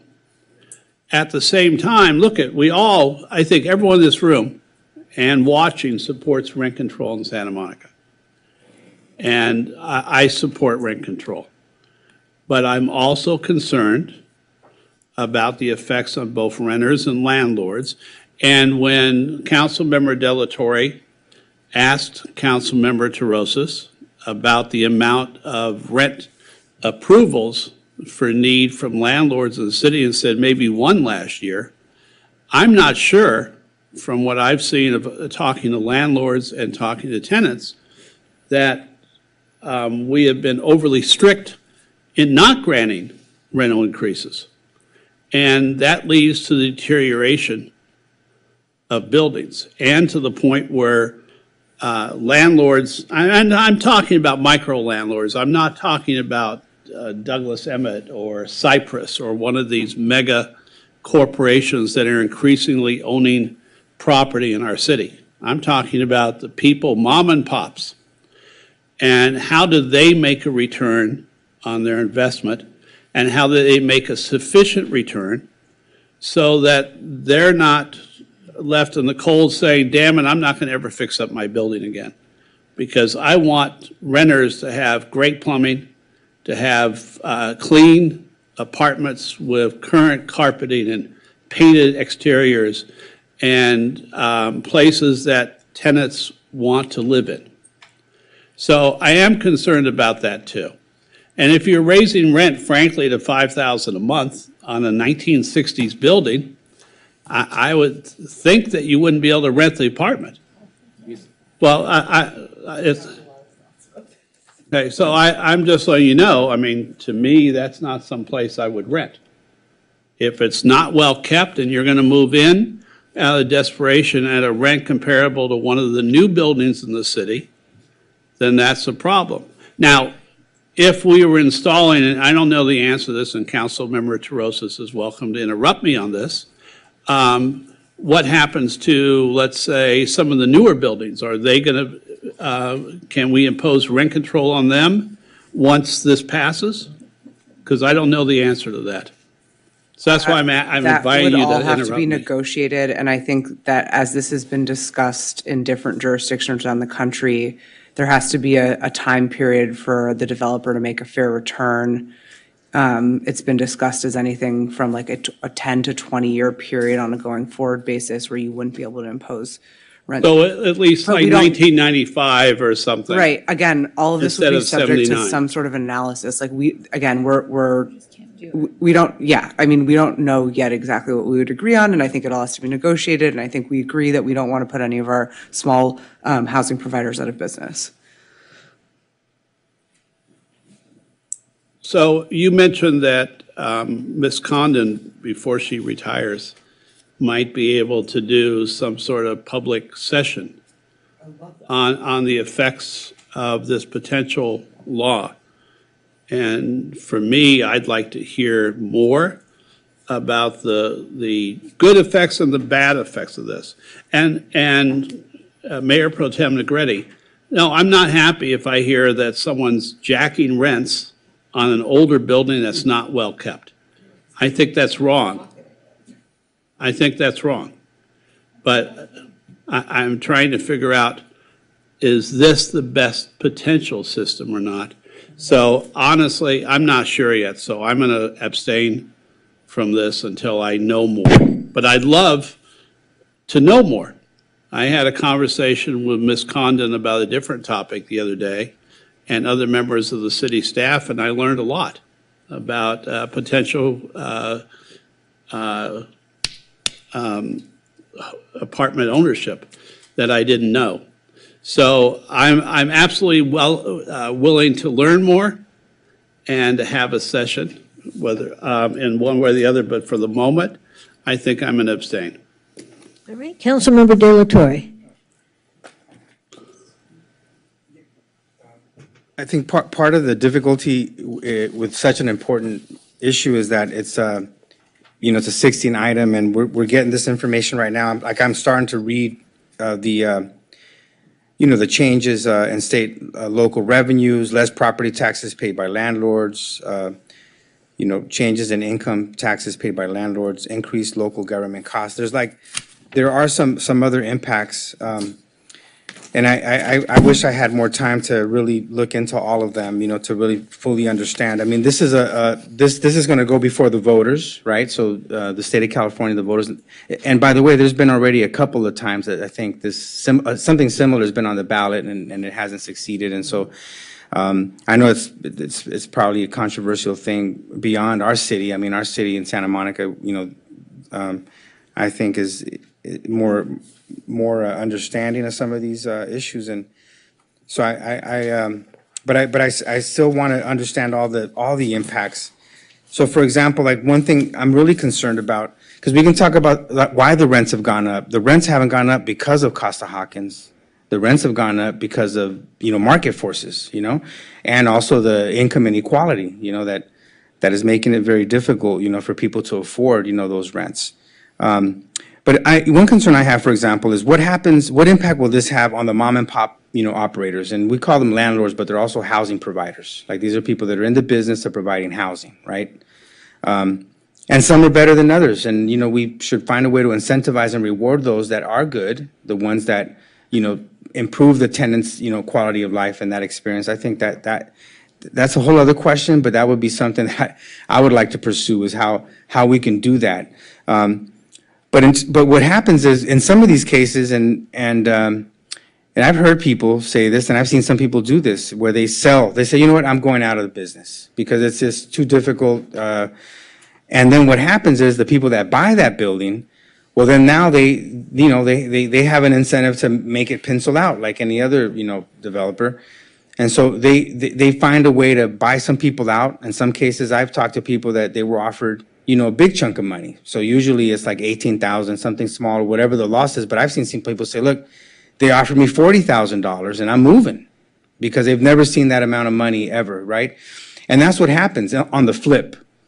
If we keep those small mom and pop operators in business, right, and work with them to make improvements to the tenants and all that, that's better for the city of Santa Monica and better for keeping our diversity. When we make it to the point where people say, hey, you know what, I can cash out now, guaranteed the people that buy at a high price, they, building that they bought, let's say for 500, now they're selling for $2.7 million probably on the market right now. Those people that buy at 2.7, they need to find a way to make it pencil out. They start making all these ways, they put the harassment picks up, and hey, I want to buy you out and I'll give you this much money. In some cases, they're you know what, we're out of the business. And then for a whole year that they can't rent, and then they open up again, and so that kind of thing is really problematic. So I have concerns about that. I'd like to know sort of the impact of that scenario that I'm discussing, because I know it happens, and I know that it can exacerbate rent increases. One thing that I had a question. So we have a lot of new apartments that are being built in the city of Santa Monica. If this passed, what impact would that have? I mean, there's no tenants in there yet, So let's say the law passed. Can you control those rents as well, or how would it work on those new units? Like, well, as Councilmember Terosas pointed out, typically, and again, this would all be subject to the Rent Control Board, studying the issue. You typically don't impose rent control in the first 10 to 20 years after a building's been built, because in order to avoid discouraging the building of housing, you allow the developer of the housing to recoup their costs in developing the housing. So typically, say if an apartment is being built in 2020, you wouldn't, want to impose rent control on it in 2020, you would wait until 2030 or 2040 or something like that. And one of the things that's been proposed, but Costa-Hawkins currently, of course, prohibits it, is even a rolling rent control, so that, instead of just setting a cutoff date, you say any building, rent control applies to any building more than 30 years old or something like that. But this would all be subject, to a study once Costa-Hawkins was repealed. The problem is we just don't have any flexibility, because Costa-Hawkins takes that all away. Yeah. And I do want to point out that Costa-Hawkins is the primary reason that so many tenants living in current rent control units are harassed out of their buildings, because someone gets harassed out of their unit in order for the landlord to be able to reset the rate to market rate. That's That's the thing where we hear about tenant harassment all the time. It's because the landlord wants to get rid of the lower paying tenants to get a higher paying tenant in. But I jumped the queue there a bit. I apologize. Yeah, no, I've seen that happen, and I've seen the other side where people sell the building, right? They're out of the, because for whatever reason, they're not building that's profitable. And then the people that now, they paid a higher price for that, they're harassing, the folks, the older tenants, to move on out. It happens that way as well. Yeah, I wish we had more information, so that we can look at all sides of it. So I also don't feel so comfortable in moving forward tonight on this, but I mean, the election is going to be, this is going to be on the ballot in November of 2024? Yes. Okay, so there's time, to come back. It's kind of early right now, I would like to get more information from staff. Maybe we can set this as a study session. I think it would be more appropriate. This is such an important issue for our city, and I would like to hear all sides, and so that we can, be on the right side and all of us be united. I'd like to have a unanimous vote potentially if we can really, hear all sides and have a study session versus a 16 item. So that would be my inclination, and how I would feel more comfortable supporting something like this, is to a full study session before a council resolution on the matter. Is that a motion? Yes, I'd like to move that instead of voting tonight on taking a stand, that we have more than a year, to before this goes to the voters, that we would direct staff to bring this item back as a study session, so that we answer a lot of the questions that were brought up tonight, and any other questions, so that the council is fully informed, before we take a position on the matter. I second. All right, I'd like to make a substitute motion. all right. Just like we take a position on any piece of legislation, this has been on the agenda for 2 meetings in a row. I think this has been on the ballot before. We had our city manager send us an analysis. I think we're pretty clear, and I move that we approve the item as written. Second. Council members, Wick, did you want to speak to the substitute motion or the original motion, or both? Yeah. Both, I guess. I just wanted to comment that there's been a lot of talk of, good landlords and bad landlords and greedy ones and benevolent ones, but I think it's worth pointing out for the record that landlords tend to rent apartments at whatever rate they can find the market will bear.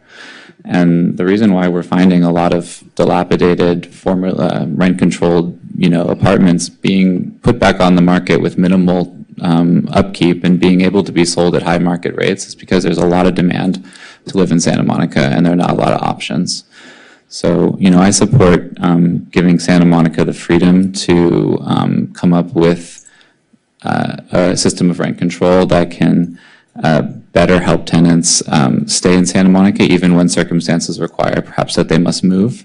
But any such provision would need to be paired with a lot of more robust supply, because there will always be people who are in Councilmember Negretti's position who might want to move, and unless we have more ample supply, there will be no ability for them they will not be able to find an apartment that is affordable or more affordable than the one they're living in currently, unless we deal with the supply issue. So that's it. All right, Mayor Pro Tem Negrete. I just wanted to make the point that there is a waterfall effect on small businesses, because as we try to hire people and we look at rising wages, it makes it really difficult because people can't afford to live here. So for the larger corporations, it's sometimes easier for them to pay higher rates to get workers. But for small businesses, I grapple with this all the time. I can rarely find people who live in the city to work for me because I can't afford to pay, large corporate salaries. When you're paying minimum wage, you're limited at your pool, which creates an issue for small businesses. I think that a study session is going to happen and should happen, because I think we all need to be educated on Costa-Hawkins and what it would look like if this is repealed. But also, I think I want to be clear that we still have the ability to set forth what we want to do in Santa Monica. I don't think we're giving that up. We're just supporting the idea that we're taking something that has bottlenecked like we're not able to have a robust conversation. And I hear the landlords that are out there that are worried that this is now going to impose a huge detriment to them being able to, recoup profits that allow them to upkeep their buildings. But I think what is happening right now is there's just this like huge disparity amongst buildings that were built in 95 versus the buildings that are already in this position right now. So I don't know how much impact it's going to have directly, and we haven't even gotten to that point yet. I feel like we're jumping the gun a little bit. This is just to support the idea to have a conversation. I do agree, though, that a study session is something that we can still bring forward to have the conversation, because this is merely just in support of. It doesn't change what happens at the ballot, and what people vote for. I think we can still have a discussion and should have a discussion and take everybody's piece into mind when we go forward making, what we want to do in Santa Monica. All right, seeing no one else in the queue, the substitute motion is to support the Justice for Renters Act as set forth in item, got too much paper in front of me right now, as set forth in current item 8G. I think we should probably have a roll call vote. Ms. Anderson-Warren? I agree. Okay, so this is for the substitute. That's a substitute motion to basically support the Justice for Renters Act as set forth in agenda item 8G. Okay. Councilmember De La Torre? I'm abstaining. Councilmember Terosas? Yes. Mayor Pro Tem Negrete? Yes. Councilmember Brock? Abstain. Councilmember Para? No. Councilmember Zwick? Yes. And Mayor Davis? Yes, that motion passes 4 to 1 to 2. I'd like to explain my no vote, please. Go right ahead. So I wanted to explain my no vote. It's not because I don't agree with stabilizing the rental market, but it's for the reasons that I indicated earlier, that I still have some concerns, and I am in full agreement with council members De La Torre and Brock that we needed to study this and talk about this quite a bit more before we kind of give a blanket approval on supporting something that we clearly all don't understand 100%. So that's why I voted no. Thank you. All right. With that, we will move on. I believe we are on item 8H. Is that correct, Ms. Anderson-Warren? That is correct. And that's request of Councilmember Terosas, Mayor Davis, and Councilmember Zwick that the City Council adopt a resolution in support of the tenants of Barrington Plaza as they fight mass eviction and direct staff to send copies of the adopted resolution to the Barrington Plaza Tenants Association, Los Angeles Mayor Karen Bass, the Los Angeles City Council member that represents the tenants of Barrington Plaza, and Douglas Emmett, Inc., headquartered in Santa Monica, and other parties deemed appropriate. All right, and I think Councilmember Terosas, you were the author of this?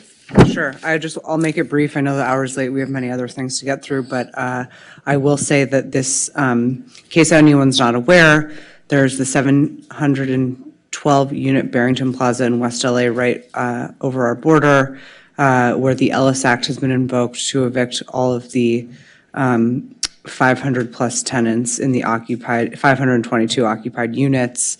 This is the largest mass eviction since Chavez Ravine in the 1950s. I think it will it will have serious market implications, and moreover, a slippery slope for how the Ellis Act is being used here, because the landlord does not intend to actually go out of the rental market. Finally, I think it's instructive and important for us to take a position because Douglas Emmett is headquartered in Santa Monica. Several other cities have taken similar action to condemn this, and we have several large buildings in Santa Monica where Douglas Emmett is the landlord, and I do not think that we should allow these slippery slope tactics and the misuse of the Ellis Act to go forward without us weighing in and making sure that we are protecting our tenants in Santa Monica and taking a stand on this. So that is why we're putting this forward. And it was asked for as well by the Barrington Plaza Tenants Association. Councilmember Swift, did you have anything to add? Not at this time. Okay, and the only comment I would want to make is I think this is germane to Santa Monica, even though Barrington Plaza is technically in the city of LA, because basically eviction of so many tenants will put tremendous strain on our regional rental market. Those are all people who are going to be looking to rent somewhere within this area, including Santa Monica, and we go back to the old law of supply and demand, where you're basically increasing demand, meaning that rents will inevitably go up because you'll have more people who need rental housing. And we're not generating more units in effect, so I think it will have a disruptive effect on the rental market in the region, including Santa Monica. Councilmember Parra. Thanks. So I had some questions. So you indicated that what other cities have adopted resolutions in support of the tenants of Barrington Plaza? West Hollywood and City of LA. Okay. And what's the reason given by Douglas Emmett, who is mentioned in the 16 item, who is also one of our Santa Monica businesses, for having to evict its tenants?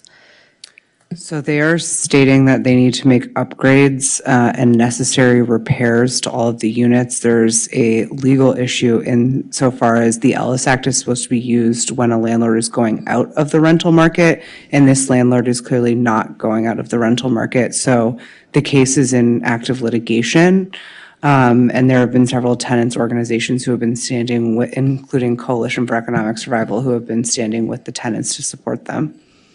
Okay. Because I think, again, it would set like a very dangerous legal precedent. Okay. And so one of the things, though, that we're not talking about, because this is also a public safety issue, so somebody died. We're not talking about this. So somebody died because that building is not sprinklered, and there's been multiple fires in the last 10 years. So I think that's kind of important for us to put things into perspective here. The whole situation is really sad. I mean, anybody getting evicted and that many people getting evicted is really, really a sad situation. But I think that, more importantly here is that a young person, a foreign exchange student from France who was 19 years old, who got turned around because of the smoke in his unit, died. He lost his life. And so, one of the reasons, or the reason, from what I understand, that this building is being removed from the rental market is because you're going to sprinkler it. With that being said, at the end of the day, in my opinion, they're trying to put sprinklers in the building to make it safe, and it's within their right to do so. So, thanks. All right. Mayor Pro Tem Negrete, can we finish this item, Mr. Sloan? Okay, we neglected to vote to go past 11. That's why Mr. Sloan and I are making goo-goo eyes at each other. That was my fault. Mayor Pro Tem Negrete. I just wanted to state that once this first came on, myself and Councilmember Parra actually spoke to Douglas Emmett to ask specifically, and I don't know if everybody did that here on the dais, because we read it, but then wanted to just further understand what exactly was happening. Because when you first read it, like, whoa, 500 plus people are being just evicted. And understanding the in-depth process in order to replace, it's not just replacing sprinklers, there's like plumbing and other things that have to happen that eliminate the usage of floors at a time. And furthermore, they went through the numbers, and I think it was something like over 400 units were predominantly students and not people who, who've lived there forever and wouldn't be able to relocate. Not saying that makes it any better, but it didn't sound as far as the explanation that we got in the conversation that we had, that this wasn't like some scheme to get everybody out and reset rents, that most people that were living there were there on a shorter term rental, that it was tried to do, obviously they wouldn't want to just have to take everybody out and lose that rent during the time, but apparently when they went through all the details of what you have to do to replace the sprinklers and provide a safe building for everyone to live in, it's impossible to do with tenants inside of it. Now, I think that the priority would be safety. And my question is just to the makers, did you do that homework and have those conversations with Douglas? Yeah, and I think that that was the crux of the legal issues when this case was first heard, is the question of like, how do you relocate? Is there a possibility of relocating the tenants and making these upgrades? Because I don't think anyone's arguing that you should not keep the building safe. It's a question of the mechanism in which they're doing it. Could you offer relocation expenses? Could you offer the first right of refusal to come back into the units, which they're not stating that they will do? Could you potentially do one floor at a time, et cetera? So again, even though the Ellis Act is supposed to be used to go to the rental market, they're not actually going out of the rental market. And there weren't other mechanisms explored prior to do this. But more specifically, did you speak to Douglas Emmett, since you're bringing this on? I'm asking because we had those questions answered, and so I can go through them one by one. One is, no, apparently you can't do it floor by floor. Two was that relocation is planned to be offered, as I understand it, and it is offered as well as right to return. But like I mentioned, I think over 80% of and this is what they're telling us, was these are all people who are students and have short rentals as it stands anyways. Yeah, and if you talk to like the Tenants Association, who I did talk to, you will hear like an absolutely opposite state of affairs. And additionally, Douglas Emmett actually came out at a protest that was being had and mocked the protesters, mocked the tenants. It's all over the news, and I didn't feel comfortable reaching out to them directly. The reason I'm asking is also because they are a business in Santa Monica, and regardless of that, it's always good to look at both sides of it so that we're fairly addressing, because oftentimes the news and other, Did you talk to the tenants in Barrington Plaza? Because I did. No, but we did reach out to the Tenants Association, and we did not get anything back. But Douglas Emmett returned our calls right away. So yes, you're correct. We did not talk to them, but we read all of that. That's widely available. Their side of it was widely available. And I only say that because oftentimes we can be flooded with like highly politicized, like we add in all these other issues when you break it down. It's not that someone's trying to kick everyone out. Sadly, 500 people have to be relocated, but when you break down the facts, it wasn't like 500 families, elderly people who are on rent control. I mean, unless you have other data, that's what they gave us.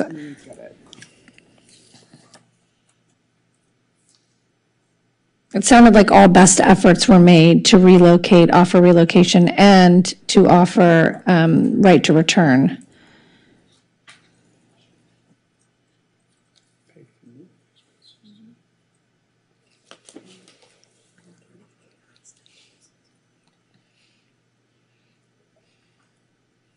Were there other comments along? Yeah, no, as you're pulling that up, they did mention that they have other buildings and that wherever possible, they were offering tenants to relocate to one of their other buildings. And that, like I mentioned, there was something like over 400 of the leases were shorter term, like set to be up soon anyways, or were like students or whatnot. All right, if you have, maybe we can move on to Councilmember De La Torre while Councilmember Terosis is looking for that, and then she can just let us know. This property is in the jurisdiction of Los Angeles, City of Los Angeles. Yes. And do we know if there's, if the City of Los Angeles has mandated, like, that they evacuate the building for the repairs, or, I mean, it seems to me that they can't just on their own say everybody's got to leave, like there's the government is probably forcing them to do this. Is that? No, there's no city order. I mean, they've decided, and as Councilmember Parra points out, that there have been fires in the building, and so they've decided they want to sprinkler the entire complex. It's multiple buildings.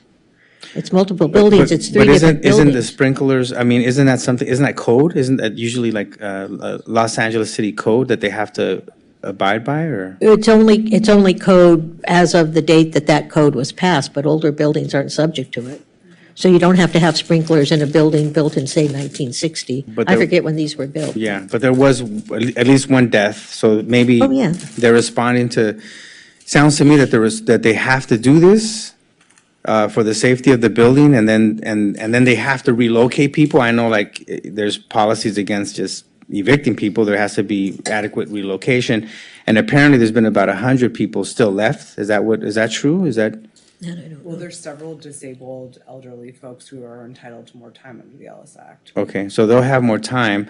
But that doesn't mean that they can afford a unit that's comparable to what they're currently paying. Yeah, no, I'm sure. And that's one other concern that I had. You bring up a good point in terms of like, who are these tenants that are left? I mean, obviously there was 500 tenants. We're down to like maybe, let's say what I heard, about 100 plus or something.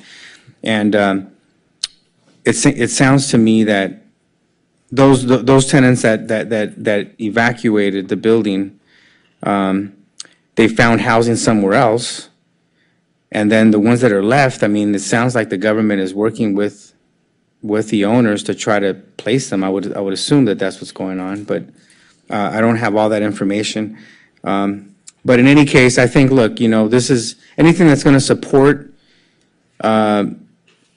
people especially that are disabled, and need more time. I mean, if this is going to help them, I mean, I'm inclined to help, Moving on, Councilmember Brock. So I also know that Douglas Emmett is headquartered in Santa Monica. They own the shores, and I think that would be smaller, but a very comparable complex. And I have a lot of experience down with the shores, mostly hearing about excess noise from their neighbors. But that building is sprinklered.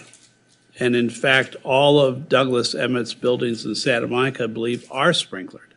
They had not one, but at least 2 fires at Barrington Plaza. And my understanding, I may be wrong, but my understanding is that the city of LA told them they could not do this floor by floor because of the extensive repiping that would have to be done in the building. And the repiping was going to take 1.5 to 2 years. This was not an easy process that someone would have wanted to live next to. And in fact, in the building I live in, the next door neighbor today had people pounding in their unit the entire day. So I understand, and I know that the rent-controlled tenants in Barrington Plaza, many who had lived there for decades, I feel really sorry and tragic that that's happening. On the other hand, I think it wasn't only one person who died, but other people who suffered smoke inhalation and injuries because of both fires. So I can imagine in this particular instance where this building became a hazard because they can't control what people are cooking, what people are smoking, how fires start, and there was no way to easily put out the fire. And I recall watching the last fire on the morning news when it happened and how tragic it could have been. And it was tragic. A person died living there. So I'm not sure we had as much as, first of all, this is not in Santa Monica, and I want to turn this around for a minute and wonder what would happen at, I don't know, let's say the Lawrence Welk Plaza or one of the other buildings, if something happened there and all of a sudden the city of LA passed a ruling saying, damn it, you're not evicting those people correctly.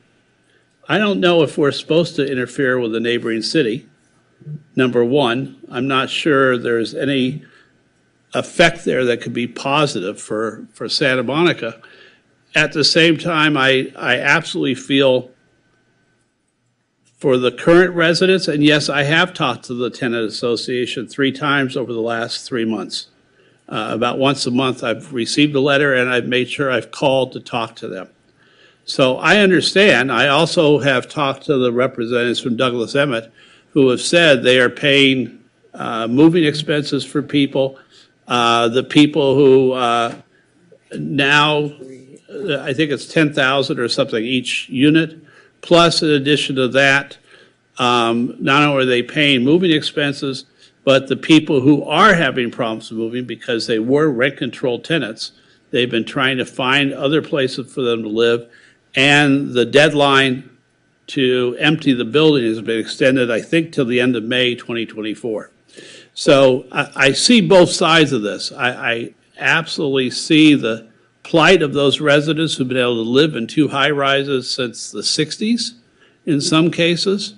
Those 2 buildings are high-rise foundation of West LA. They've been there so long. I remember my father, when I was 10 or 11 years old, he worked at the supermarket across the street from there. So I absolutely feel for someone who would have to leave. But I also understand that Douglas Emmett may not be the enemy right now that they're being portrayed as. That putting those sprinklers on, I think, is a significant expense. And yes, I would prefer that the rent-controlled tenants in that building would have the right to return once the building is renovated. And I would like to see that. So I will support the motion. However, I have questions about whether we really should be A, interfering, and B, castigating one of our building owners in Santa Monica. But I will support it. Can I respond to that, or are there? Well, you're in the queue. We've got Councilmember Parr, then Councilmember De La Torre, and then you. So hold your thought. Mine's old. You're gonna take yourself up. Oh, all right. We're moving on. Councilmember De La Torre. Yeah, I think we should just vote on this, and I mean, it's a horrible situation, what's going on. We're moved, from what I've heard is that, Douglas Emmett is being responsible and responding to the city's requirements, to create a safer living environment for people. They've been transitioning people out, trying to make it work.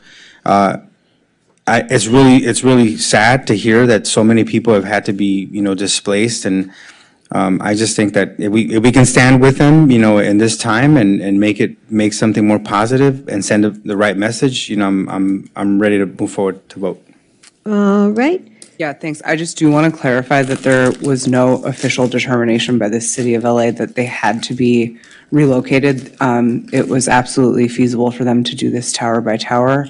And I have spoken with the long-term tenants in the building. Yes, of course, there are folks who are here for a short period of time, but there are disabled, elderly, long-term tenants who are being affected. And I don't think anyone's trying to necessarily castigate anyone, but I think what we are saying is that we stand with, tenants' interests over potential corporate profit. And at the end of the day, I think what's most important to me is that we need to make sure that the Ellis Act is being used properly and not in bad faith. And I think that's the most important at this point. No, this is a loophole to the If people Ellis want to Act. talk, you can get in the queue, folks. Sure, but I'm happy to vote, yeah.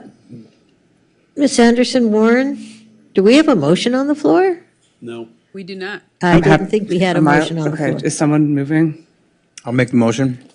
I'll second. All right, moved by De La Torre. I'm assuming the motion is to basically items, oh God, now I've really gone crazy. To approve the recommendation. Yeah, approve the recommendation for item 8H. All right, moved by De La Torre, seconded by Torosis. Would you folks like a voice vote or a roll call vote? I'd like to add one comment. All right. Maybe a friendly amendment. Okay. And I don't know if this is okay with the maker and the seconder, that we request that the tenants of Barrington Plaza be given the right to return once the renovations are finished. So it's governed by the Ellis Act. We can't require anything, but they are. All we're doing is requesting. Okay, I mean, We can't that's require- fair. We can request that, that Douglas Emmett offer a right to return at the same rental rate as folks were in. Yeah. Sure, I absolutely. would support that. All right, is that friendly to the maker as well? Yes. Councilmember De La Torre? Yes. All right, so with that friendly amendment, may we have a roll call vote, Ms. Anderson Warren? Councilmember De La Torre? Yes. Councilmember Torosis? Yes. Mayor Pro Tem Negrete? Yes. Councilmember Brock? Yes. Councilmember Parra, No. Councilmember Zwick, Yes. and Mayor Davis. Yes, that passes 6-1. Councilmember Parr, I'm sorry. Would you like to state your reasons for voting no? Yes, thank you. Of course. So again, for those of you that know, I work for a fire department. And so I am just concerned about the public safety aspect of this. I think that, again, it saddens me that all of those residents were evicted. But if it has to do with public safety, I'm always going to support public safety.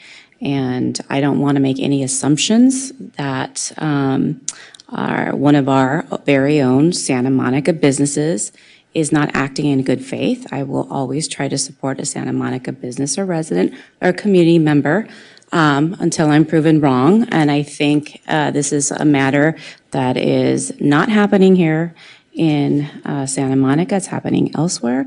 And so for that reason, but most importantly because of public safety, is why I voted no. All right, thank you. And at this point, I'd entertain a motion to move past 11 p.m. Second. Moved by DeRosa, seconded by Zwick. We'll do this by voice vote. All those in favor? Aye. Any opposed? Any abstentions? Great, passes unanimously. We are now on to item 8I.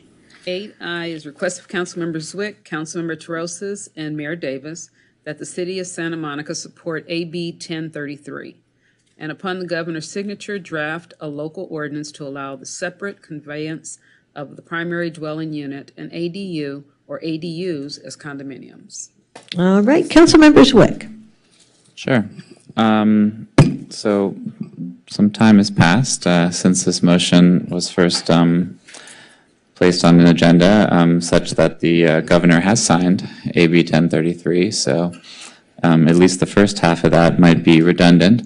But speaking to the bill and why it's important, we all participated in a robust discussion about affordable homeownership opportunities recently, led by a presentation from the Housing Commission. And this is an opportunity to do just that. ADUs are in many ways the perfect starter home. They're small, relatively affordable to build, and much cheaper than a lot of other housing options that are on the for sale market today, especially in a context where new large condo buildings are very difficult to build due to condo defect liability and other issues. And right now, it's illegal to sell your ADU. I think there's a lot of great use cases that could come about from allowing that to be an option, which we could do now that AB 1033 has been signed into law. Young family could potentially get a foothold in the ownership market in Santa Monica by purchasing a small accessory dwelling unit. Additionally, an older couple or person could theoretically build an ADU and move into it and be able to sell their primary home and pay for their retirement and be able to age gracefully in place in Santa Monica. The nice thing about this is that, as we talk about all sorts of other ways that we all hope to increase affordable homeownership opportunities in Santa Monica, this is a very low-hanging fruit item that costs absolutely nothing for us to do, forces no one to do anything. It simply makes it a legal option in our city. So, thank you. All right, Councilmember Terosas, did you have anything to add? Neither did I. I don't see anyone in the queue, so I don't think there are any questions or comments. Did you want to make a motion, Councilmember Zwick? Councilmember De La Torre just buzzed in. No, I think this is a very positive act that we can take, to empower Santa Monicans, our residents, to find affordable housing. Not the dream that many people had in America, but it will do in Santa Monica. So, yes, let's get those ADUs out on the market, get people living in the city. All right. I'm not seeing anyone else in the queue. I'll go back to you, Councilmember Zwick. I would love to make a motion to move this item. All right, I'll second that. Sure, go ahead. I know that along the lines of ADUs, a while back, I think that the staff was working on some ADU templates and models and kind of like do you know where we're at with that? Because that would be really helpful for something like this. I'm sorry, we were doing work and I think we published some guidelines. I was just going to pull them up if that's. But it wasn't the guidelines. I think we were giving like plans. I think there was like some planned examples for ADUs. Mhm. Is that part of is it contained within the guidelines? I believe so. I just have to pull it out. I mean, like how it. Because part of it sometimes too is, paying for a designer, like out, Yeah, whatever. And I think that some direction that we had given a while ago was to already have some pre-planned or designed plans, if you will, available as part of the guideline that people can essentially use without having to necessarily hire a designer.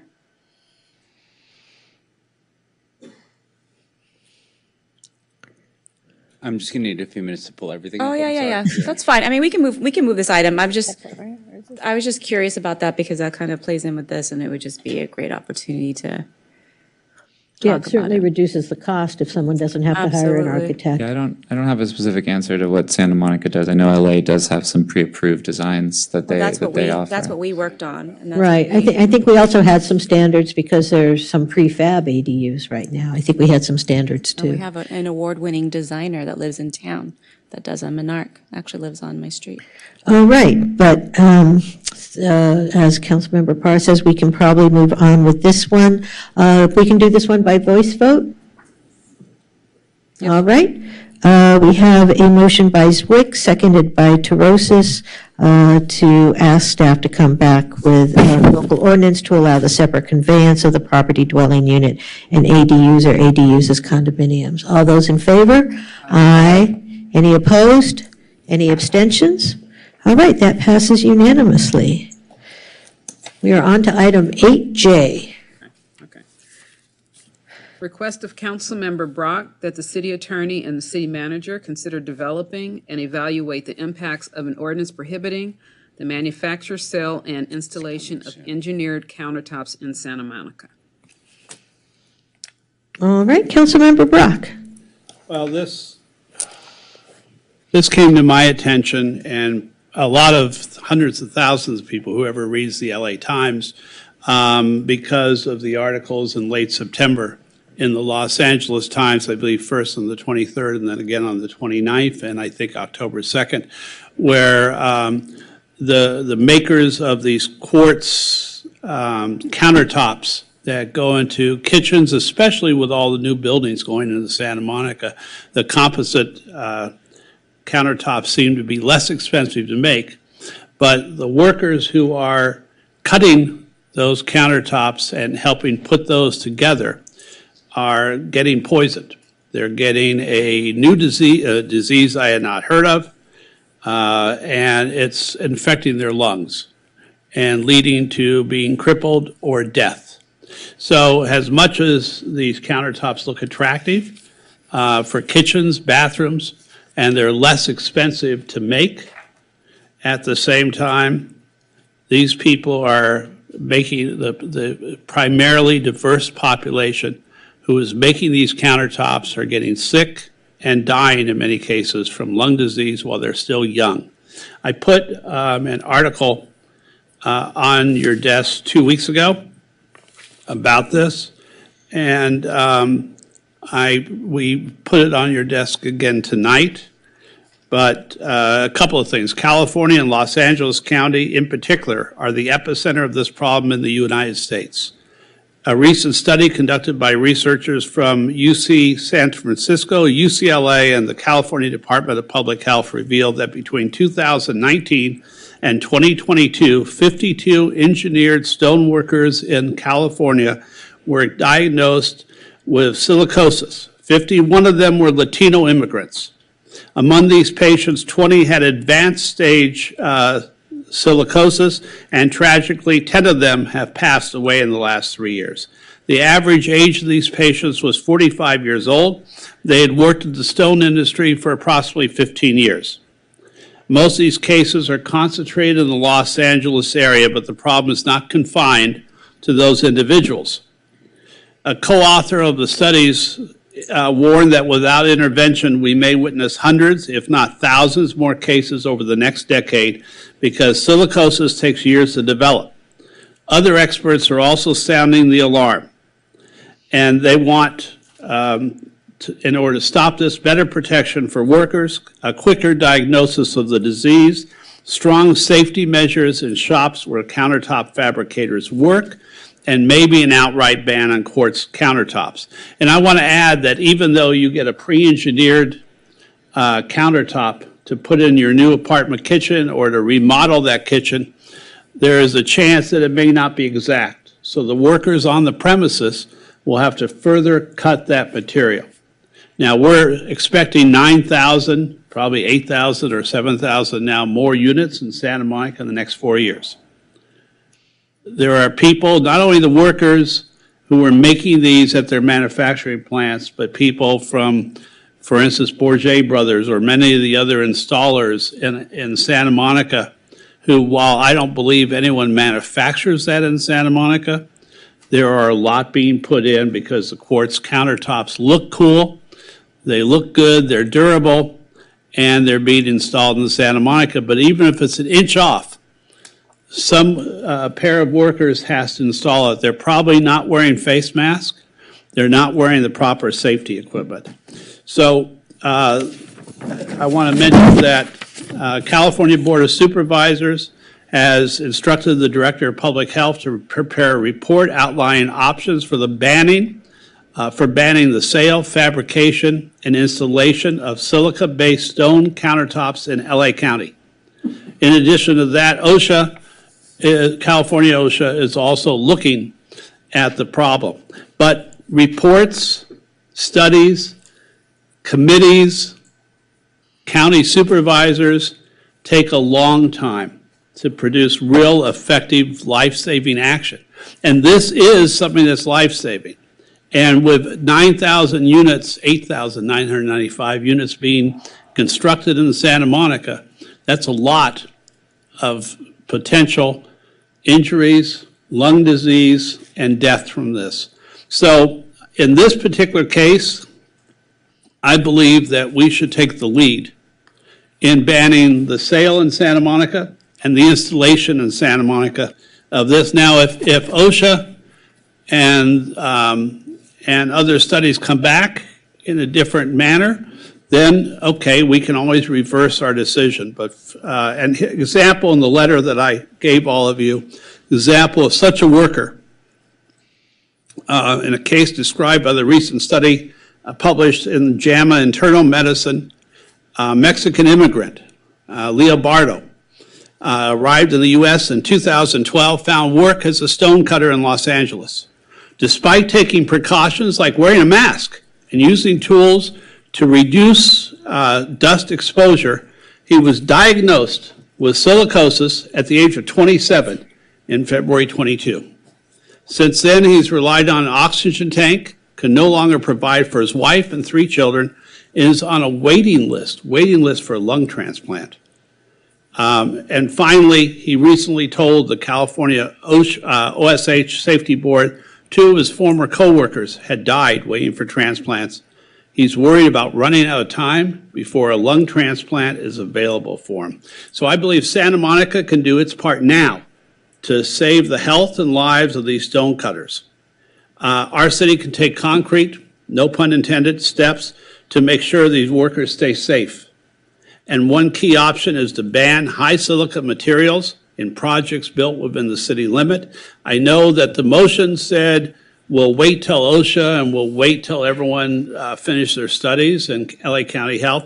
I personally, having reviewed this further over the last 2 weeks, 3 weeks now, have felt that's inadequate, that we need to do our part to protect the people who work in our city, many of who are diverse origin. We can enact an emergency ordinance required planning officials to prohibit those materials when they approve building permits. force builders to certify that those materials are not being used in construction and installation, and require code enforcement officials, I know we're short, but to visit construction sites as they do with other things to make sure the ban is carried out. New rules are coming. I'd rather not wait till another person has lung disease and maybe passes away in Santa Monica. So I encourage that we actually take it beyond the 8J ordinance, and actually enact a ban now.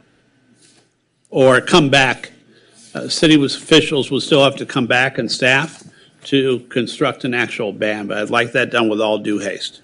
Thank you. All right, Councilmember Terosis. Yeah. So obviously, everyone knows that I work for the county. And I would just say that while I am very concerned about silicosis and very concerned about worker protection, I think that this is premature. I actually did talk with our Department of Public Health. They are still conducting listening sessions. And we know that labor wants to prioritize worker protections. We also know that that Public Health is working with Cal OSHA to come up with a regulatory scheme. And we know that on June 6, 2023, the LA County Board of Supervisors was directed to look at this, and they have not yet come back with their recommendations. I know that Cal OSHA published guidance in the interim period, and of course, we're really, really concerned, but I'm also concerned that a product ban might not be the solution if we haven't heard from the health experts at the state and local levels. I want to acknowledge that silica is not just in manufactured stone.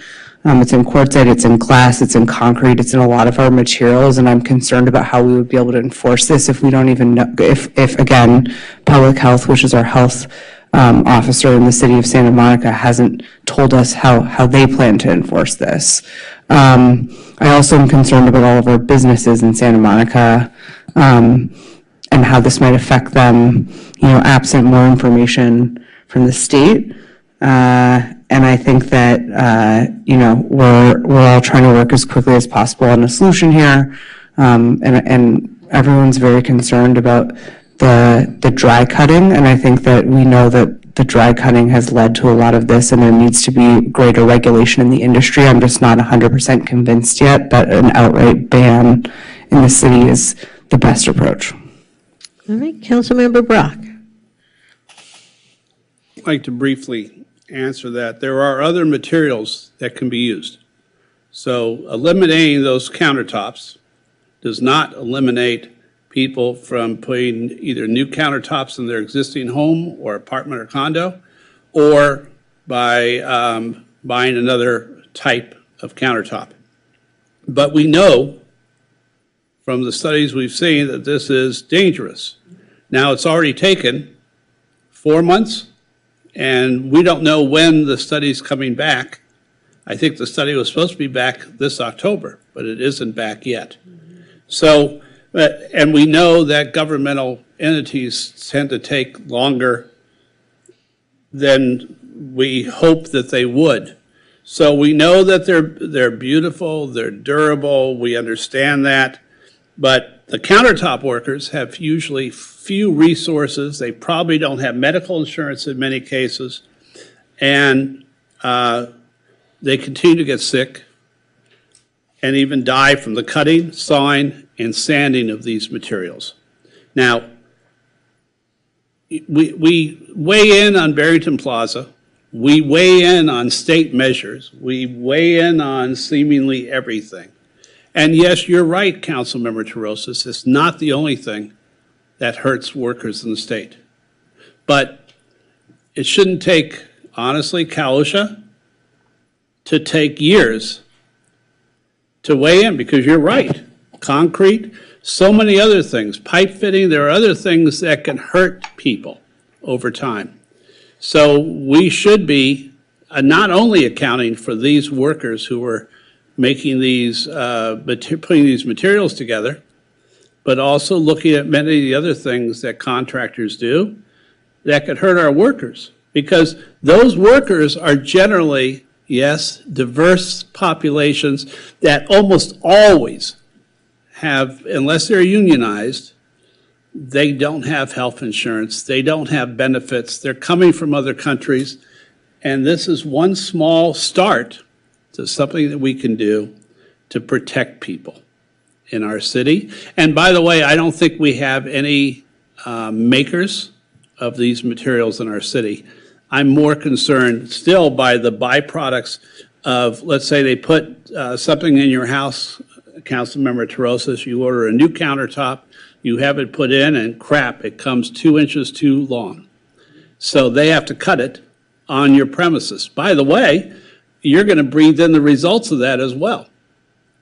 So, look, I think in this case, and I don't want to bring up usually frivolous things, this is not frivolous. And I believe the occasion is calling. The city can and should act. I'd like this to be carried forward, back to staff, they can still work with OSHA, and they can still work with Department of Public Health if those departments actually make decisions. But if not, we could come back within 2 months and make our own decision. And our own decision should be to look out for the people who can't necessarily look out for themselves, because they're also paying for an apartment somewhere in Southern California. They're desperately trying to get by on low wages. So I ask that you support this. Thank you. Councilmember De La Torre. Do we know if there are other cities that have taken a position on this? I don't think so. I think we would be the first. Yes, But that's I think, look, we're in, and I come back to the fact that we're having to install 995 new units between now and 2029. Now, since this is cheaper than real granite, it's cheaper than tile, in a lot of cases, more durable, it's being pushed. And I can imagine Cypress looking at one of their new buildings going, 552 units, right, or whatever it is. Yes, we should put that in, because that'll help us get that $5,000 or $6,000 or $7,000 a month in unholy rent from their new tenants. Well, I want their apartments to look good, but I also want someone to be safe who's working on them. And there's one more thing. I mean, what you're talking about here is the materials going in, but 100 years down the line, when those materials are going out, or when they refurbish, those units, and they're tearing up that compound and that material, that you're going to end up with that going into the air, and and those workers that are doing the demolition of those interiors are also going to be impacted that way. So on going in and going out, it's dangerous, and the science has shown that. And I think I want to just acknowledge you for bringing it forward. For caring about these workers, for caring about the health and well-being of the people that would be interacting with these toxic materials. So I would like to vote on this and move forward. Well, first of all, we don't have I'd a like to make a motion motion. yet. Yeah, that's what I mean. Yeah, I'd like to make a motion to approve. All right, we have a motion from Councilmember De La Torre. Is there a second? Yeah, I'll second. All right. And as I understand it, I just want to be clear, because Councilmember Brock, Councilmember De La Torre, actually did not. Follow the motion. Yeah, he changed what he wanted us to do, rather than requesting that the city attorney and city manager consider developing and evaluating the impacts of an ordinance. He specifically asked them to bring back an ordinance prohibiting the manufacture, sale, and/or installation of engineered countertops in Santa Monica. Yes, I agree with that. Okay. And I second that I just wanted to make sure we were all clear what the motion is, so we all know what we're voting on. Councilmember Zwick. That was one of my questions, was what the motion was, so thank you. Yeah, I'd like to make decisions with the best data that we have. Sometimes we can afford to wait, and sometimes we can't. I think it would be necessary, if there were to be such an ordinance, that there would be, consideration if someone is in the process of installing countertops or something, that we don't make it illegal in some fashion, if they've already ordered them, or I don't know what, but that's just something that I think we might want to consider when drafting such an ordinance, if we were to move forward with that. All right, Councilmember Brock. No, I would agree that if someone has already purchased them, then that purchase would be honored and installed. I agree with that. Thank you. Oh, Councilmember Para. So I also had touched base with the people that I know at LA County Public Health about this important topic. And I was told the same, that, the report was supposed to be out on 10/20, October 20, and that there's still some deliberations between OSHA and Public Health on manner, method, and, how they're going to move forward. And so, but they are going to move forward with, some restrictions in terms of safety. But so I support that. What I'm wondering is if you're willing to consider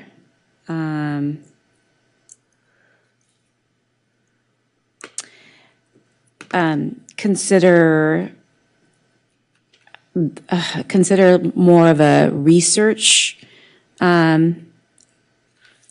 into how we can potentially implement this until we get the physical report. I think staff would probably take, I would guess, 2 months to come back to us. I'm going to 100% defer to our city attorney because they're going to have to take the lead in drafting this. So Right, so and then we'll have at least one of the firm reports in addition to the research that's been done. 2 months? 2 months is reasonable. Okay. And then we would hopefully have Cal OSHA by then and LA County Health, plus all the studies from UC San Francisco, UCLA, et cetera, to look at this. And I know I'm not asking for it to be done tomorrow. I just realized after we drafted this originally that it was almost putting it off too long. Yeah. So- Given the holidays, maybe January? That's 2 months. Right, okay. So, because this is saying, to ban it, whereas I think from what my understanding is that the report is going to come back not to ban it, it's going to have very specific information on use. So it's going to have more like PPE information and, and so. I think that part of the. Personal protective equipment. I think part of the object of this is to press the fact that there has to be proper safety materials, both in installation and in the manufacture of this. Because this says to ban, to prohibit it. Well, you're prohibiting, and I think by 2 months from now, we'll know whether or not public health and the state have decided to ban, or if they've decided to enforce safety restrictions on use. So that can always be adjusted, and it'll come back to us regardless. So we can always amend at that moment. Well, I do want to be careful because the current motion is not to follow the lead of the Department of Public Health or Cal OSHA. Right. The current motion is to ban the manufacture, sale, and/or installation. So I don't want to be in one of these situations where we give direction to staff to say, this is what we want the ordinance to say. Things happen in the interim, they come back with an ordinance to ban, and then someone says, well, we don't really want to do a ban, we really wanted to do PPE requirements. So I think that's, I just want to make sure that you're clear on the direction you're giving and what the cause and effect, if you will, depending on what comes from Cal OSHA and the County Department of Public Health study. I believe that unless there are extraordinary circumstances, they will say to ban and look at additional PPE as an alternative. I think we can enact the motion as requested now, and then in January, when staff come back, we'll know if there are new circumstances that would allow us to amend that ordinance. But I want us to move on to something now to make sure that we are making a statement. This city makes statements all the time. This is a statement that could save someone's life. No, I mean, I'm supportive of, workers protect, absolutely. I just, it just feels like the cart is before the horse. I just wanted to make sure that People have already been dying. But just to be clear, so what the motion is that you would want the city attorney's office to start drafting an ordinance, and then correct, to ban it, and then if there was additional research that came out, you would then Amend it. revise that after they drafted an ordinance to ban it. Council, I might offer that we could come back with options too. For example, That's fine. if it looks like we may not need to do a complete ban, but let's say we prohibit cutting on site, and so it's cut in a more controlled environment, then That's maybe fine that with might me. be an option. Sure. I'm fine with that. All right, again, I really think it's important we be clear on what direction we're giving staff, so when they come back, we're not all like, as we've had it happen earlier today, that's not what we said, or this wasn't what we intended, because then we spin the wheel a lot. Yeah. So I think, how about this, and Councilmember Zwick, I do see that you're in the queue, but I apologize for jumping the gun here. What if it was to direct the city attorney and we'll put the city manager first. Direct the city manager and the city attorney to bring back an appropriate ordinance based on information best available to them, including information from the Los Angeles County Department of Public Health and Cal OSHA, and bring back possible ordinance that may include banning the manufacture, sale, and or installation of engineered countertops, or requiring measures to protect workers who are engaged in the manufacture, sale, and or installation. And that would give be my friendly amendment. that would give them the option. Well, Councilmember De La Torre is the maker of the motion, so. That's acceptable. All right, so that is friendly to it's sort of a restatement of the motion, but is staff clear on what that is? All right, Councilmember, are you completed? Yes, I'm done, thank Councilmember you. Parr, I didn't want to jump the gun there. Councilmember Zwick. It's largely redundant. I was just going to ask that staff have discretion based on research as it appears in drafting their ordinance, so that's all. All right, so Councilmember De La Torre, did you want to add anything? No, I was crafting some language, but you captured it exactly the way I would have done it. All right, and staff is clear on the current state of the motion, which is to, depending on what happens in the interim months when we get more information from county and Cal OSHA, to either draft a ban or, guidelines for protective installation, that sort of thing, or some hybrid thereof, depending on what we hear from the experts. Is this a voice vote situation? Fair enough? What? Is this a voice vote? Yeah, we can do this by voice vote, I think. All those in favor? Aye. Any opposed? Any abstentions? That motion passes unanimously. We're on a roll. I think we are on item 8K. 8K is request of Councilmember Zwick that the council authorize use of travel funds to cover the registration fees and travel expenses associated with attending the Yumby Town Annual Conference to be held February 26th through the 28th, 2024 in Austin, Texas. All right, Councilmember Zwick. So this is a policy conference. I believe it's in its fourth year. It speaks to a movement that has sprung up in exclusionary communities around the United States, particularly in coastal cities like ours, where new housing has been blocked for decades. And by placing themselves in opposition to those that say no in my backyard, they have become proponents for new affordable housing, public transit, early education centers, and many other kinds of investments in our communities that benefit the public good. They're at the forefront of this kind of policy work, which would make our city more inclusive and sustainable. And I would look forward to attending the conference with my travel budget and receiving their wisdom, and hopefully making our city better as a result. All right. No questions, no comments? Do you want to make I will move that we approve Councilmember Zwick's use of his city allocated travel budget to attend the Yimby Town Conference in Austin, Texas. Is there a second? I'll second it, I guess. All right. Moved by Davis, seconded by Zwick. No one seems to be in the queue. We can do that by voice vote because, Roll call is money. oh, that's true. That's true. It's money. All right, let's do a roll call vote. Councilmember Zwick, Yes. Councilmember Parr, Yes. Councilmember Brock? Yes. Mayor Pro Tem Negrete? Yes. Councilmember Terosas? Yes. Councilmember De La Torre? Yes. And Mayor Davis? Yes, that passes unanimously 7-0, and I look forward to hearing what you learn, Councilmember Zwick. We are on item 8L, appointments to the Housing Commission. So we have 2 unscheduled vacancies. One, this is for the Housing Commission. Yes. One term ends June 30th, 2024, and the other one ends June 30th, 2026. We have 7 applicants, and the only requirement for this is that they just need to be a Santa Monica resident.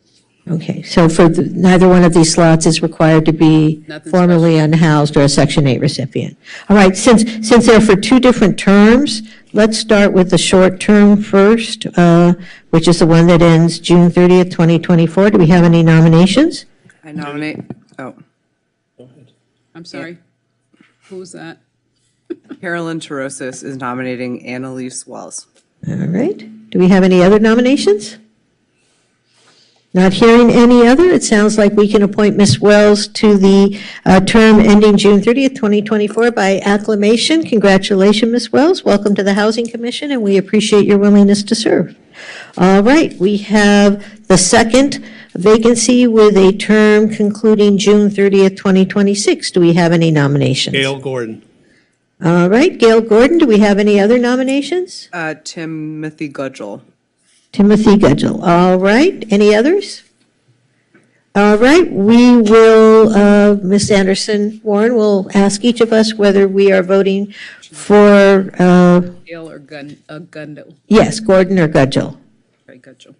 Okay. I got confused because they both begin with G. Okay, Councilmember Zwick. Her application says we should protect landlords. Gudgel? Councilmember Parr. Gordon? Councilmember Brock. Gordon. Mayor Pro Tem Negrete. Gordon. Councilmember Terosas. Gudgel. Councilmember De La Torre. Gordon. And Mayor Davis. Gordon. Ms. Gordon, welcome to the Housing Commission, and we appreciate your willingness to serve.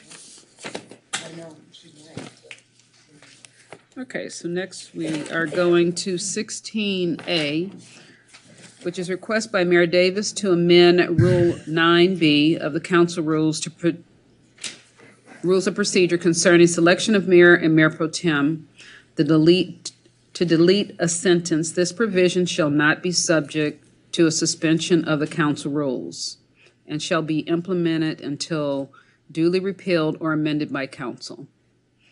All right, I apparently have set off a conspiracy theory excitement in the city. And so let me start out by saying this is not intended in any way to affect the mayoral rotation, which we adopted earlier in the year. End of story. But, and I went back and looked at the meeting, when we adopted the mayoral rotation, that is all we did.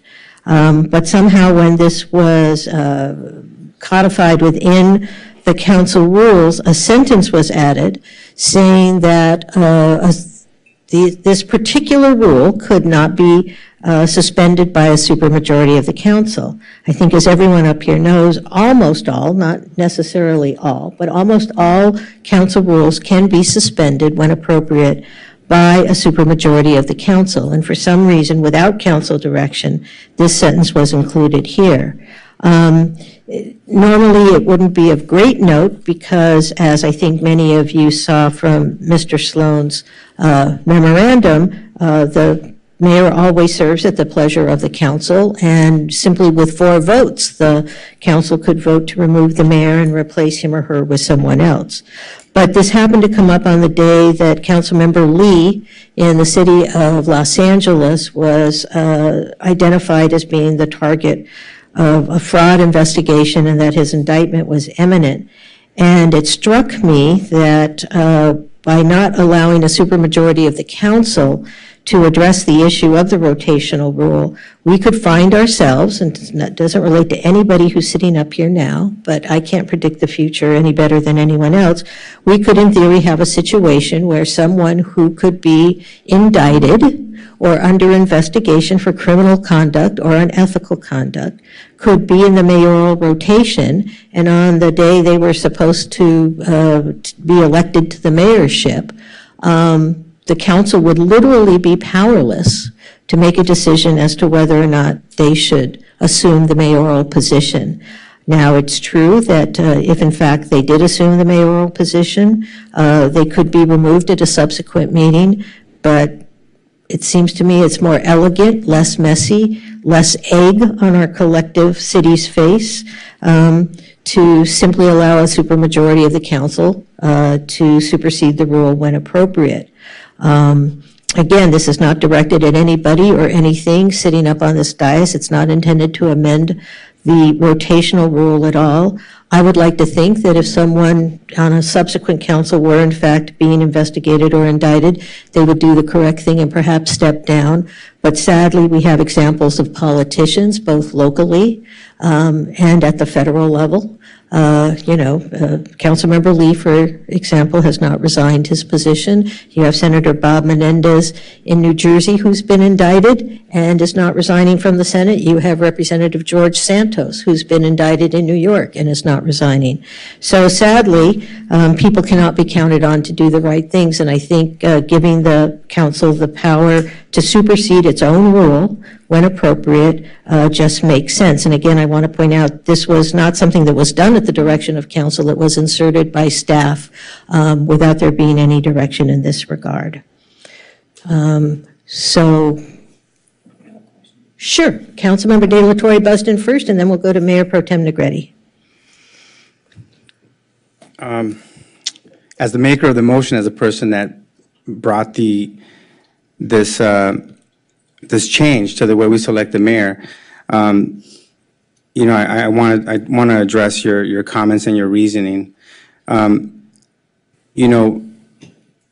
It's no secret. Like Phil Brock would be next in line, and then after that it would be Christine Parra, who was the top vote getter. Excuse me? Yeah, well, but she got the next highest votes after Phil. Well, yeah, she'd have to be elected. Right. So the number, and then it would be myself, right? So you'd have the first Salvadorian, Argentinian in the history of Santa Monica to serve, and then right after that, you would have the first Mexican American who's homegrown in the city to serve on the or who grew up in the Pico neighborhood, let's say, or if you want to be technical, you say this. Or I don't know, do you count yourself as the first Latina to serve in the, I've never heard you identify yourself. I've always said I am genetically Latina. My father's name was Michael Delgado. I don't identify as culturally Latino because I was adopted the day I was born by Bill and Rowene Davis. So I was not raised in a Latina household, and I've never tried to claim that culture because I wasn't raised in it, but I am genetically Latina. Genetically Latina. So I just wanted to get that clear, so I don't disrespect, and I don't mean any disrespect. I just want to get the history right, Yeah, no, so that's fine. you're the first genetically Latina to ever serve as a mayor. So First elected culturally. yeah, exactly. First culturally Latina elected mayor. But in any case, hearing all your reasoning to me is very offensive. In terms of us trying, to assume sort of the. This notion of criminality, when next in line you would have, number one, people that obviously, ran against the establishment and the parties and the groups that support you, and I get it, this politics, there's a division on the council, right? So bringing it forward, it would have been fine if you would have brought it forward, like, hey, look, this is an opportunity for us to do this, even though two things can happen. Well, one, let's say, you have to win an election. So meaning that the voters get to decide, who would be mayor, because without the voters voting for you and electing you, you don't get an opportunity to even be considered. The other way that we did it is we self-selected. So you had, 7 elected officials, and then it's a popularity contest, and it was just really chaotic the way I've seen this happen for many years. I mean, I'm not just talking about what happened last time. I've seen this happen, after every election cycle. It's a very messy process. I mean, it's not good for a governance team. You know, it doesn't bring any sense of unity, and I think it gives a lot more, it's like what Jerry Rubin said today, you know, it gives a lot more power to the voters to do a rotating mayor. So I just want to say that just because of the sequence of who would be next in line to be mayor, and for you to use sort of these notions of like people not doing the right thing, you know, we've had other elected politicians throughout the country and so forth. That's never happened here in the city of Santa Monica, you know, that I know of, you know. And so I would think that everybody would do the right thing if they were in a situation that it was compromising to themselves and a distraction, you know, to governance and this governance team, that people would do the right thing and step down. I would think any professional person would do that. I know for myself, for Phil, myself, for Christine, any of us would do the right thing and to protect the, you know, the goodwill on the council.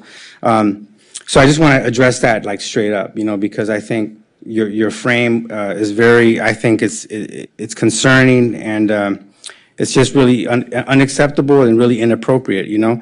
The other thing that I think is really important to say is that we already voted on this, and if, let's say, the election happens and a new group of people have 4 votes, as you said, you know, the mayor serves, you know, at the request and the support of the council. So you would still have the 4 votes, you know, to change the rules and make sure, you know, you could select another person as mayor. And even if in a scenario that you provided, it would be like they would be that person, if let's say they said, no, I'm not going to resign even though I'm indicted or whatever else, you know, they would be serving for like what, 2 weeks maybe, as in that role. Like, so I just don't understand, like we're bringing this up, it's just really politically charged. And I would really hope that you as mayor would really think, like, how can we develop a better sense of working together? And, you know, the framing, the political attacks, the undoing the things that some of us, you know, have already passed, it's not conducive to that, you know. So I would just hope that we would really put the interest of like us, the governance team, working together before like trying to score political points. And it's not just the first time that this has happened. I'm not talking about like this issue as much. I'm just saying in general, you know, we're just seeing this pattern of behavior that it's just not conducive to building a governance team. And I just wanted to speak out on that. And that's why I would vote no, and I make a motion that we vote. And I'd like to. Well, there's not a motion yet. I mean, He just made it. he made a motion to vote. Make a motion to move the item. I'd like to make a motion to move the item. I second. Okay, well, Mayor Pro Tem Negretti, and then I would like to respond to that, because I'm feeling a little off kilter here, but I'll let Mayor Pro Tem Negretti go first. My question was, because this has been confusing going back and forth and trying to, I think I asked you a couple times, is going forward, if, let's just say the scenario is, I don't want to use you as an example, but 6 months in, we have this situation that you're saying could arise where there's some legal situation. Can't 4 votes change at any point in time because the mayor serves at the pleasure of council? Can't someone put an item forward and say, given in light of whatever legal situation that's happening, I'd like to, you know, put on the agenda that I want to remove the mayor and appoint someone else? Yes, And then 4 votes would do that. that's correct. So then why would we need to do this? This seems like it would make it 5 votes, which almost makes it more difficult to remove someone if there was some situation like that. Well, maybe I can respond to that since it was my proposal, is, and I really feel like I need to start out. I want to make it clear, this has nothing to do with the mayoral rotation that we adopted. I'm not trying to change that. I'm not trying to undo it. I voted for it. But when you say we voted for this, we didn't. I went back and watched. There was no direction to say that this particular council rule should not be subject, as most council rules are, to being suspended by majority. It somehow got stuck in there. I did not realize it had happened until it came up when we were doing some agenda planning on the transition. And the question was whether or not there had to be a vote, because you'll also note in that particular council rule, there's a require for a vote. And I looked at that and I said, where did that come from? And as I said, what triggered this in my mind was it happened to be close in time to the time there was an issue with Councilmember Lee in Los Angeles. The reason that I think, in my mind, that it's important, and I totally understand, yes, 4 votes can always remove the mayor. But what you, in a sense, would have a situation, and again, this is not directed at anyone who's currently on the dais, but governance isn't about necessarily who's on the dais. It's about creating rules that are good governance rules. Should you have a situation somewhere in the future where maybe there may be someone with whom there's an issue, that if someone were to be under investigation or indicted, and you would basically put the council in a position where they had to vote to make that person mayor, which to me would be not good governance. Even if it was only for a couple of weeks, it would be embarrassing, quite honestly, I think, to the city to have people sit up here and go, I would like to not vote for this person to be mayor, but there is absolutely nothing we can do about it. And so we have to take this person who, has been indicted with some heinous crime and make them the mayor, even though it may only be for 2 weeks or a month while someone brings an item to be agendized. So for me, it was simply about removing a sentence that the council had not directed be put in there, and to create God forbid that we would ever get there, but in the off situation where someone who ought not to be mayor, and literally the people sitting up here, and it probably won't be me, but it could be you or it could be Councilmember Pars, are put in a situation where they have no choice but to effectively vote for someone who's under indictment to be mayor. And that just doesn't make any sense to me. So all I was trying to do was, in the interest of not putting people on the council at the time when this situation might come up, in that very awkward situation, to just remove it, because then 5 members of the council, it's a supermajority, could say in this particular instance and for good cause, this person should not be made mayor. I want to follow up on my question, because so you're being specific to indictment and, which isn't. Because I'm just using that as an example. Right. But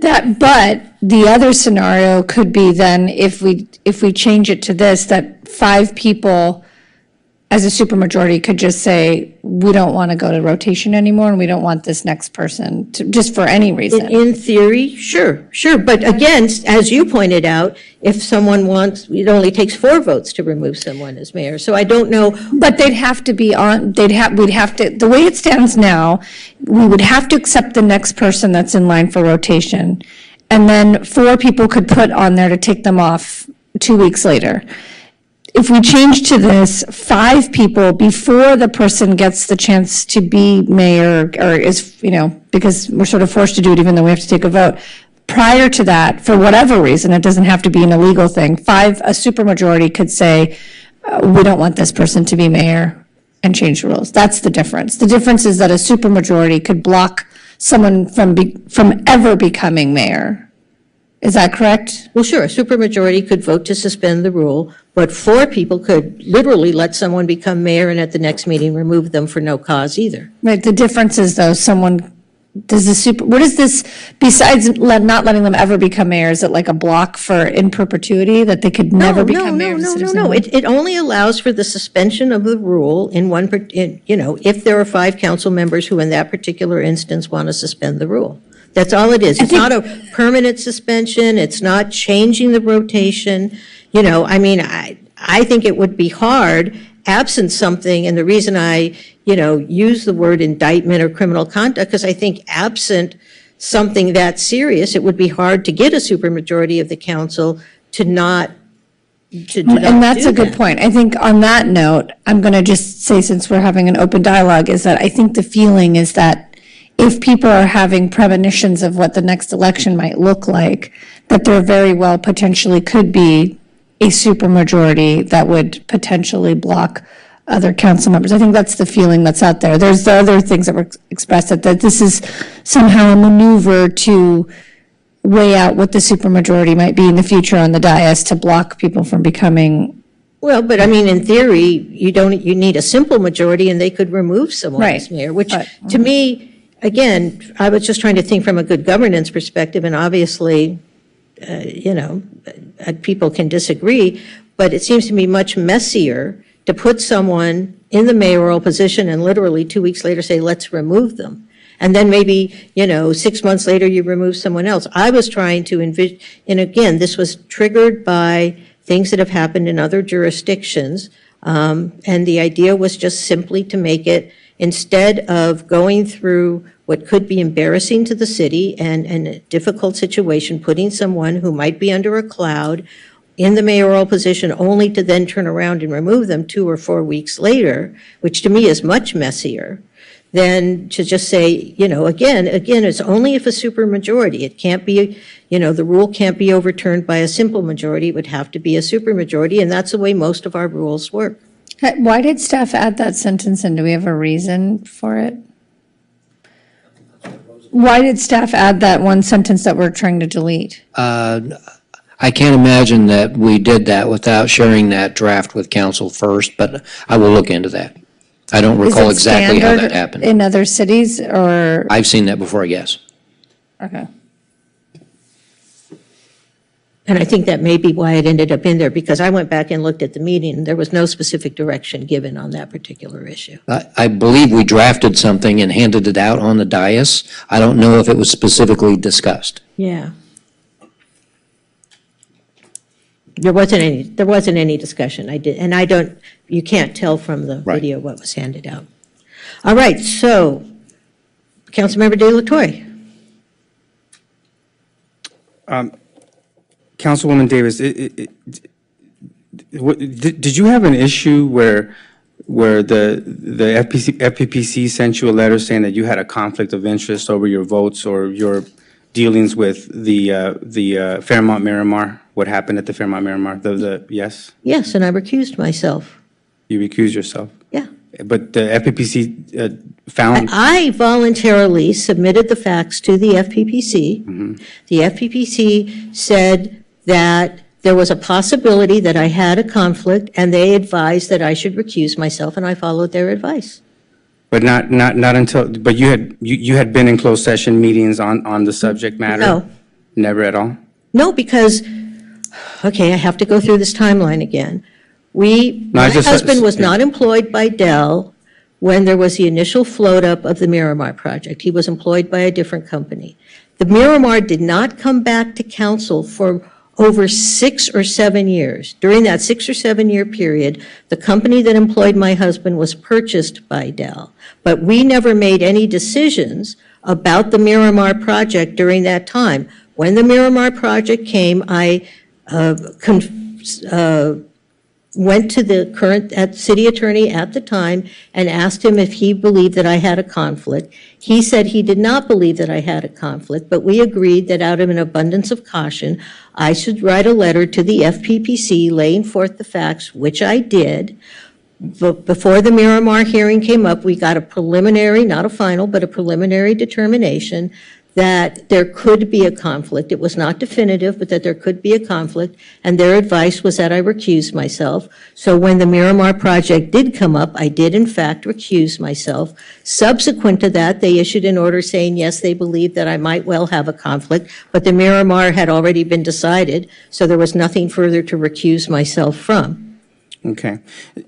I'm saying this because I had a resident, say, hey, look, this, she's the mayor right now, and she's had these clouds hanging around her, and so forth. People have been able to support someone in your role, like you're the mayor, like no one on the dais here has made a motion to remove you as mayor, and I have my own personal reasons, why I think, you have other clouds, you know what I'm saying? But, we won't address that because it's just a waste of more time. But I just want to say that, anybody can be in politics, you're involved in politics, people can make allegations, people can say things about you, say that, you have a cloud and you're not fit to be the mayor. A lot of people can say that, you know what I'm saying? And ultimately, if there was a real reason on why, someone should not be mayor, I think 4 members of the city council can remove that person. We know that. We know that selecting the mayor on a rotating basis, I think all of us have made some progress in that. We have a better system right now. So I just feel that, I guess, you know, I'm not taking too much offense with you trying to make a policy change that would improve sort of the rotating mayor system. But in terms of the way that you framed it and I guess the examples you gave, you know, outside of our city, it's just with the rotation that we have next in line, which is, you know, Phil, Christine, myself, it just felt a little like you were going down this path that was a little offensive and a little sort of a political attack, you know, and maybe you didn't mean it that way, you know what I'm saying? Because I'm hearing you say that, well, you know, it was a conspiracy theory and so forth. You're just trying to, you know, fine tune the language, but I can say that it kind of felt that way, you know, it felt a little bit of an attack, you know, because of the sequence of people that will be following you as mayor. You know, I just wanted to put that out there. But in any case, I know it's late, and I think we should just vote and move forward. All right, you made a motion. Do you want to restate it? Because I'm unclear what it is. You said you made a motion, so. Which is what, Yeah. it's just to move it. It was the motion that you put Yeah. on. Okay. Yeah. I just want to make The sure. motion, yeah, the motion is to move the item. All right, is there a second? Second. All right, moved by De La Torre, seconded by Para. Since there's no money involved, can we do a voice vote? All those in favor? Aye. Any opposed? No. I oppose. All right. Oh, okay. 4 So noes. we have 4 oppositions, so the motion fails 3 to 4. I'm sorry, let me do a roll call because I don't know who said what. Yeah, I'm sorry, I didn't realize that was going to happen, given that the motion was made and seconded. I apologize. Okay, Councilmember De La Torre, No. Councilmember Terosas, Yes. Mayor Pro Tem Negrete, No. Councilmember Brock. Absolutely, positively, no. Okay, Councilmember Zwick. You gonna skip me?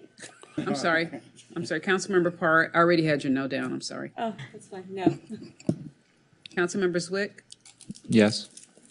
and Mayor Davis. Yes, the motion fails for 3 to 4. Okay, 4 to 3, I'm not quite sure how to say that. 4 to 3, okay. All right, next we have 16C, which is request of Mayor Pro Tem Negrete and Council Members Brock and De La Torre to allocate $15,000 of council discretionary funds for the Samuel High Symphony Orchestra for the upcoming tour in Germany. The funds will support families in need of financial assistance for travel expense.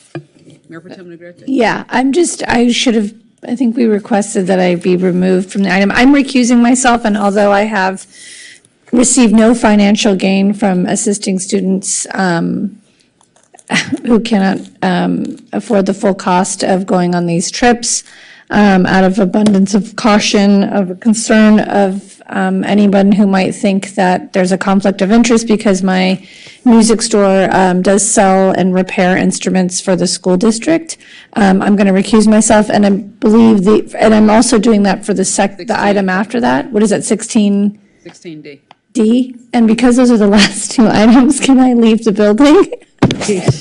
You can if you so choose. Okay, bye, guys. Thank you. Good night. All right, have a great evening. All right, so Councilmember Brock or De La Torre, who's going to introduce this one, when she leaves the room? Have to run out. She has to be out of the room. Bye.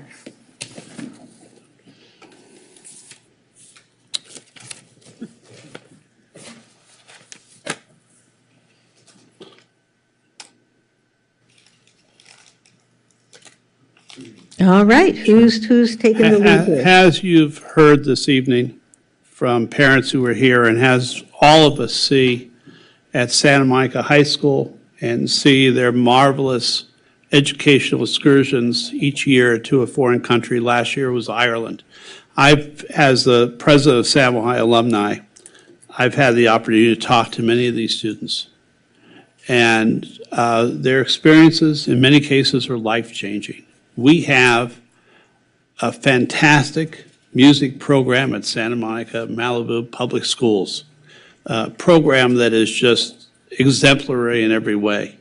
To see those students and see them last Saturday night at Sweet Serenade and see them all year long, and the music teachers that they have who are truly, Jeff Hulls, other people who were absolutely extraordinary with the choir, the orchestra.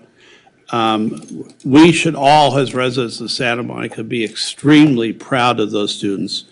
Many of them cannot afford the fees to be able to go on this year's trip, which is to Berlin, and I forgot the second city, but Lee, do you remember it?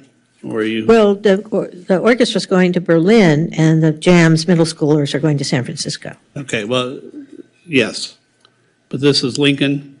I mean, yeah, the Lincoln middle schoolers, So- I apologize. No problem. So, and that's the next item, I think. Yeah. Unless I'm, all right, so They're two Santa separate Monica items. High School, we're offering to give them $15,000. That's $10,000 less than we normally give them. It's unfortunate because we have our own financial difficulties as a city, but that $15,000 will be able to give all those children, all those teenagers a chance at a once-in-a-lifetime trip, because it's not only they're playing music in these fabled places, but it's also absorbing the culture of a place many of them have never been before. So I highly recommend that we pass this and award them the funds to help them go to Germany. Thank you. All right, well, we'll interpret that as a motion, and it's I'll seconded. second. Well, no, Oh, I Councilmember took my Tarosa motion. seconded it. Yeah, That's you, fine. you sort of made a motion, we're giving you the benefit of the doubt here. And seconded by Tarosis, we'll need a roll call vote because it is money. Councilmember De La Torre? Yes. Councilmember Tarosis? Yes. Councilmember Brock? Yes. Councilmember Parr? Yes. Councilmember Zwick? Yes. And Mayor Davis. Yes, that passes 6-0 of the council members present. Next, we have 16D, is request of Mayor, okay, we'll cancel that. The Mayor Pro Tem Negrete and Councilmembers Brock and De La Torre to allocate $5,000 for the Lincoln Middle School Band, Orchestra, and Choir for their upcoming performance in San Francisco. Funds will be used to support families in financial need and assistance for travel. And the same thing, if I can introduce it really quickly, the band, orchestra, and Lincoln Choir are also amazing. It's not only their feeders to Samohi, but their music teachers are extraordinary. My music teacher at Lincoln, Virginia Spurgeon, was extraordinary. So I believe this is worthy. I wish, same thing I said about Samohi, that we could give them more funds. But $5,000 will help many of those students get to San Francisco and be able to perform and have a great experience enriching their school lives and their artistic lives. So I move that we allocate the $5,000 out of our discretionary funds for the Lincoln Middle School Band, Orchestra, and Choir for their upcoming performance in San Francisco, California. Second. All right. I just want to say one thing, Mayor. Yeah, if I sure, can- if I can- I was just going to say moved by Brock, seconded by Tarosis. Councilmember De La Torre. Yeah, I just want to say, aside from, everything that Councilmember Brock has stated about the excellence of the teachers and the students, involved, they are also ambassadors, so when they perform in Germany or they perform in San Francisco, they're a shining example of how public education supports the arts. And I think that's very important, in our society. So I call the question. All right, may we have a roll call vote, Ms. Anderson-Warren? Councilmember Zwick? Yes. Councilmember Parra? Yes. Councilmember Brock? Yes.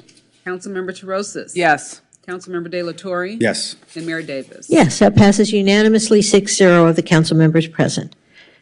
And I believe that concludes the agenda. Does anyone have any adjournments? Seeing none, we are adjourned. Our next meeting is, and I got to get the date right because I keep screwing it up, November 14th at 5:30 PM. Everyone, happy Halloween. Happy Halloween.